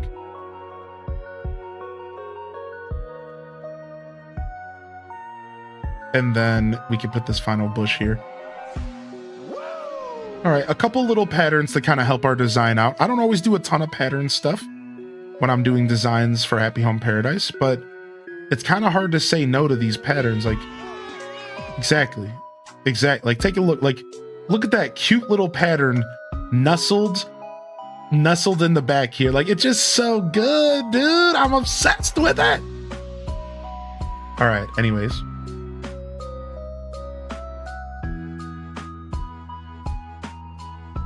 So that'll be our little forest clear. I always like to have a clearing in the forest. And this is kind of our clearing in the forest. So we're gonna kind of make it real bushy around it. Oh, dude, somebody else mentioned the 3D printer in the class, or in the chat earlier. I think it was maybe Sammy Dot. Did somebody else earlier mention that they picked themselves up a 3D printer? The class? Yeah, I swear somebody mentioned it in the chat earlier today. All right, so now we're trying to make it feel like it's not so samey, right? So we're trying to separate these so it's kind of like an actual forest. So we'll lower this down 1. We don't want the trees to be too close to each other. We want it to be dense, but we also want it to have a little bit of freedom. So maybe like right there. And then these 3 down here are too close to each other. So let's pull this up.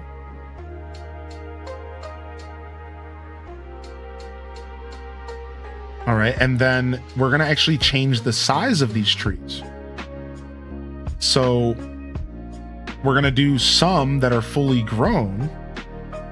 But for example, we'll do some that are a little bit smaller, so it feels like a real forest.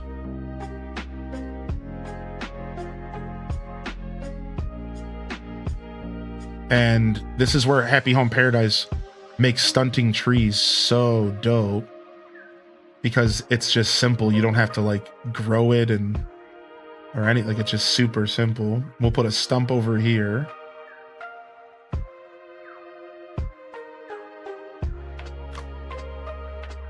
I'm actually going to move the stump up 1. And then we'll put something over there. Can we fit another tree? We can't. Dang. I'd like another tree like right here, maybe. Maybe we raise this, we lower this, we put this here, and then we have enough room for another one there. Boom. I don't like how this is like a straight tree line, though. I'm not really feeling the tree line vibes here. So I almost want to put this here and pull this up 1 so that we don't have this like straight tree line. I'm not digging that. All right, so we have kind of our foundation here. Kind of. We have a little bit of a foundation on what we're designing here. We'll put that there. And then from here, now we can start to add details, right? This is the fun part. The fun part is the details. The fun part is the details. That's where you start to do stuff like I was doing here. You change your trees to be smaller. You throw some weeds out here. So yeah, we're gonna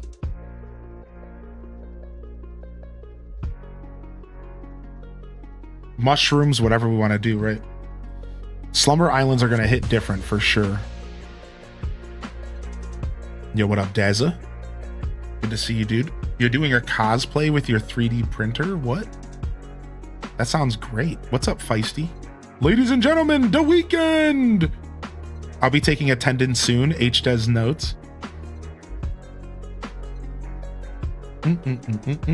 Was there a Pokemon game on the GameCube? Yeah, there was a couple Pokemon games on the GameCube, but they were just very different experiences.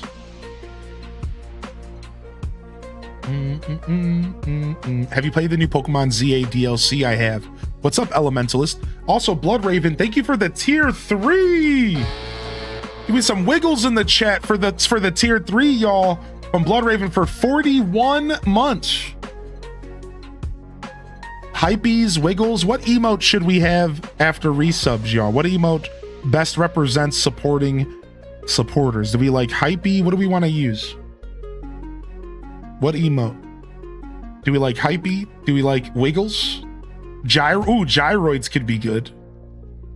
Get your gyroiding gyroids on? Both gyroids and wiggles and hypes? Just all of them. Just all of them.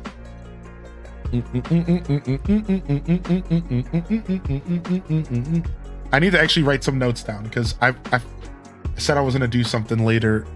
I want to write this down. I got below zero. Good to see you, Elementalist, by the way. I did play the DLC for ZA. We're going to play more.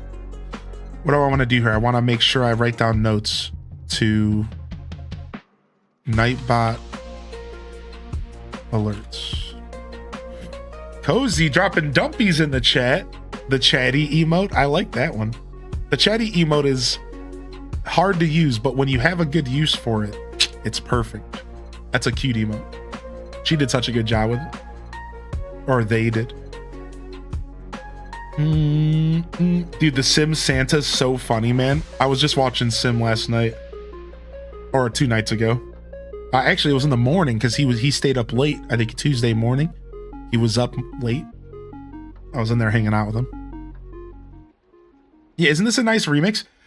I haven't listened to Super Lo-Fi World in a while, so I thought we would spin it for a little bit here. Here, let's mix it up. Let's spin something that has some energy, but that's also very pleasant to listen to. Let's listen to Chrono Trigger. Let's listen to Chrono Trigger, but not just any Chrono Trigger.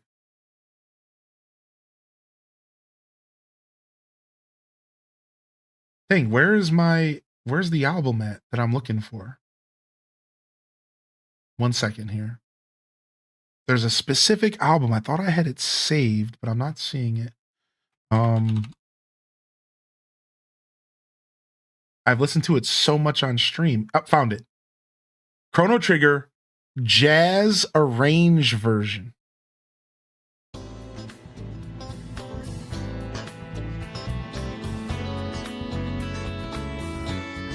Welcome in here if y'all are just tuning in. You tuned into the Friday show, baby, and I'm your host today, HylianDescent. Ladies and gentlemen, The Weeknd.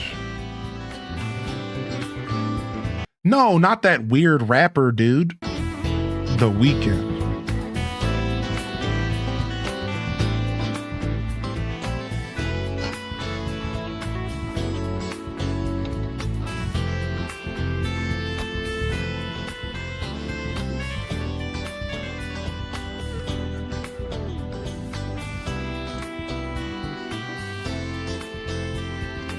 Da-na-na. Da-na-na. Da-na-na. This album goes so hard. Ladies and gentlemen. You like that, Kels? One day I'll do a radio show and I'll use that voice the whole time. I actually have, man, so many ideas for content and so little time, dude. We'll get there. I'm like anxious today because I have so many things I want to accomplish. Sometimes I'll get that way with my job, with content. I'll get anxious because I'll have so much I want to do. And like streaming is a big part of being a streamer, but it's not the whole thing. So like every once in a while I'll sit down to stream and I will get anxious about all the stuff I want to do for my stream. Like it's weird. It's weird. Not too often, but every once in a while it's like, I want to do all this stuff.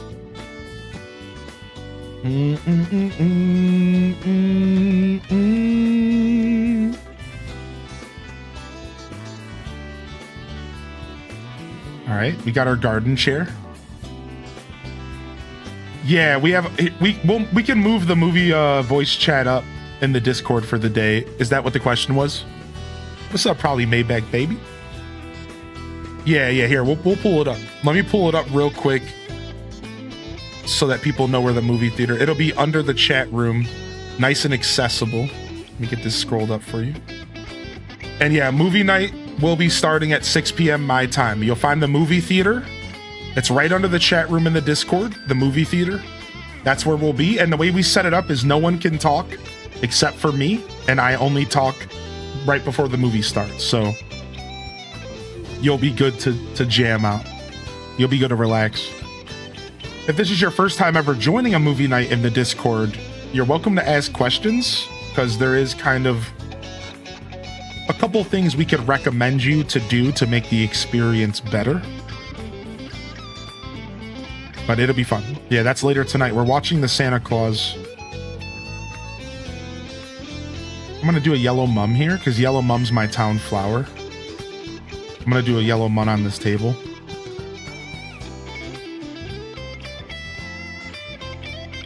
And let's actually do 2 tables so she can have a guest.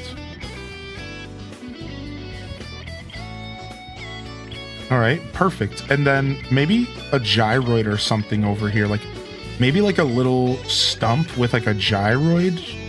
Could be like a really cute thing alongside these tables. So let me find a quick stump. And then let's see if we can find a gyroid. They got to be in here somewhere, yeah.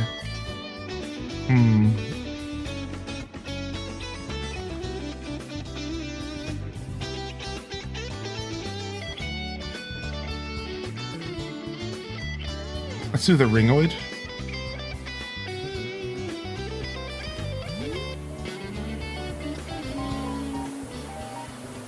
Yeah, ringoid's what I want. I had to quickly hear it again so I could know for sure. And then can we customize the ringoid? Let's make it green. That's what she wanted. Do. Shout out in the chat. Shout yourself out in chat if you know what this song is. If you know Chrono Trigger. It's okay if you don't. Classic here.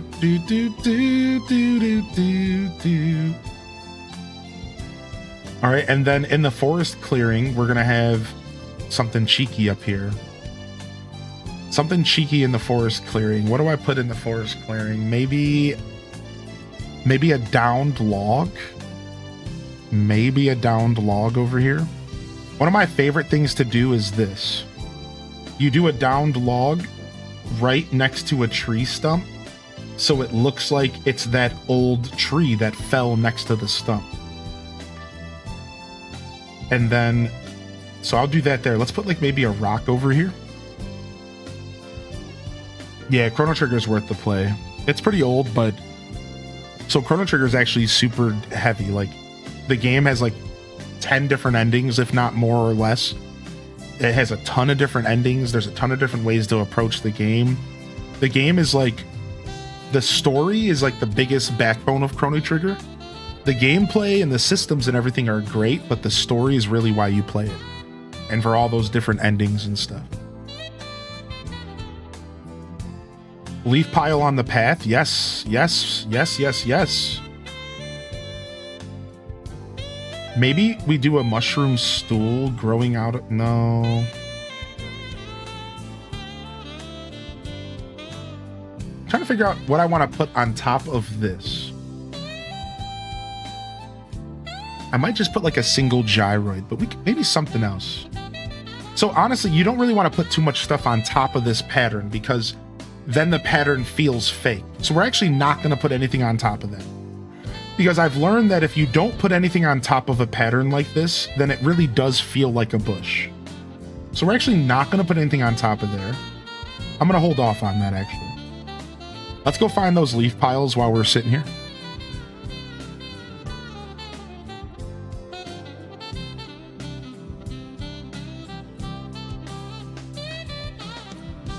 All right, let's do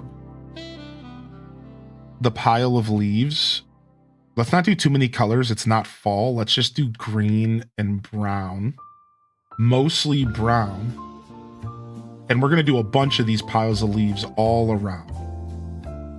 And what I try to do is I try to put them over rough edges. Like you'll see that this is what I'll do. And this covers up the edge. So it allows you to not have everything rounded, but then you can cover off that harsh square edge. Do you get what I'm saying? Like, look. So this way you can have a natural looking path. But then if you want to get rid of that kind of square Minecraft ass edge, you put something over the corner of it. Look at that. And now you basically block it, but you still get the freedom of not having everything be perfectly rounded. Because that's the problem. You're trying to avoid everything being perfectly rounded, because in my opinion, that takes away from the natural feeling. You want it to feel natural, as if this was designed and you were never even a part of it. That's like one of the goals of how I design in this game. I want it to feel like this game just came this way. That you purchased the game and this is just how it came. That's like my mindset towards my designing it. I know I'm getting a little deep with it, but that's just how I feel. I'll put another one here. I'll round this one because it looks cute. Yeah, that looks good. All right, a couple more leaf piles. Like my Bob design, I did it on my island. Yeah, I love making things seem natural. That's like my main goal with almost all of my designing, outside of like some circumstances where, you know, I'm okay with something feeling purposeful. Like, and there's just different designs, right? So like, let me explain what I'm saying. Like, for example, if I'm designing a botanical gardens or something that's going to be in my main city, then I will make it look purposeful because that makes sense. It's a botanical garden. Somebody curated this. Whereas I want my forest to feel like nature itself curated this. Mother Earth curated this. You know what I mean by that? Like, that's kind of... All right, now we did get suggested mushrooms, which we might as well as do that now as well. I don't normally do details until pretty far into a design, but because we're doing a nature design, these are so natural to me, no pun intended, that I don't need to be as analytical with them. I can kind of just go with the flow and it's probably going to look okay. Let's go ahead and drop a massive dinosaur shit in the back somewhere and really make this look like the rainforest. Is it really the rainforest? Is there, if there isn't a massive turd somewhere? Because you know that's what the rainforest really be like. Massive dookies somewhere in the forest. Like you're stepping in dookies somewhere. No, you don't try to pretend like you're not gonna. You know, so we need that for sure.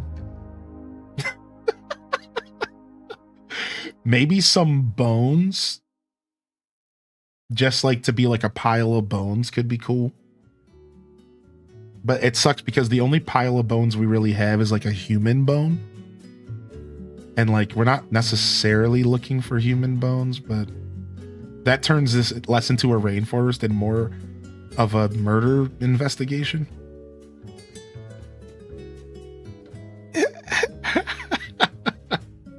I can't believe he called the ish poop. All right, we definitely need some rocks. I've already been thinking about a couple rocks in here. I'm just going to throw them down and we'll move them around. And then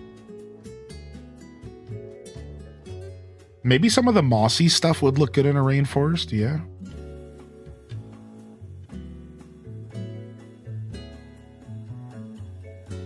There's my bones. There they are. And then also, did I accidentally stop the rain? Oops. No, it's just, it doesn't rain when you're in the middle of decorating. Okay, that makes sense.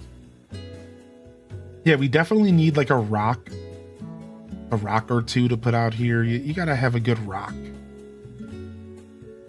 You gotta have a good rock in your design somewhere. In your nature design, you gotta have a good rock, dude.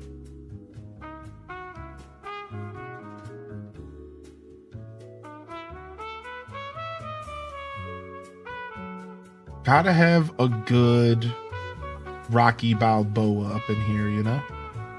Then we'll have this mossy rock over here. And we'll stash that here. Then we got this flat boy we'll put out in the back somewhere. And then we got our pile of bones, which we're going to just put back here. It's been here for a long time. Oh, no. Let's put the bones next to the... Let's put the bones next to the weird mossy grave looking stone. Yeah, sick.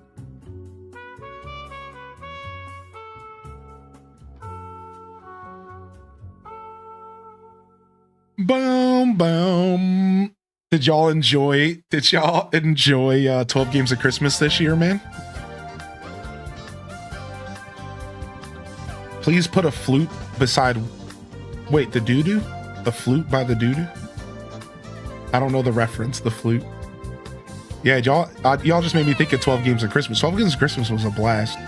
For those that missed it, we wrapped it up on Monday. It was Mario Galaxy. This is our cooldown week. We're just going to play Animal Crossing and whatever we played during 12 Games of Christmas. Then next week, we'll probably, it's Christmas week, and we'll be bringing back Saturday morning cartoons. Should be fun.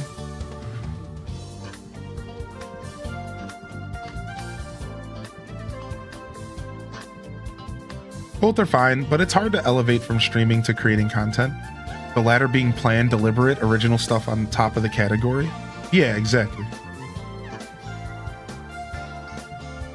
Weeknd's not a rapper, he's a singer and has a beautiful voice. But did he use rap to become popular? Or no? Just out of curiosity. But I'll accept defeat. I don't know who The Weeknd is at all. I've never heard of him. But I did recently find this TikTok rapper, which is basically a synonym for cloud. What's that service called? SoundCloud rapper, all right? But listen, I watched this rapper and he called out the game. This is why I don't like, this is the exact reason why I don't like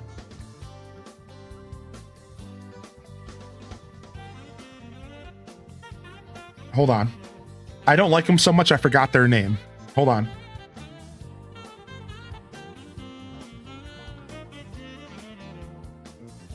All right, so it doesn't matter who it is. This is why I don't like certain artists, because I was listening to this hip hop and it was the hottest bar I've heard in a while. And he said, why do a bunch of people, paraphrased, it was way harder than it's going to come out of my mouth. Why do we notice that a bunch of people use hip hop to springboard themselves into success, and then they all end up doing country and something else? And that is mad disrespectful to hip hop. And this is the kind of stuff I talk about. And this is why I don't like certain artists. I don't expect y'all to accept my worldview. And I don't expect you to not like an artist because I don't. But if you're ever wondering why sometimes I'm a punk about like modern hip hop and a lot of that stuff, it's because all of these artists, they start off as rappers, they use hip hop to get popular, and then they go and do whatever they want. And then now they're a country singer. Yeah, Post Malone, now he's a cowboy. And I feel like you're using the hip hop community. You're using it as a springboard to go do whatever. And I think that's mad disrespectful to hip hop and to the art and craft of traditional style hip hop. And like when I heard this rapper say it, I was like, damn, that is the most true thing I've ever heard, actually. I was like, wait a second.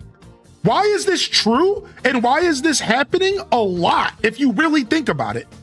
And I looked around at all these artists that got popular over the past decade, and I was like, how many of them started as rappers? And I think, nah, man, I think that it's mad whack. And I think it's less. So there's two things that could be happening here. All right. It could be that they don't want to be boxed in and they want to follow their creativity. But I think that there's also a side of it that is using. I think there's a part of it that's actually negative and we're not talking about it. And that's my point. While I do agree that some artists just want to grow and try different stuff, and I agree that some artists, you know, are just going to want to move on and do different stuff, I do think that if you step back, you realize that there is a little bit of a conversation to be had about how hip hop is being used a little bit.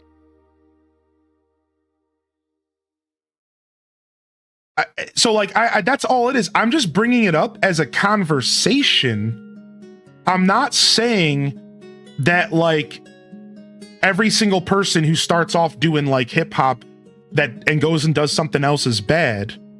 But I'm saying that if you have a conversation about it and you take away your own personal bias and your own personal opinions and you have an unbiased conversation, you can't help, in my opinion, to look at it a little bit and be like, yeah, that's kind of weird. Like, you're basically like, okay, I know that I can use this genre to get popular so that once I'm popular, I can go and do whatever I want.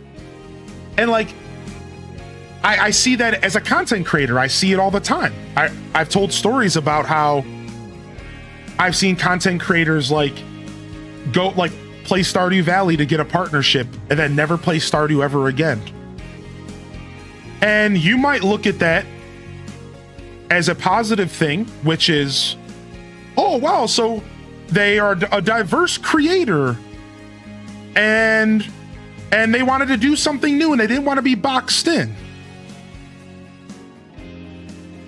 But you're also kind of using the Stardew community, building a reputation for being a Stardew creator, and then completely dogging the people who built you. Do you not see how I'm looking at it? So again, I'm not saying that it's always like this. But what I'm saying is that if you built if your audience and the people who made you who you are, your fans, made you as a hip hop artist, loved your music, followed you, and said, this is my hip hop, and then you the next year decide that you're gone and you're never coming back to hip hop, that's kind of rude. That you're kind of using hip hop. And like, so there's a thin line, and I think it's just something that we should talk about. That's like all I ask. I'm not saying that artists only have to be one genre. I'm not saying artists don't have room to grow. In fact, it's the opposite. You guys hear me talk about it all the time, about how like you have to let artists grow. And I'm a big music buff. I listen to music that's very diverse on all different genres. I would never limit an artist from pursuing their dreams. But I think that hip hop has been used more often than like any other genre really has been used, outside of the obvious one, which is pop. Because sometimes an artist will use pop music to springboard into a career of different music. And yeah, like that happens in pop as well. But the difference for me is that pop is kind of, it's not my culture, so I don't have a lot to say about it. And pop has always kind of just been whatever's popular. It's not really a culture, it's just whatever's popular. Whereas like hip hop is a culture and a group of people that love and trust and respect the genre. Hip hop is like a really integral thing. It's so much more than just music. 27 days till our lives, you know, so when I see an artist show up and they're like, yo, I'm gonna do hip hop, and it's like, ooh, nice. And then they're like, actually, now I'm doing country. It's like,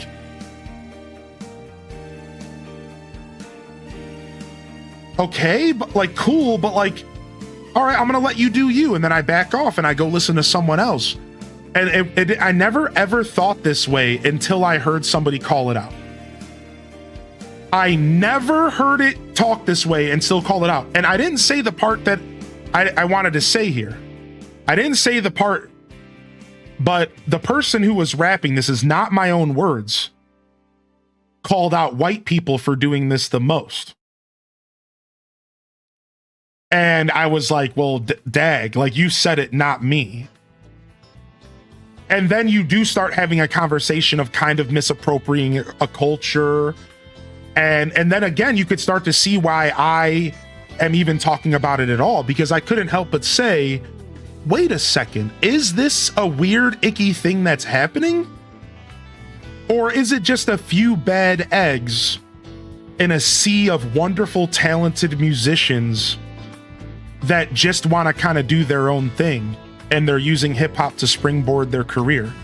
Because I do respect a springboard, I do respect a creative soul that doesn't want to be limited to one genre. What if after you put out one hip hop album, you realize that you're a country artist? And after you put out a country album, you realize, actually, I want to try metal. And after you try metal, what if you say, I want to try jazz? I got a lot of respect for an artist who wants to try new things. So, you know, this isn't a conversation that's supposed to be like super negative. But I wanted to see what you all thought about this because I haven't talked about it. And I saw that song on TikTok like 2 months ago. And I was like, I don't know if I should talk about this on stream because like, I don't want people to, you know, get the wrong idea. And it's like, it can be a somewhat like heavy conversation. So I wanted to see what y'all thought about it. Cause I was like, do you think that this is sometimes happening or do you think sometimes it's not? Like, you know, and again, to go back to The Weeknd, I thought The Weeknd did hip hop stuff, but I was wrong. So, you know, he's obviously not a part of this conversation, but maybe one day I'll check him out. I have no interest in listening to The Weeknd, but yeah, I thought he was one of those guys who did hip hop and then started doing like country.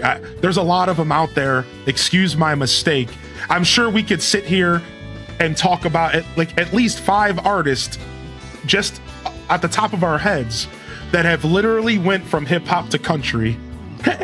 It's like, you know what I mean? Like, my bad. Like, yeah, I thought The Weeknd was another one. That's no disrespect to him at all. Like, I was just bringing up a point. Yeah. Yo, what up, Runic Dave? Good to see you, my dude. Share for all right, let me catch up on the chat because I didn't want this to be a one-sided thing. I want to read what you all have to say about it, and then we'll move on. But it's been a fun little showcase or a conversation actually.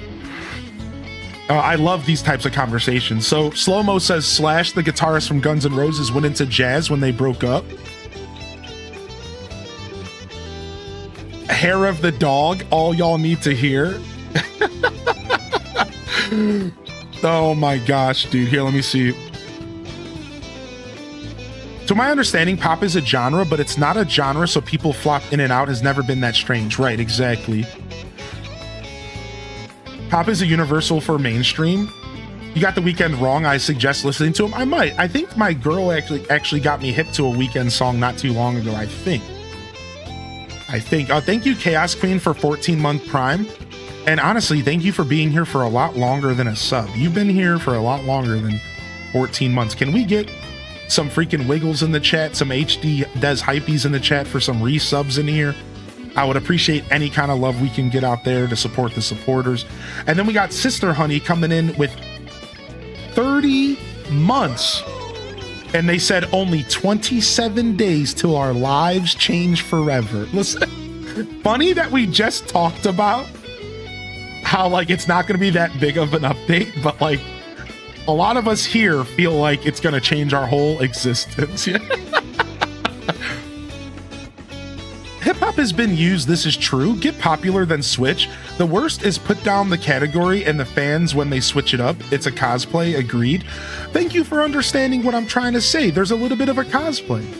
And again, this isn't always happening. It's not always happening. Dude, I bet you. So I read this message in the chat. I want to read it out loud. I do believe Post Malone is trying out country. He was invited by his country singing friends. I think he wanted to have the freedom to expand. Another person said Post Malone has such a range, he could do anything, which isn't necessarily an issue. He has a strength for his voice at the time, and now he's getting older and his voice is changing. So before I get to this next message, Pop 635 also says Posty's country music is better than most country artists. So you see, I like having these types of conversations because they keep me grounded, because here we have multiple people in the chat making it clear to me that Post Malone is more of a country boy than he was a rapper. He just so happened to rap first. And again, like, who am I to judge when an artist is allowed to change genres or not? You know what I mean? And that's not my place.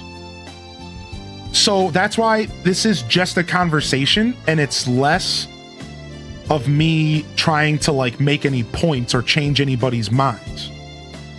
Just a conversation about the idea of these artists doing this, you know? And I should make it clear that the Post Malone slander is mostly completely me sipping on haterade. I've never listened to a Post Malone song in my life. I'm just a hater. I'll see you at the Haters Ball this year when I get nominated for Hater of the Year, because I'm just a punk ass who just doesn't even want to give the dude the time of day at all. I don't care. I'll listen. I'll be real when I'm being a punk. I'll be real when I'm being a punk. I'm not afraid to be honest when I'm being a punk. So I apologize if the slander's a little heavy toward Post Maloney, but I'm just a Post Malone hater. I probably never will listen to a song he's ever made, and maybe when I do eventually, I'll be the first person to say, "Wow, you were right." I will. I'll be the first person when I do listen to a song of his, and I'll say, "Actually, you were right," because I have no problem being wrong, and I have no problem having an opinion that other people don't agree with. And I said this not too long ago. We watched Happy Gilmore 2. And I told y'all I was pissed because somehow this dude showed up in Happy Gilmore 2 as like a side character. And I was mad. I was like, get him out of my movies. Adam Sandler's my childhood. Now the homie took over hip hop. Now he took over country. Now he's in my Adam Sandler. Like, get out of my life. I was mad. Get out of my life. I don't want, why are you everywhere that I want to be? Why are you around me? So yeah, maybe there's a little bit of hatred, you know, haterade being sipped on. I'll admit it, dude. I'm a punk. I'm a straight up punk when it comes to Posty.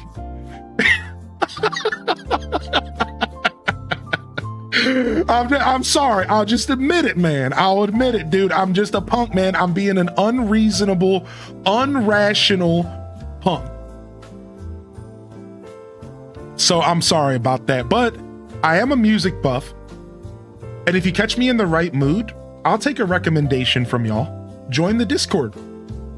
We have a music thread in the media share. I'll take a recommendation from y'all. I'll give them a try. It might not happen today. It might not happen tomorrow. But I'll give him a listen. Oh my gosh, dude. Anyways, yo, what's up? What's up, butterfly sugar baby? FYI, when I listen to Aesop on my headphones in the airport, I pimp walk to it. Gotta be me. Gotta be me. Yo, what up, Didius? I was just thinking about you earlier because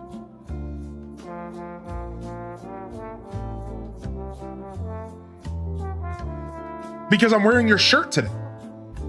I had to think about it for a second. I'm like, why was I thinking of Didius? Oh, because I'm wearing the shirt that he sent me, this fly shirt he sent me. Man, I knew there was some reason why I had Didius on the brain. Anyways, thanks for indulging in a conversation with me, y'all. What's up, Exorcist? Thanks for indulging in a conversation with me, y'all. Listen to Beer Bongs in the Bentley album. That one shows the different genres he pulls the most. Can you show off the shirt? Sure. I can't show off too much because I have a massive beard.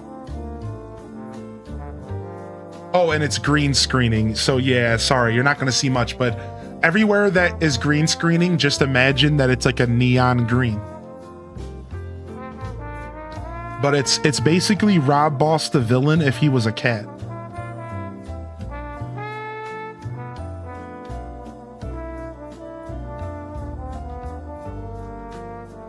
It's super badass. And it's actually from Didius's local cat rescue. He volunteers at a cat rescue and supports a cat rescue. And he sent me one of their pieces of merch. Yeah, it's cool, right? You can call me Loot. What's up, Loot? Also, I think I missed a couple messages in the chat, but Rainbow Mario Party, I'm gonna take your recommendation as well, and I'll go listen to a Weeknd song. So the next time I talk trash about the Weeknd, it'll be the right trash to talk instead of the wrong. I'm gonna ship on some more haterade. Just kidding, just kidding. I'm not an unreasonable punk too often, chat. Listen, there are 3 things that make me an unreasonable punk. All right, and I'm gonna be honest, and there's not much in chat. There is not much in life that makes me unreasonable. I am a genuinely reasonable person with a very open mind. Ketchup on Glizzies, Post Malone, and Eminem the rapper. For some reason, these 3 subjects turn me into a rabid dog, and I don't know why. But I'm sorry. I'm genuinely like pretty chill.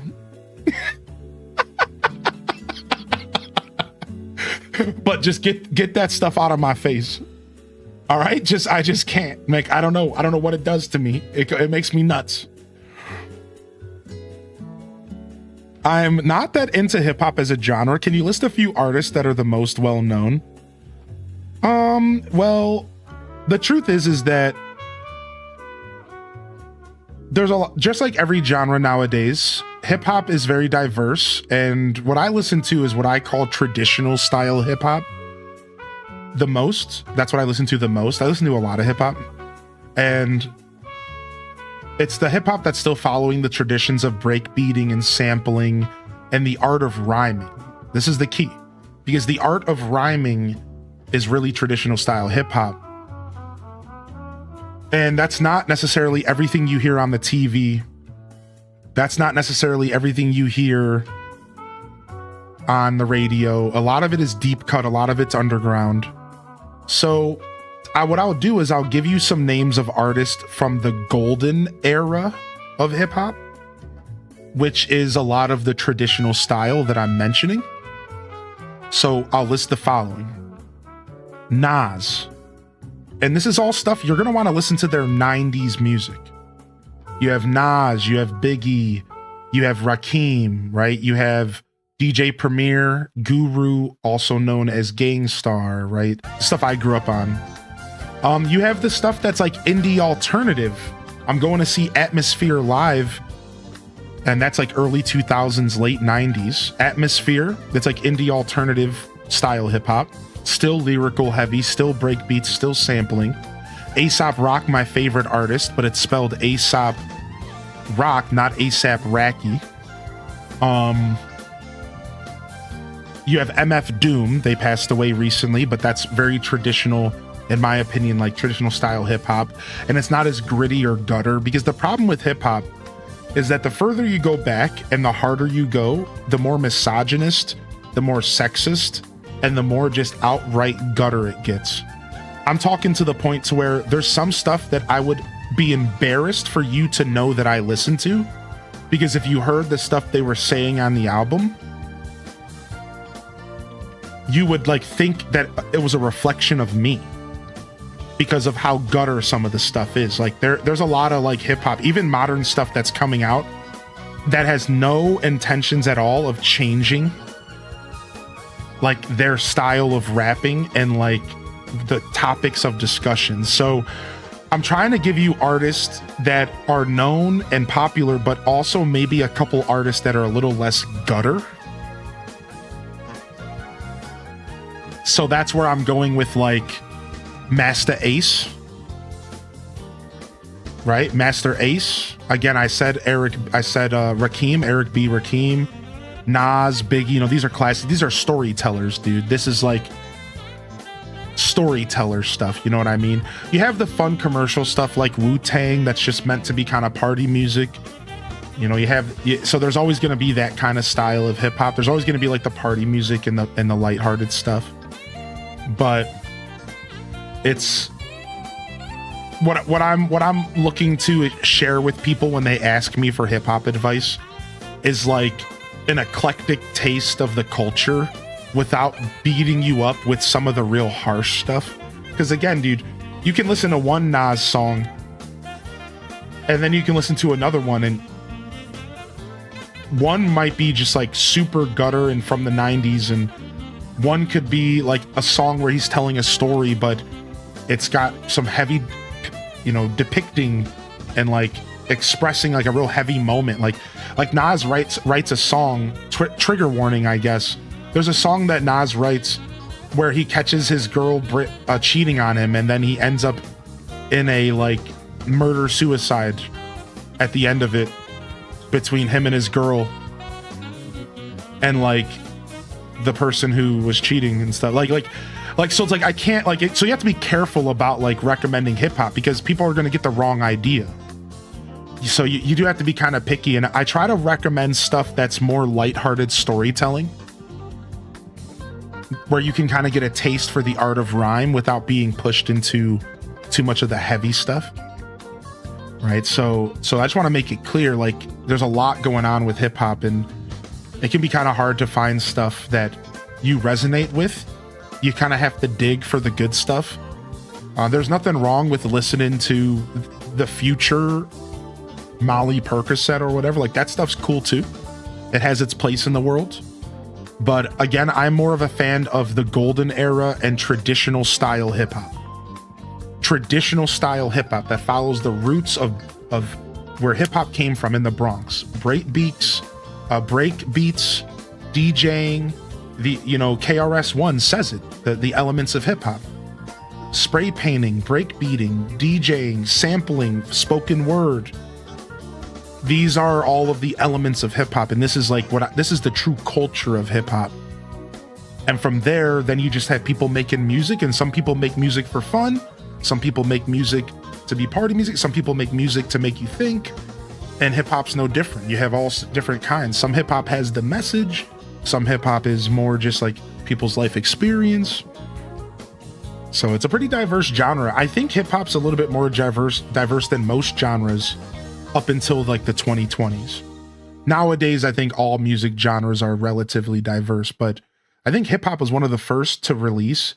If you don't know this about hip hop was one of the first genres of music to ever release that sounded like everything else, but nothing else at the same time. That was like, hip hop was almost able to create an experience where like,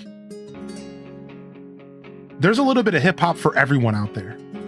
You could be a metalhead and you could be loving some Grave Diggers, and you could be a rock head and you could be loving some Beastie Boys, and you know what I mean? Like it's a weird genre, dude. I think hip hop is a very, very eclectic genre, and it's hard to put it all down and just be like, yo, listen to these 5 artists. So I like to talk about it and yap about it. And if you're ever looking for some real recommendations, send me a message and I'll gladly hit you with a list of stuff that you might be interested in. There was a couple really good lists in the chat. I saw Eric B. Rakim, Big Daddy Kane, Cunning Linguist, Gangstar, Pete Rock, and CL Smooth. That's just like, that's the classics. Yeah, People Under the Stairs is one of my favorites. Brother Ali, I grew up on. I do have some Spotify playlists, but I don't have anything for off stream. Most of my Spotify playlists are stream stuff. So if you guys would like me to curate a playlist, I could totally share one with you. You could search up HylianDescent on Spotify and you'll find me. I have a Charlie Brown picture. All right, let's find some mushrooms. We've been yapping. We haven't been mushrooming. I always loved how metal and hip hop got along. Yeah, same thing with punk rock. I'm a massive punk rock head because of hip hop. As a kid, I started off listening to hip hop, and then I got into Bad Religion and like a bunch of real, like even more gutter stuff, like The Clash, and like real just slamming on the guitar, screaming stuff. But then I also got into like more melodical stuff like Bad Religion. Bad Religions is one of my favorite bands of all time. Bad Religion is one of my favorite bands of all time. I love Bad Religion so much. So that all started because of hip hop. Like hip hop got me into punk rock music. because their themes are so similar. It's actually crazy how similar they really are.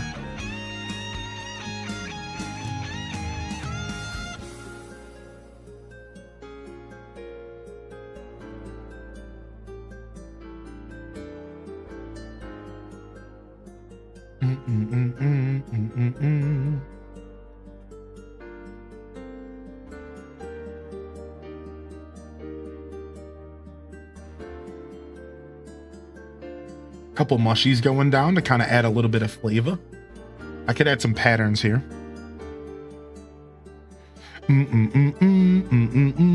I love Rage Against the Machine, dude. I was just watching a documentary on Rage, dude, and it was just like so interesting to hear about how Rage like really got started.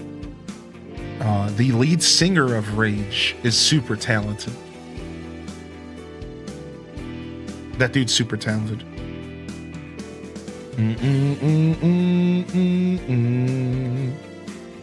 No, I haven't seen the newest trailer for Fantasy Life DLC. So we already kind of knew about what it was. So somebody came into the chat earlier and were like, the new Fantasy Life's gonna be a roguelike. And it's like, well, we already knew that. So I didn't talk about it earlier. It's like, we already knew that. We knew that it was gonna be a roguelike. They said that already. That's not a surprise. That's nothing new. I didn't realize there was a trailer though, and that's probably why they were saying something. Yeah, it's like we already knew what was coming, basically. They already said they were going to be adding new items, new recipes, new furniture, like new decorating stuff, new weapons to craft, new endgame features, and they said a rogue-like experience. And let's check it out. Yeah, we are, like I said, I knew this. Maybe not we, but this is something that they talked about months ago. So this sucks. So can we get an English version of this or no? We might not be able to get an English version of this. Let me go to Twitter and see if they say anything. If we can get an English version of this, I would prefer, huh? They don't always do English stuff, this company. No, we can't. All right, I guess we're just going to watch this. It's going to be a little weird. I don't think we have English subtitles, do we? Oh, we might. Okay, sick. I always forget. Videos have subtitles, but not live. Ho, ho, ho. I've got big news for you, peaceful life lover. Consider yourself invited to the dreamland of Snoozeland. Bam. What? Dream addresses? Slumber Islands? This adventure unfolds within a dream. Nothing from the real world carries over. No equipment, no experience. You could say it's like a roguelike open world. You'll start fresh from level 1 with nothing to your name. Everything you need, you'll have to find yourself. Dude. So this is what's the name of the island in Breath of the Wild? What's the name of the island? Eventide. This is Eventide Island, dude. But worry not, in these dreams, you'll grow stronger at dreamlike speed. You'll need the right weapons and tools to ply a life. What you master, though, is entirely up to you. But there's more. Dreamy pandemonium and delightful surprises beyond your wildest dreams.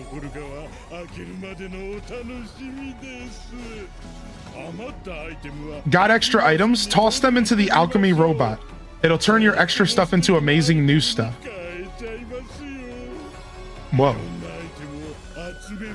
Go out and collect everything you can.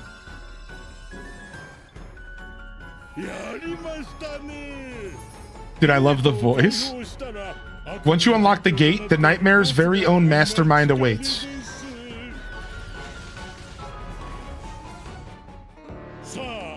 Now then, time for those sweet rewards. The music is so good. I've got plenty of rare items you've never seen before, and no, it won't cost a single dosh. Try as many times as you like, and take home all you can carry. A world that changes every time you sleep, starting fresh again and again. Fantasy Life, the girl who steals time, the sinister broker Bizarrio's schemes.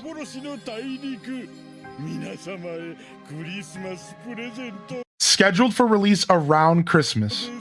As a Christmas present for everyone. Coming in late December. This is a free update, dude. Dude, why does this actually get me hyped? Why does this look good? Wait, there's more! In a future update. Oh, it looks like a ferocious boss has appeared. Think you could take it down together? Stay tuned for future updates. The all-powerful primordial dragon will arrive. What, dude? Primordial dragon? What, dude? Why does this look so good? This is a free update. This is a free update, dude. Here's the link if you guys want to watch it again. And we're getting it around Christmas. I am getting treated to more Fantasy Life for Christmas. The game I played the most this year, according to all of my stats, according to everything, that is the game I played the most this year. And boy, am I ready to get back into my thing, dude. Also, has anybody gotten their Nintendo recap yet? Because I feel like we should have gotten our Nintendo recap by now. Do you think Santa will do community runs with us? Yeah, maybe. The only plans I have for Santa on Christmas Day is light up the town. We're going to play more light up the town and relax and do our Christmas routine. But I could see maybe some Fantasy Life happening. If not on Christmas Day, maybe just around Christmas though. Because like I'll be here the 24th and I'll be here the 27th. And then Santa will be here on Christmas Day, so.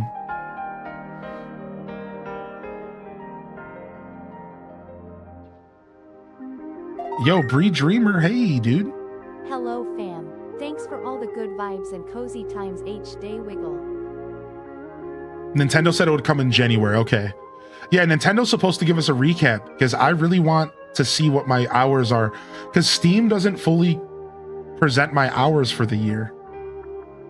It just doesn't. Like I need Nintendo to really talk about my gaming for the year. Yeah, I stream on every holiday. I've streamed every holiday. Let me just say it this way so we don't ruin our persona. My broadcast is live every holiday and has been for 6 years. That's right. And I'm very proud to say that. Like I know that not every, like I say this just in a very proud light. Yeah, I'm very proud to be able to offer that to the community. Every holiday has been streamed on this channel. Now, 1 or 2 of them are maybe on the lighter side. Like I remember I only went for like 4 hours one Halloween, but I always try to be here for about 6 to 8 hours if I can. And like I said, I take a lot of pride in being able to be here, so. Now, if Fantasy Life wants to reach out for a promotion for their free DLC, I'm here, level 5. I'm here, dude.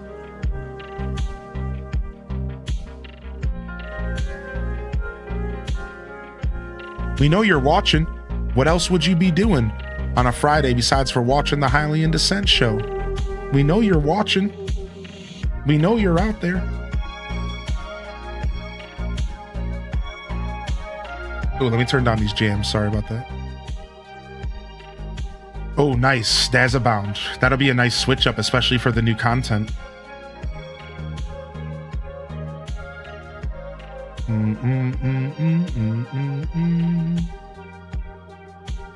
Yeah, I take a lot of pride in that. Yo, what's up, Kai Bells?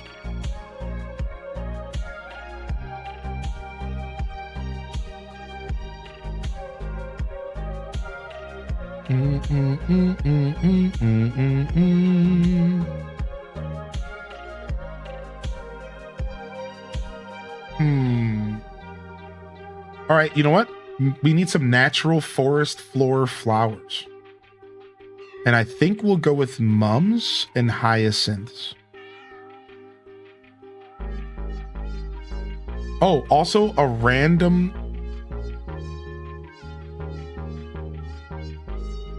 Dang, we could have maybe tried to do this around like a body of water.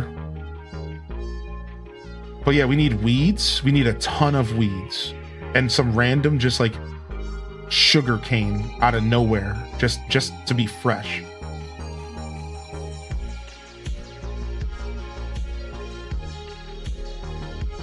We're doing a rainforest. And then let's get a bunch of weeds. I forgot about the weeds, man. Oh, the weeds are so good. Glow moss and regular weeds, dude. Yes, please. All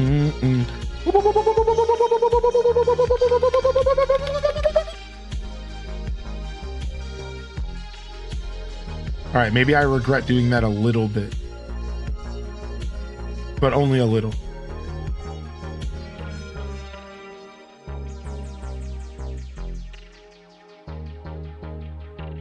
Bam, bam, bam, bam, bam, bam, bam, down, down, down, down, down, down, down, down, down, down, down, down.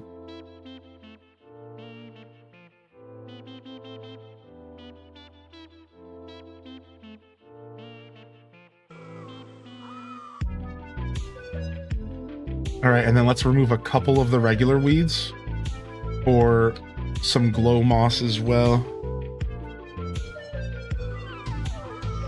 Do do do do do do do do do do do do do do do.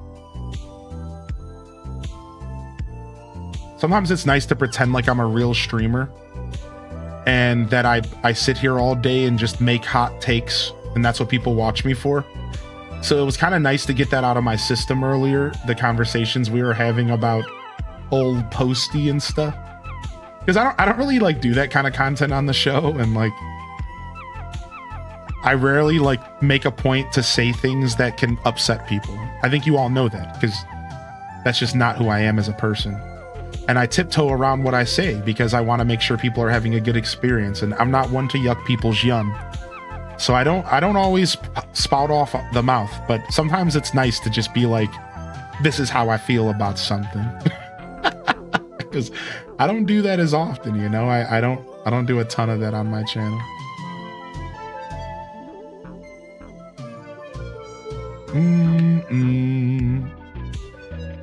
Dude, here it is. Here's our rainforest.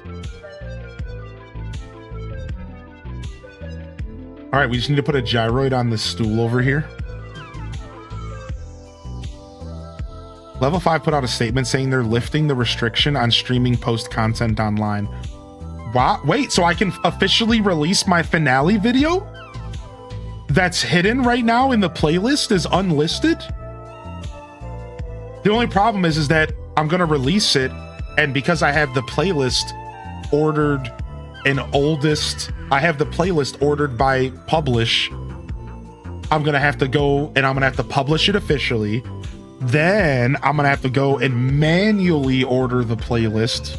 Freaking punks. Making me work more. I forgot about that. Yeah, my finale of Fantasy Life can be found in the Discord because it's an unlisted YouTube video. That's right. I can't remember what these sound like, but I'm looking for something. This twangoid would do it.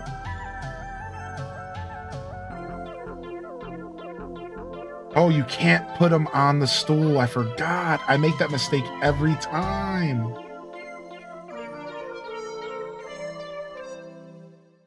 You can't put them on the stump. I'm just going to leave them right here then. Cute. All right. The rainforest outside. And I guess the greenhouse inside? Ooh, sale info. Oh, yeah, you were mentioning 25% off. All right, so let's do a big greenhouse. So this is what we're pretending. We're pretending that the inside of her house is a massive greenhouse that's being used to research the rainforest. So we're gonna use the big greenhouse tent wallpaper.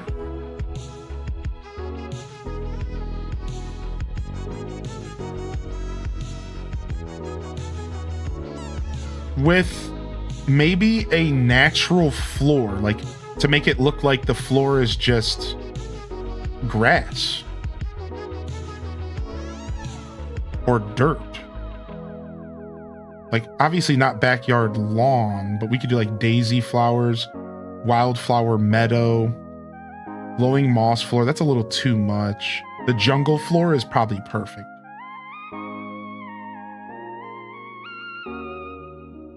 All right, and then we can make this greenhouse as big as we want it to be. I'm gonna go ahead and do a tiny home challenge with it because that just sounds fun.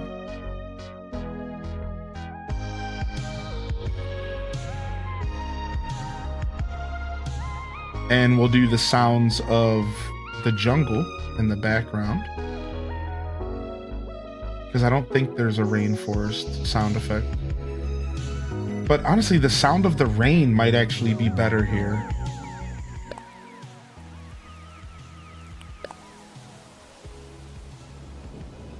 Yeah.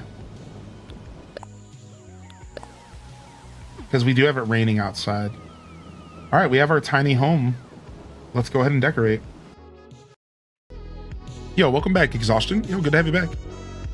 I was lurking and half listening. It's nice when you give us a hot take every once in a while because I personally like them. Doesn't mean I can't appreciate your take.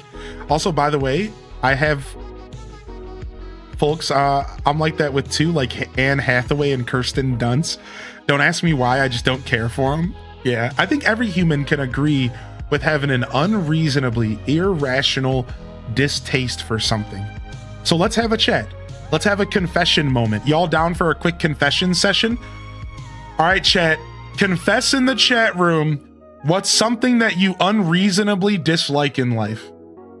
And the answer can't be me because I can't handle the truth. Please don't do that to me.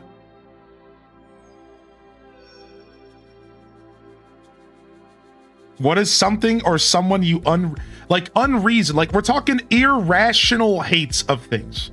Like mosquitoes are pretty okay to hate. We hate, why would you, like, I hate mosquitoes too. Like something that is unreasonable, like something that you're like, there's no reason for me to dislike this person or this thing or this game or this actor or this genre of music, but you just hate it and you don't care. It's irrational. It's just like whatever.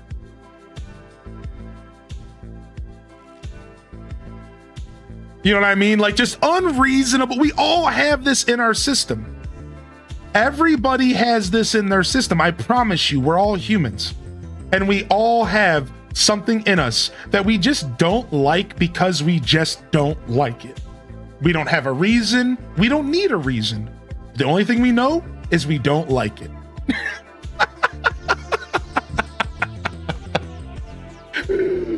Like just like what, like just unreasonable hatred. Fortnite, Squid, Shia LaBeouf, the name Josie. Josie's catching strays, dude. Andrew Garfield, Eminem, nice. I hate it when people brush their teeth in front of me. Oh. Stardew Valley because everyone tried to tell me I'd like it. Oh, the hipster, Quay the hipster. Radiators, like old Victorian steam radiators. Fizzy Pop, Coke, Pepsi, etc. I despise Wendy's chicken nuggets. Peaches, I seriously hate them. Strawberries, K-pop. I'm sorry, K-pop fans. Adele and Doja Cat, koalas and raccoons, Bruno Mars. What's up, Blue Kush? T.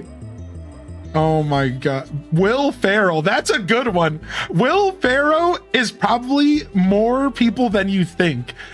I bet you that one's real common. I bet you that one is real common. Something about Will Ferrell is kind of off-putting. I like him, but I could see how you could just not like him.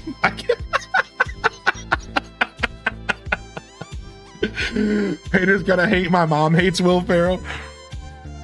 People who don't use coasters. Those people are sick. That's the most reasonable comment in the chat today. Sick. Sick, dude. Sick. What's up, Baxter, buddy?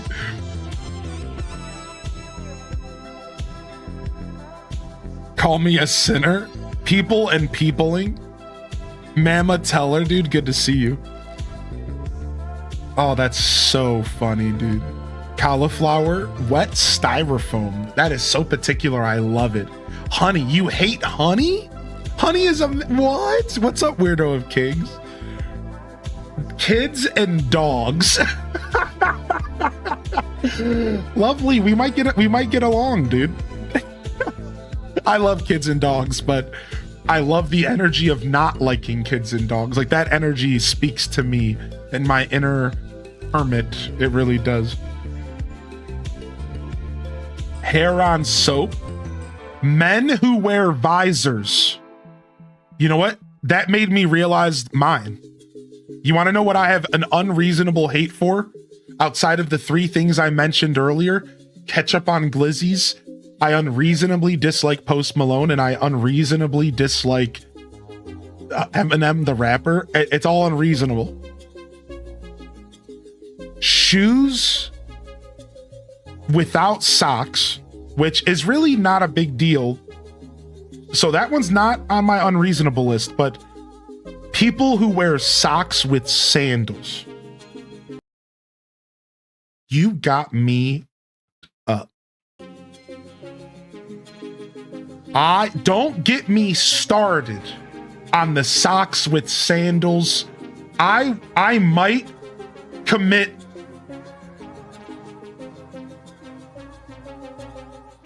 assault if I saw you wearing socks and sandals. If I see you wearing socks with sandals, I am likely contemplating assaulting you in my mind. Like at that moment, if I see you in public, I am probably contemplating if my freedom is worth it or not. Like that is how bad it is. Like I'm probably sitting there like,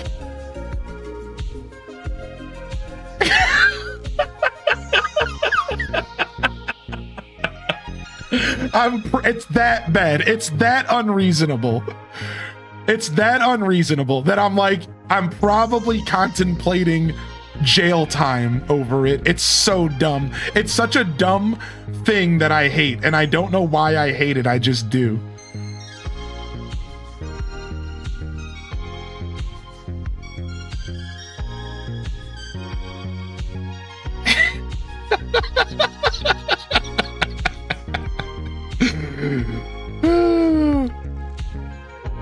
All right, what can we use to make it look like this plant is being researched, chat?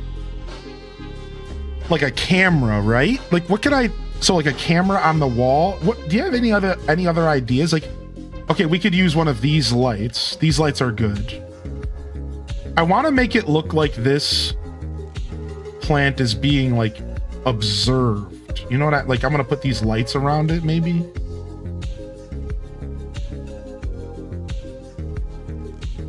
A microscope, right? But like, how would I do a microscope? Do I put like a little table in front of? Because I'm gonna put a microscope on this table here. But specifically for the plant, how do we like? What could I put in front or around this plant to make it look like it's being studied? Okay, a whiteboard's actually a really good decision. I like the whiteboard. I'm gonna put it over here. I'm gonna put the whiteboard over here. I like that a lot, actually.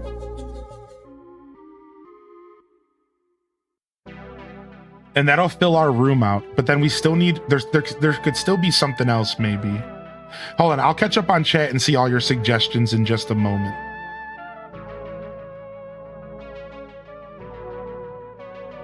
I know there's a whiteboard in here somewhere. Scattered papers by the, I like that. Yeah, I could do like a video camera from the seat. Oh my gosh, you just made me realize there's a camera on a cart. Oh, there's a camera on a cart. And we could have the camera like pointed at it. All right, hold on a second.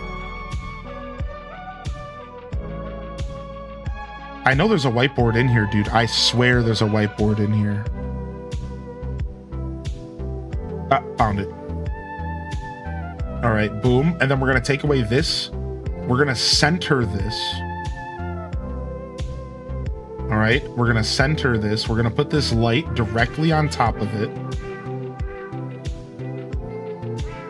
All right, now you reminded me of the existence of a look at this. We could use this. What do you think about using the TV camera as like this thing is being studied? I don't know, that's kind of cool, right? There's a tripod video camera. Ooh, is this not the one we're talking about? Hold on, is there another camera maybe? Let me see. There might be another one. I don't remember. Let me just take a look. Yo, what's up, Starling? Yo, my buddy Richie has a birds of paradise plant. And guess what? It bloomed 3 times. And this is like a big deal. I don't know like a lot about it. I can't really speak about it. But he has a birds of paradise in his house. And apparently it bloomed, and that's like a big deal.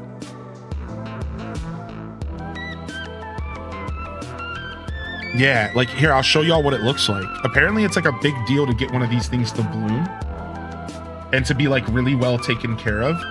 But this is what it looks like. This is what the bloom looks like. This is what the flower looks like.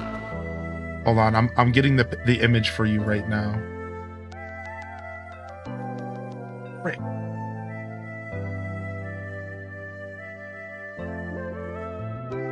Hold on, I'm looking for a good image. This garden website's like dead and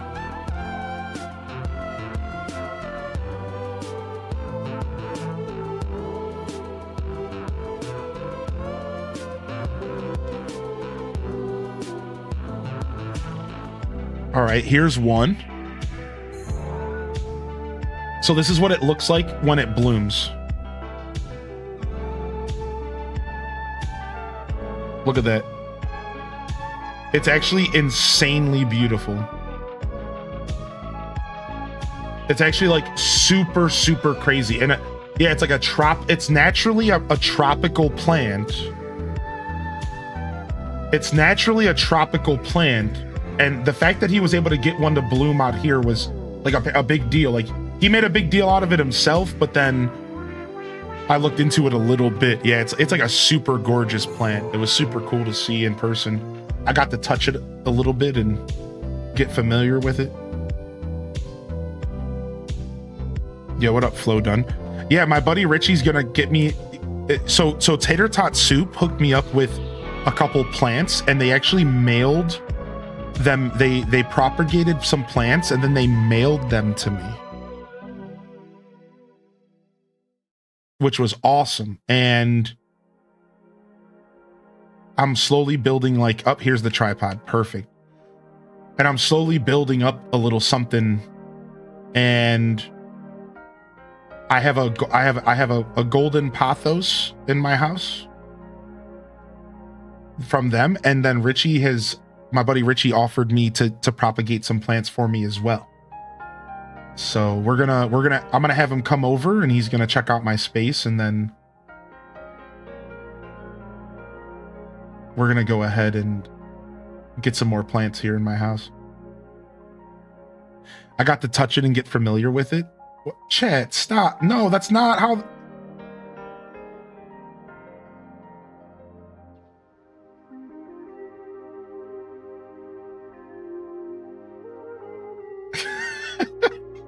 No comment.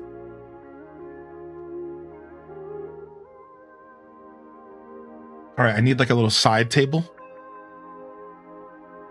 You said it, your own words. Yo, what's up, Starling? And I was thinking about you as well. Why was I thinking about you? What was it about? All good things, of course. By the way, I don't ever mean that cause anybody anxiety when I say that I was thinking about you or like we were talking about you. I want to start making it clear, like good things, by the way, positive things. That's my bad. I do that too often. I'll be like, oh yeah, we were just talking about you. And then I just trail off. And then the person's probably sitting in the chat like, you're talking about me? Like, what were you saying? Like, I'm so sorry if I've ever done that to you, but I'm gonna make sure that I'm not doing that to y'all. I'll either not share at all, or I'll make sure it's like a positive, or I won't share unless I know what I'm going to say. Like, my bad. I'm just trying to make my show better. That's all. I'm always looking to make my show better. But anyways, it's good to see you, Starling. What's up, man? So I was just trashing you the other day. Yeah, hyperventilating. like my bad, dude. I didn't realize that might spike someone's anxiety if they like show up in the stream and it's like, oh, hey, we were just talking about you. You're like, there's like 300 plus people here. You're like, me? Well, why were you talking about me? It's like, oh, my bad.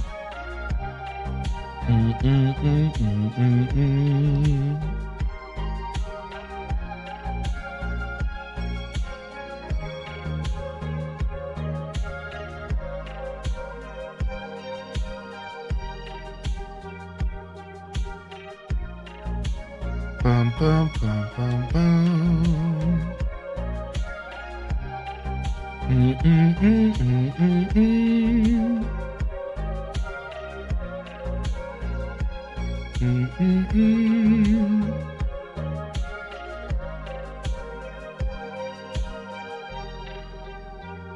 All right, and then we need a microscope. We are scientists in a lab looking through a microscope. All right, let's mess with the lighting real quick. Let's make the lighting kind of green, because like a lighter green to emulate the forest light coming through.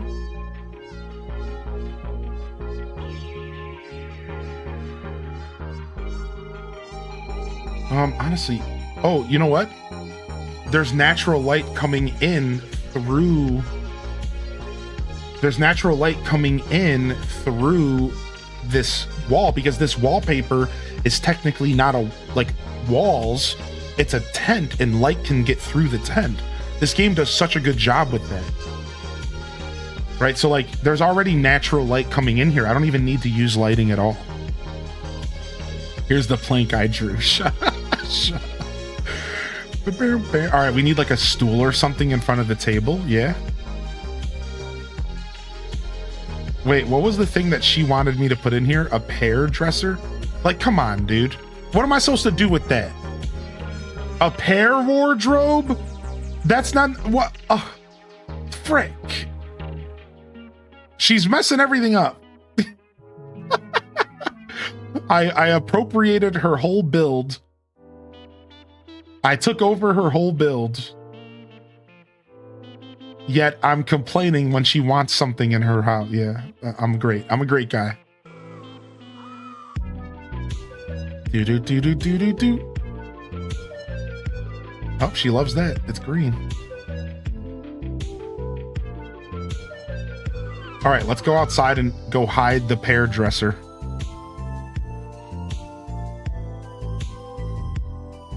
Yeah, chat knows what we're doing. Labs should have rotating stools, the kind that go up and down and spin. But I figured since this lab was on dirt on the ground, that they would use a not so official chair. That was my logic, was that since it's a lab but it's on the dirt, would they really have their rolly chairs on the dirt? A stump? Okay, I like the stump idea. Yeah, that's a good idea. But that I was gonna do like a regular office chair, and then I was like, I don't know. All right, where's this freaking hairdresser? I gotta hide the hairdresser in the build.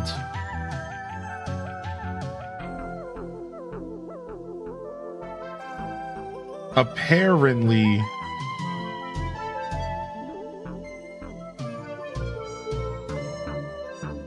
I can't hide it anywhere. There's nowhere to hide it. My build's too thick. My build is too thick. I can't hide it anywhere. I'm just gonna put it right here. I'm just gonna put it right here. We're done. We're done. It's ready. Let's go.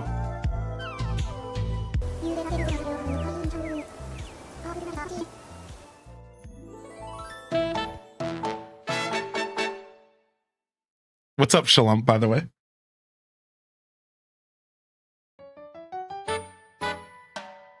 I want to apologize for leaving. Oh, you don't have to apologize ever. Do your thing, Rainbow Mario Party. And just know that when you while you took some time to break away, I made it clear to people that, you know, I'm not here to yuck people's yum, and I'm just sharing my opinion about something. And you can't let people sharing opinions about the stuff you love affect you that way. Yeah, you know, like, so that's like, the truth is that like we were just having fun, and I only actually mentioned the weekend once, and then I actually started talking about something completely different, and then you kept talking about the weekend. So yeah, like, and look, we just talked about this before you came back. I literally said I rarely make those types of takes. I always look out for my audience, and I rarely like to yuck yums. Rarely do I ever take the time to share a negative opinion about stuff. But it's nice every once in a while to do that and to air it out a little bit, because we all have things that we unreasonably dislike, and while I don't make a big habit of doing that on my show, I am going to ask for a little bit of patience and grace, and that you let me be myself and let me have a quote unquote hot take here or there. Because the truth is that I'm not going to just be a, no pun intended, rainbow farting and, you know, friendo. Like, I'm not that kind of guy. I'm going to be myself. I'm not going to just say things or do things to make everyone happy. I'm not here to be fake. I am just a guy who's creating content, and I was just sharing an opinion about a musician I don't even know. You know what I mean? And I even made a point, to be clear, at the end of the conversation to say, hey, by the way, I don't actually know The Weeknd, and I'll give him a try. So, but imagine if your favorite streamer was saying wildly inaccurate things about A$AP Rock. I wouldn't care at all. Because, yeah, I wouldn't care at all. So we're going to go ahead and move on and drop it. And you're welcome to hang out. But I'm just going to be real. Fuck The Weeknd. He's probably whack as shit, and I'll probably never listen to him ever. And if you can't handle the words I just said, that's kind of your problem, not mine. I'm not going to sugarcoat this.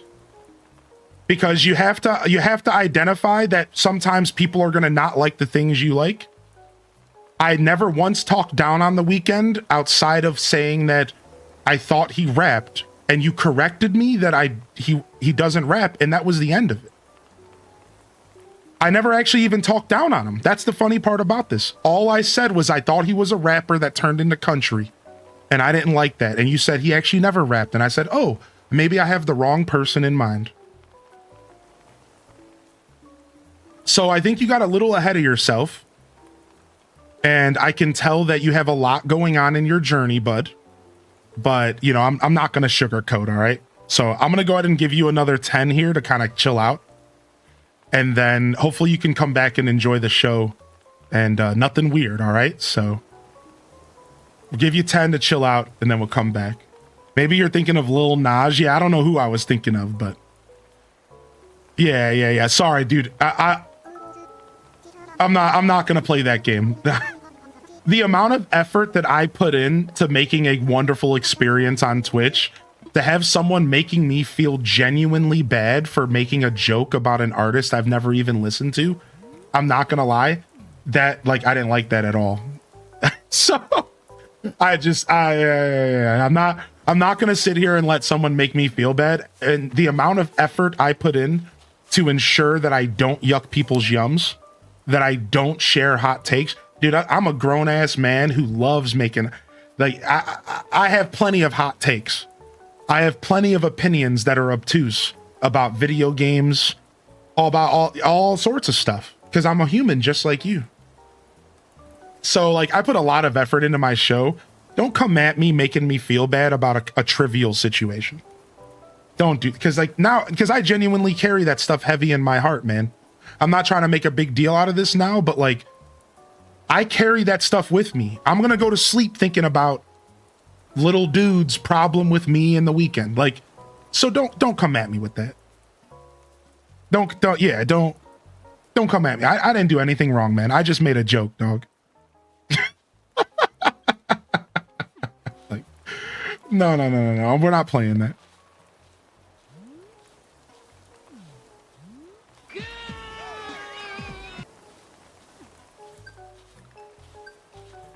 Do you ever think about game decisions in bed? Like, oh, maybe I should try doing this. I do all the time. I'm a pretty lay in bed and think about the games I'm playing all the time.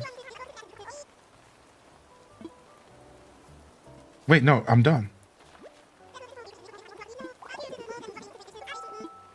Oh, okay, I have to talk to Azalea. Ladies and gentlemen, the weekend.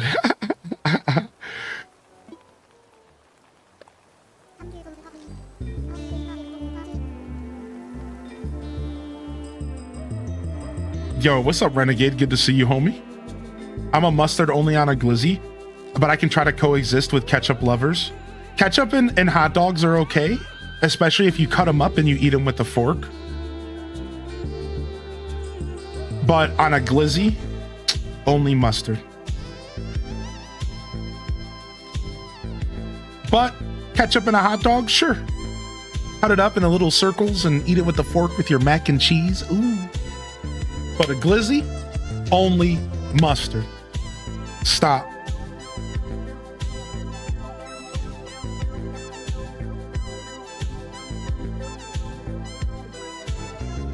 Cut them up and eat them with a fork. I can't with this guy. What about beanies and weenies? Beanies and weenies, delicious. But don't put ketchup in your beanies and weenies.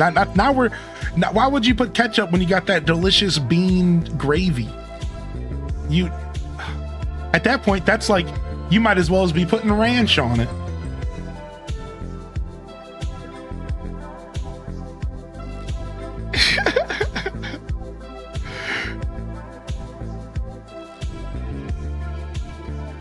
Well, now I will be. You might as well as be ranching at that point. Bean gravy, I cringed. Why? What do you call the juice from the can of bush beans? What do you call? Is it that bean gravy? Like, what else would you call it? Bean juice? Wouldn't bean juice be even cringier? No, Cozy, no.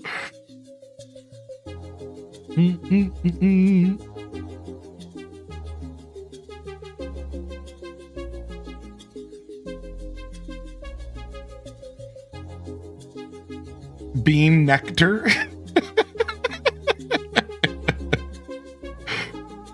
Holy heck. All right, yo, we got movie night in 4 hours, y'all. So we're gonna jump the ship here today. We got movie night in 4 hours. I'll be back for movie night, the Santa Claus. I'll be back for Santa Claus in 4 hours. All right, so come on by for that. I think we're gonna raid today. Let me go find a raid. Y'all down? All right, I've had enough decorating though, and I don't feel like game switching to Retro Crossing. So we'll do Retro Crossing tomorrow morning. I wasn't in the mood to game switch. I was thinking we would do a bunch of AC today, but I'm decorated out. So at this point, it's either game switch or die. And I'm gonna go die or go and lay in bed for a little bit and think about all the weekend fans that I torn asunder today with my harsh words. I'm sorry, weekend fans. I'm sorry.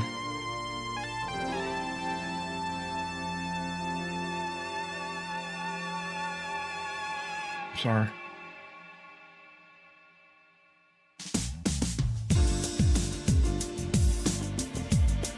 Let's go drop a raid, shall we?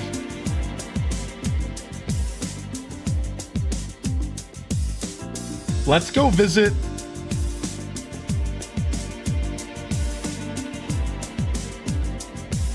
Let's go visit Min's Meadow, who's doing some crafting.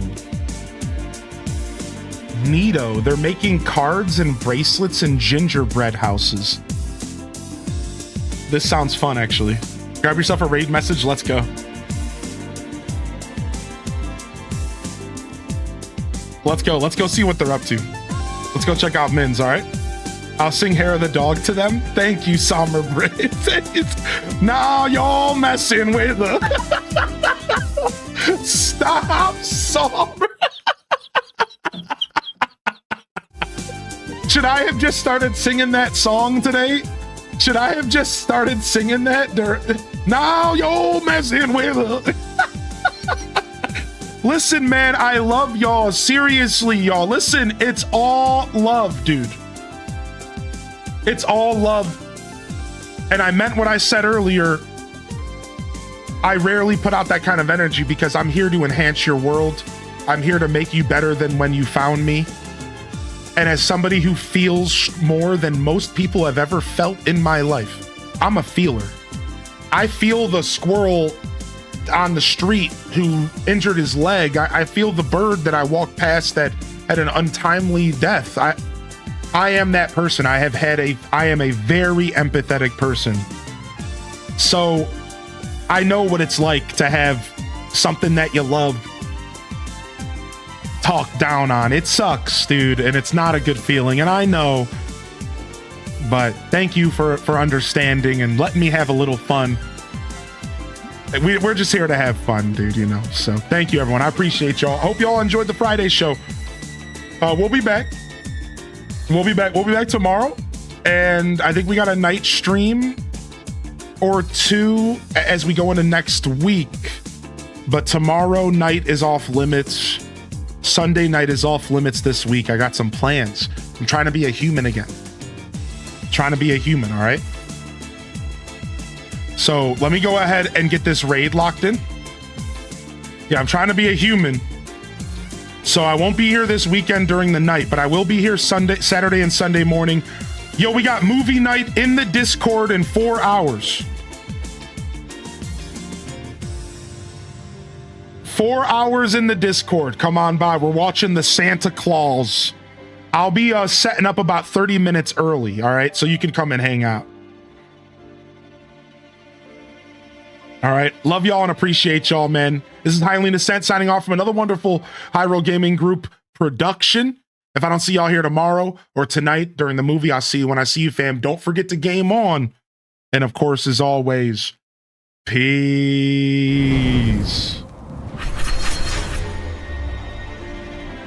I had to pause the music because I was yapping too much. I was yapping too much. All right, y'all. Let's go visit Min's Meadow. They're pretty awesome. Grab yourself a raid message and let's go jam out. Love y'all. Appreciate y'all. Honored to be a part of your daily routines, and I'm certainly honored to have you as a part of mine. Happy to be back after 3 days. 3 days feels like a lot, but it felt so good to let myself have it. Thank you for understanding, and I'm super happy to be back here locking in for the rest of December. Peace, and hit them cat jams, baby. Peace, peace.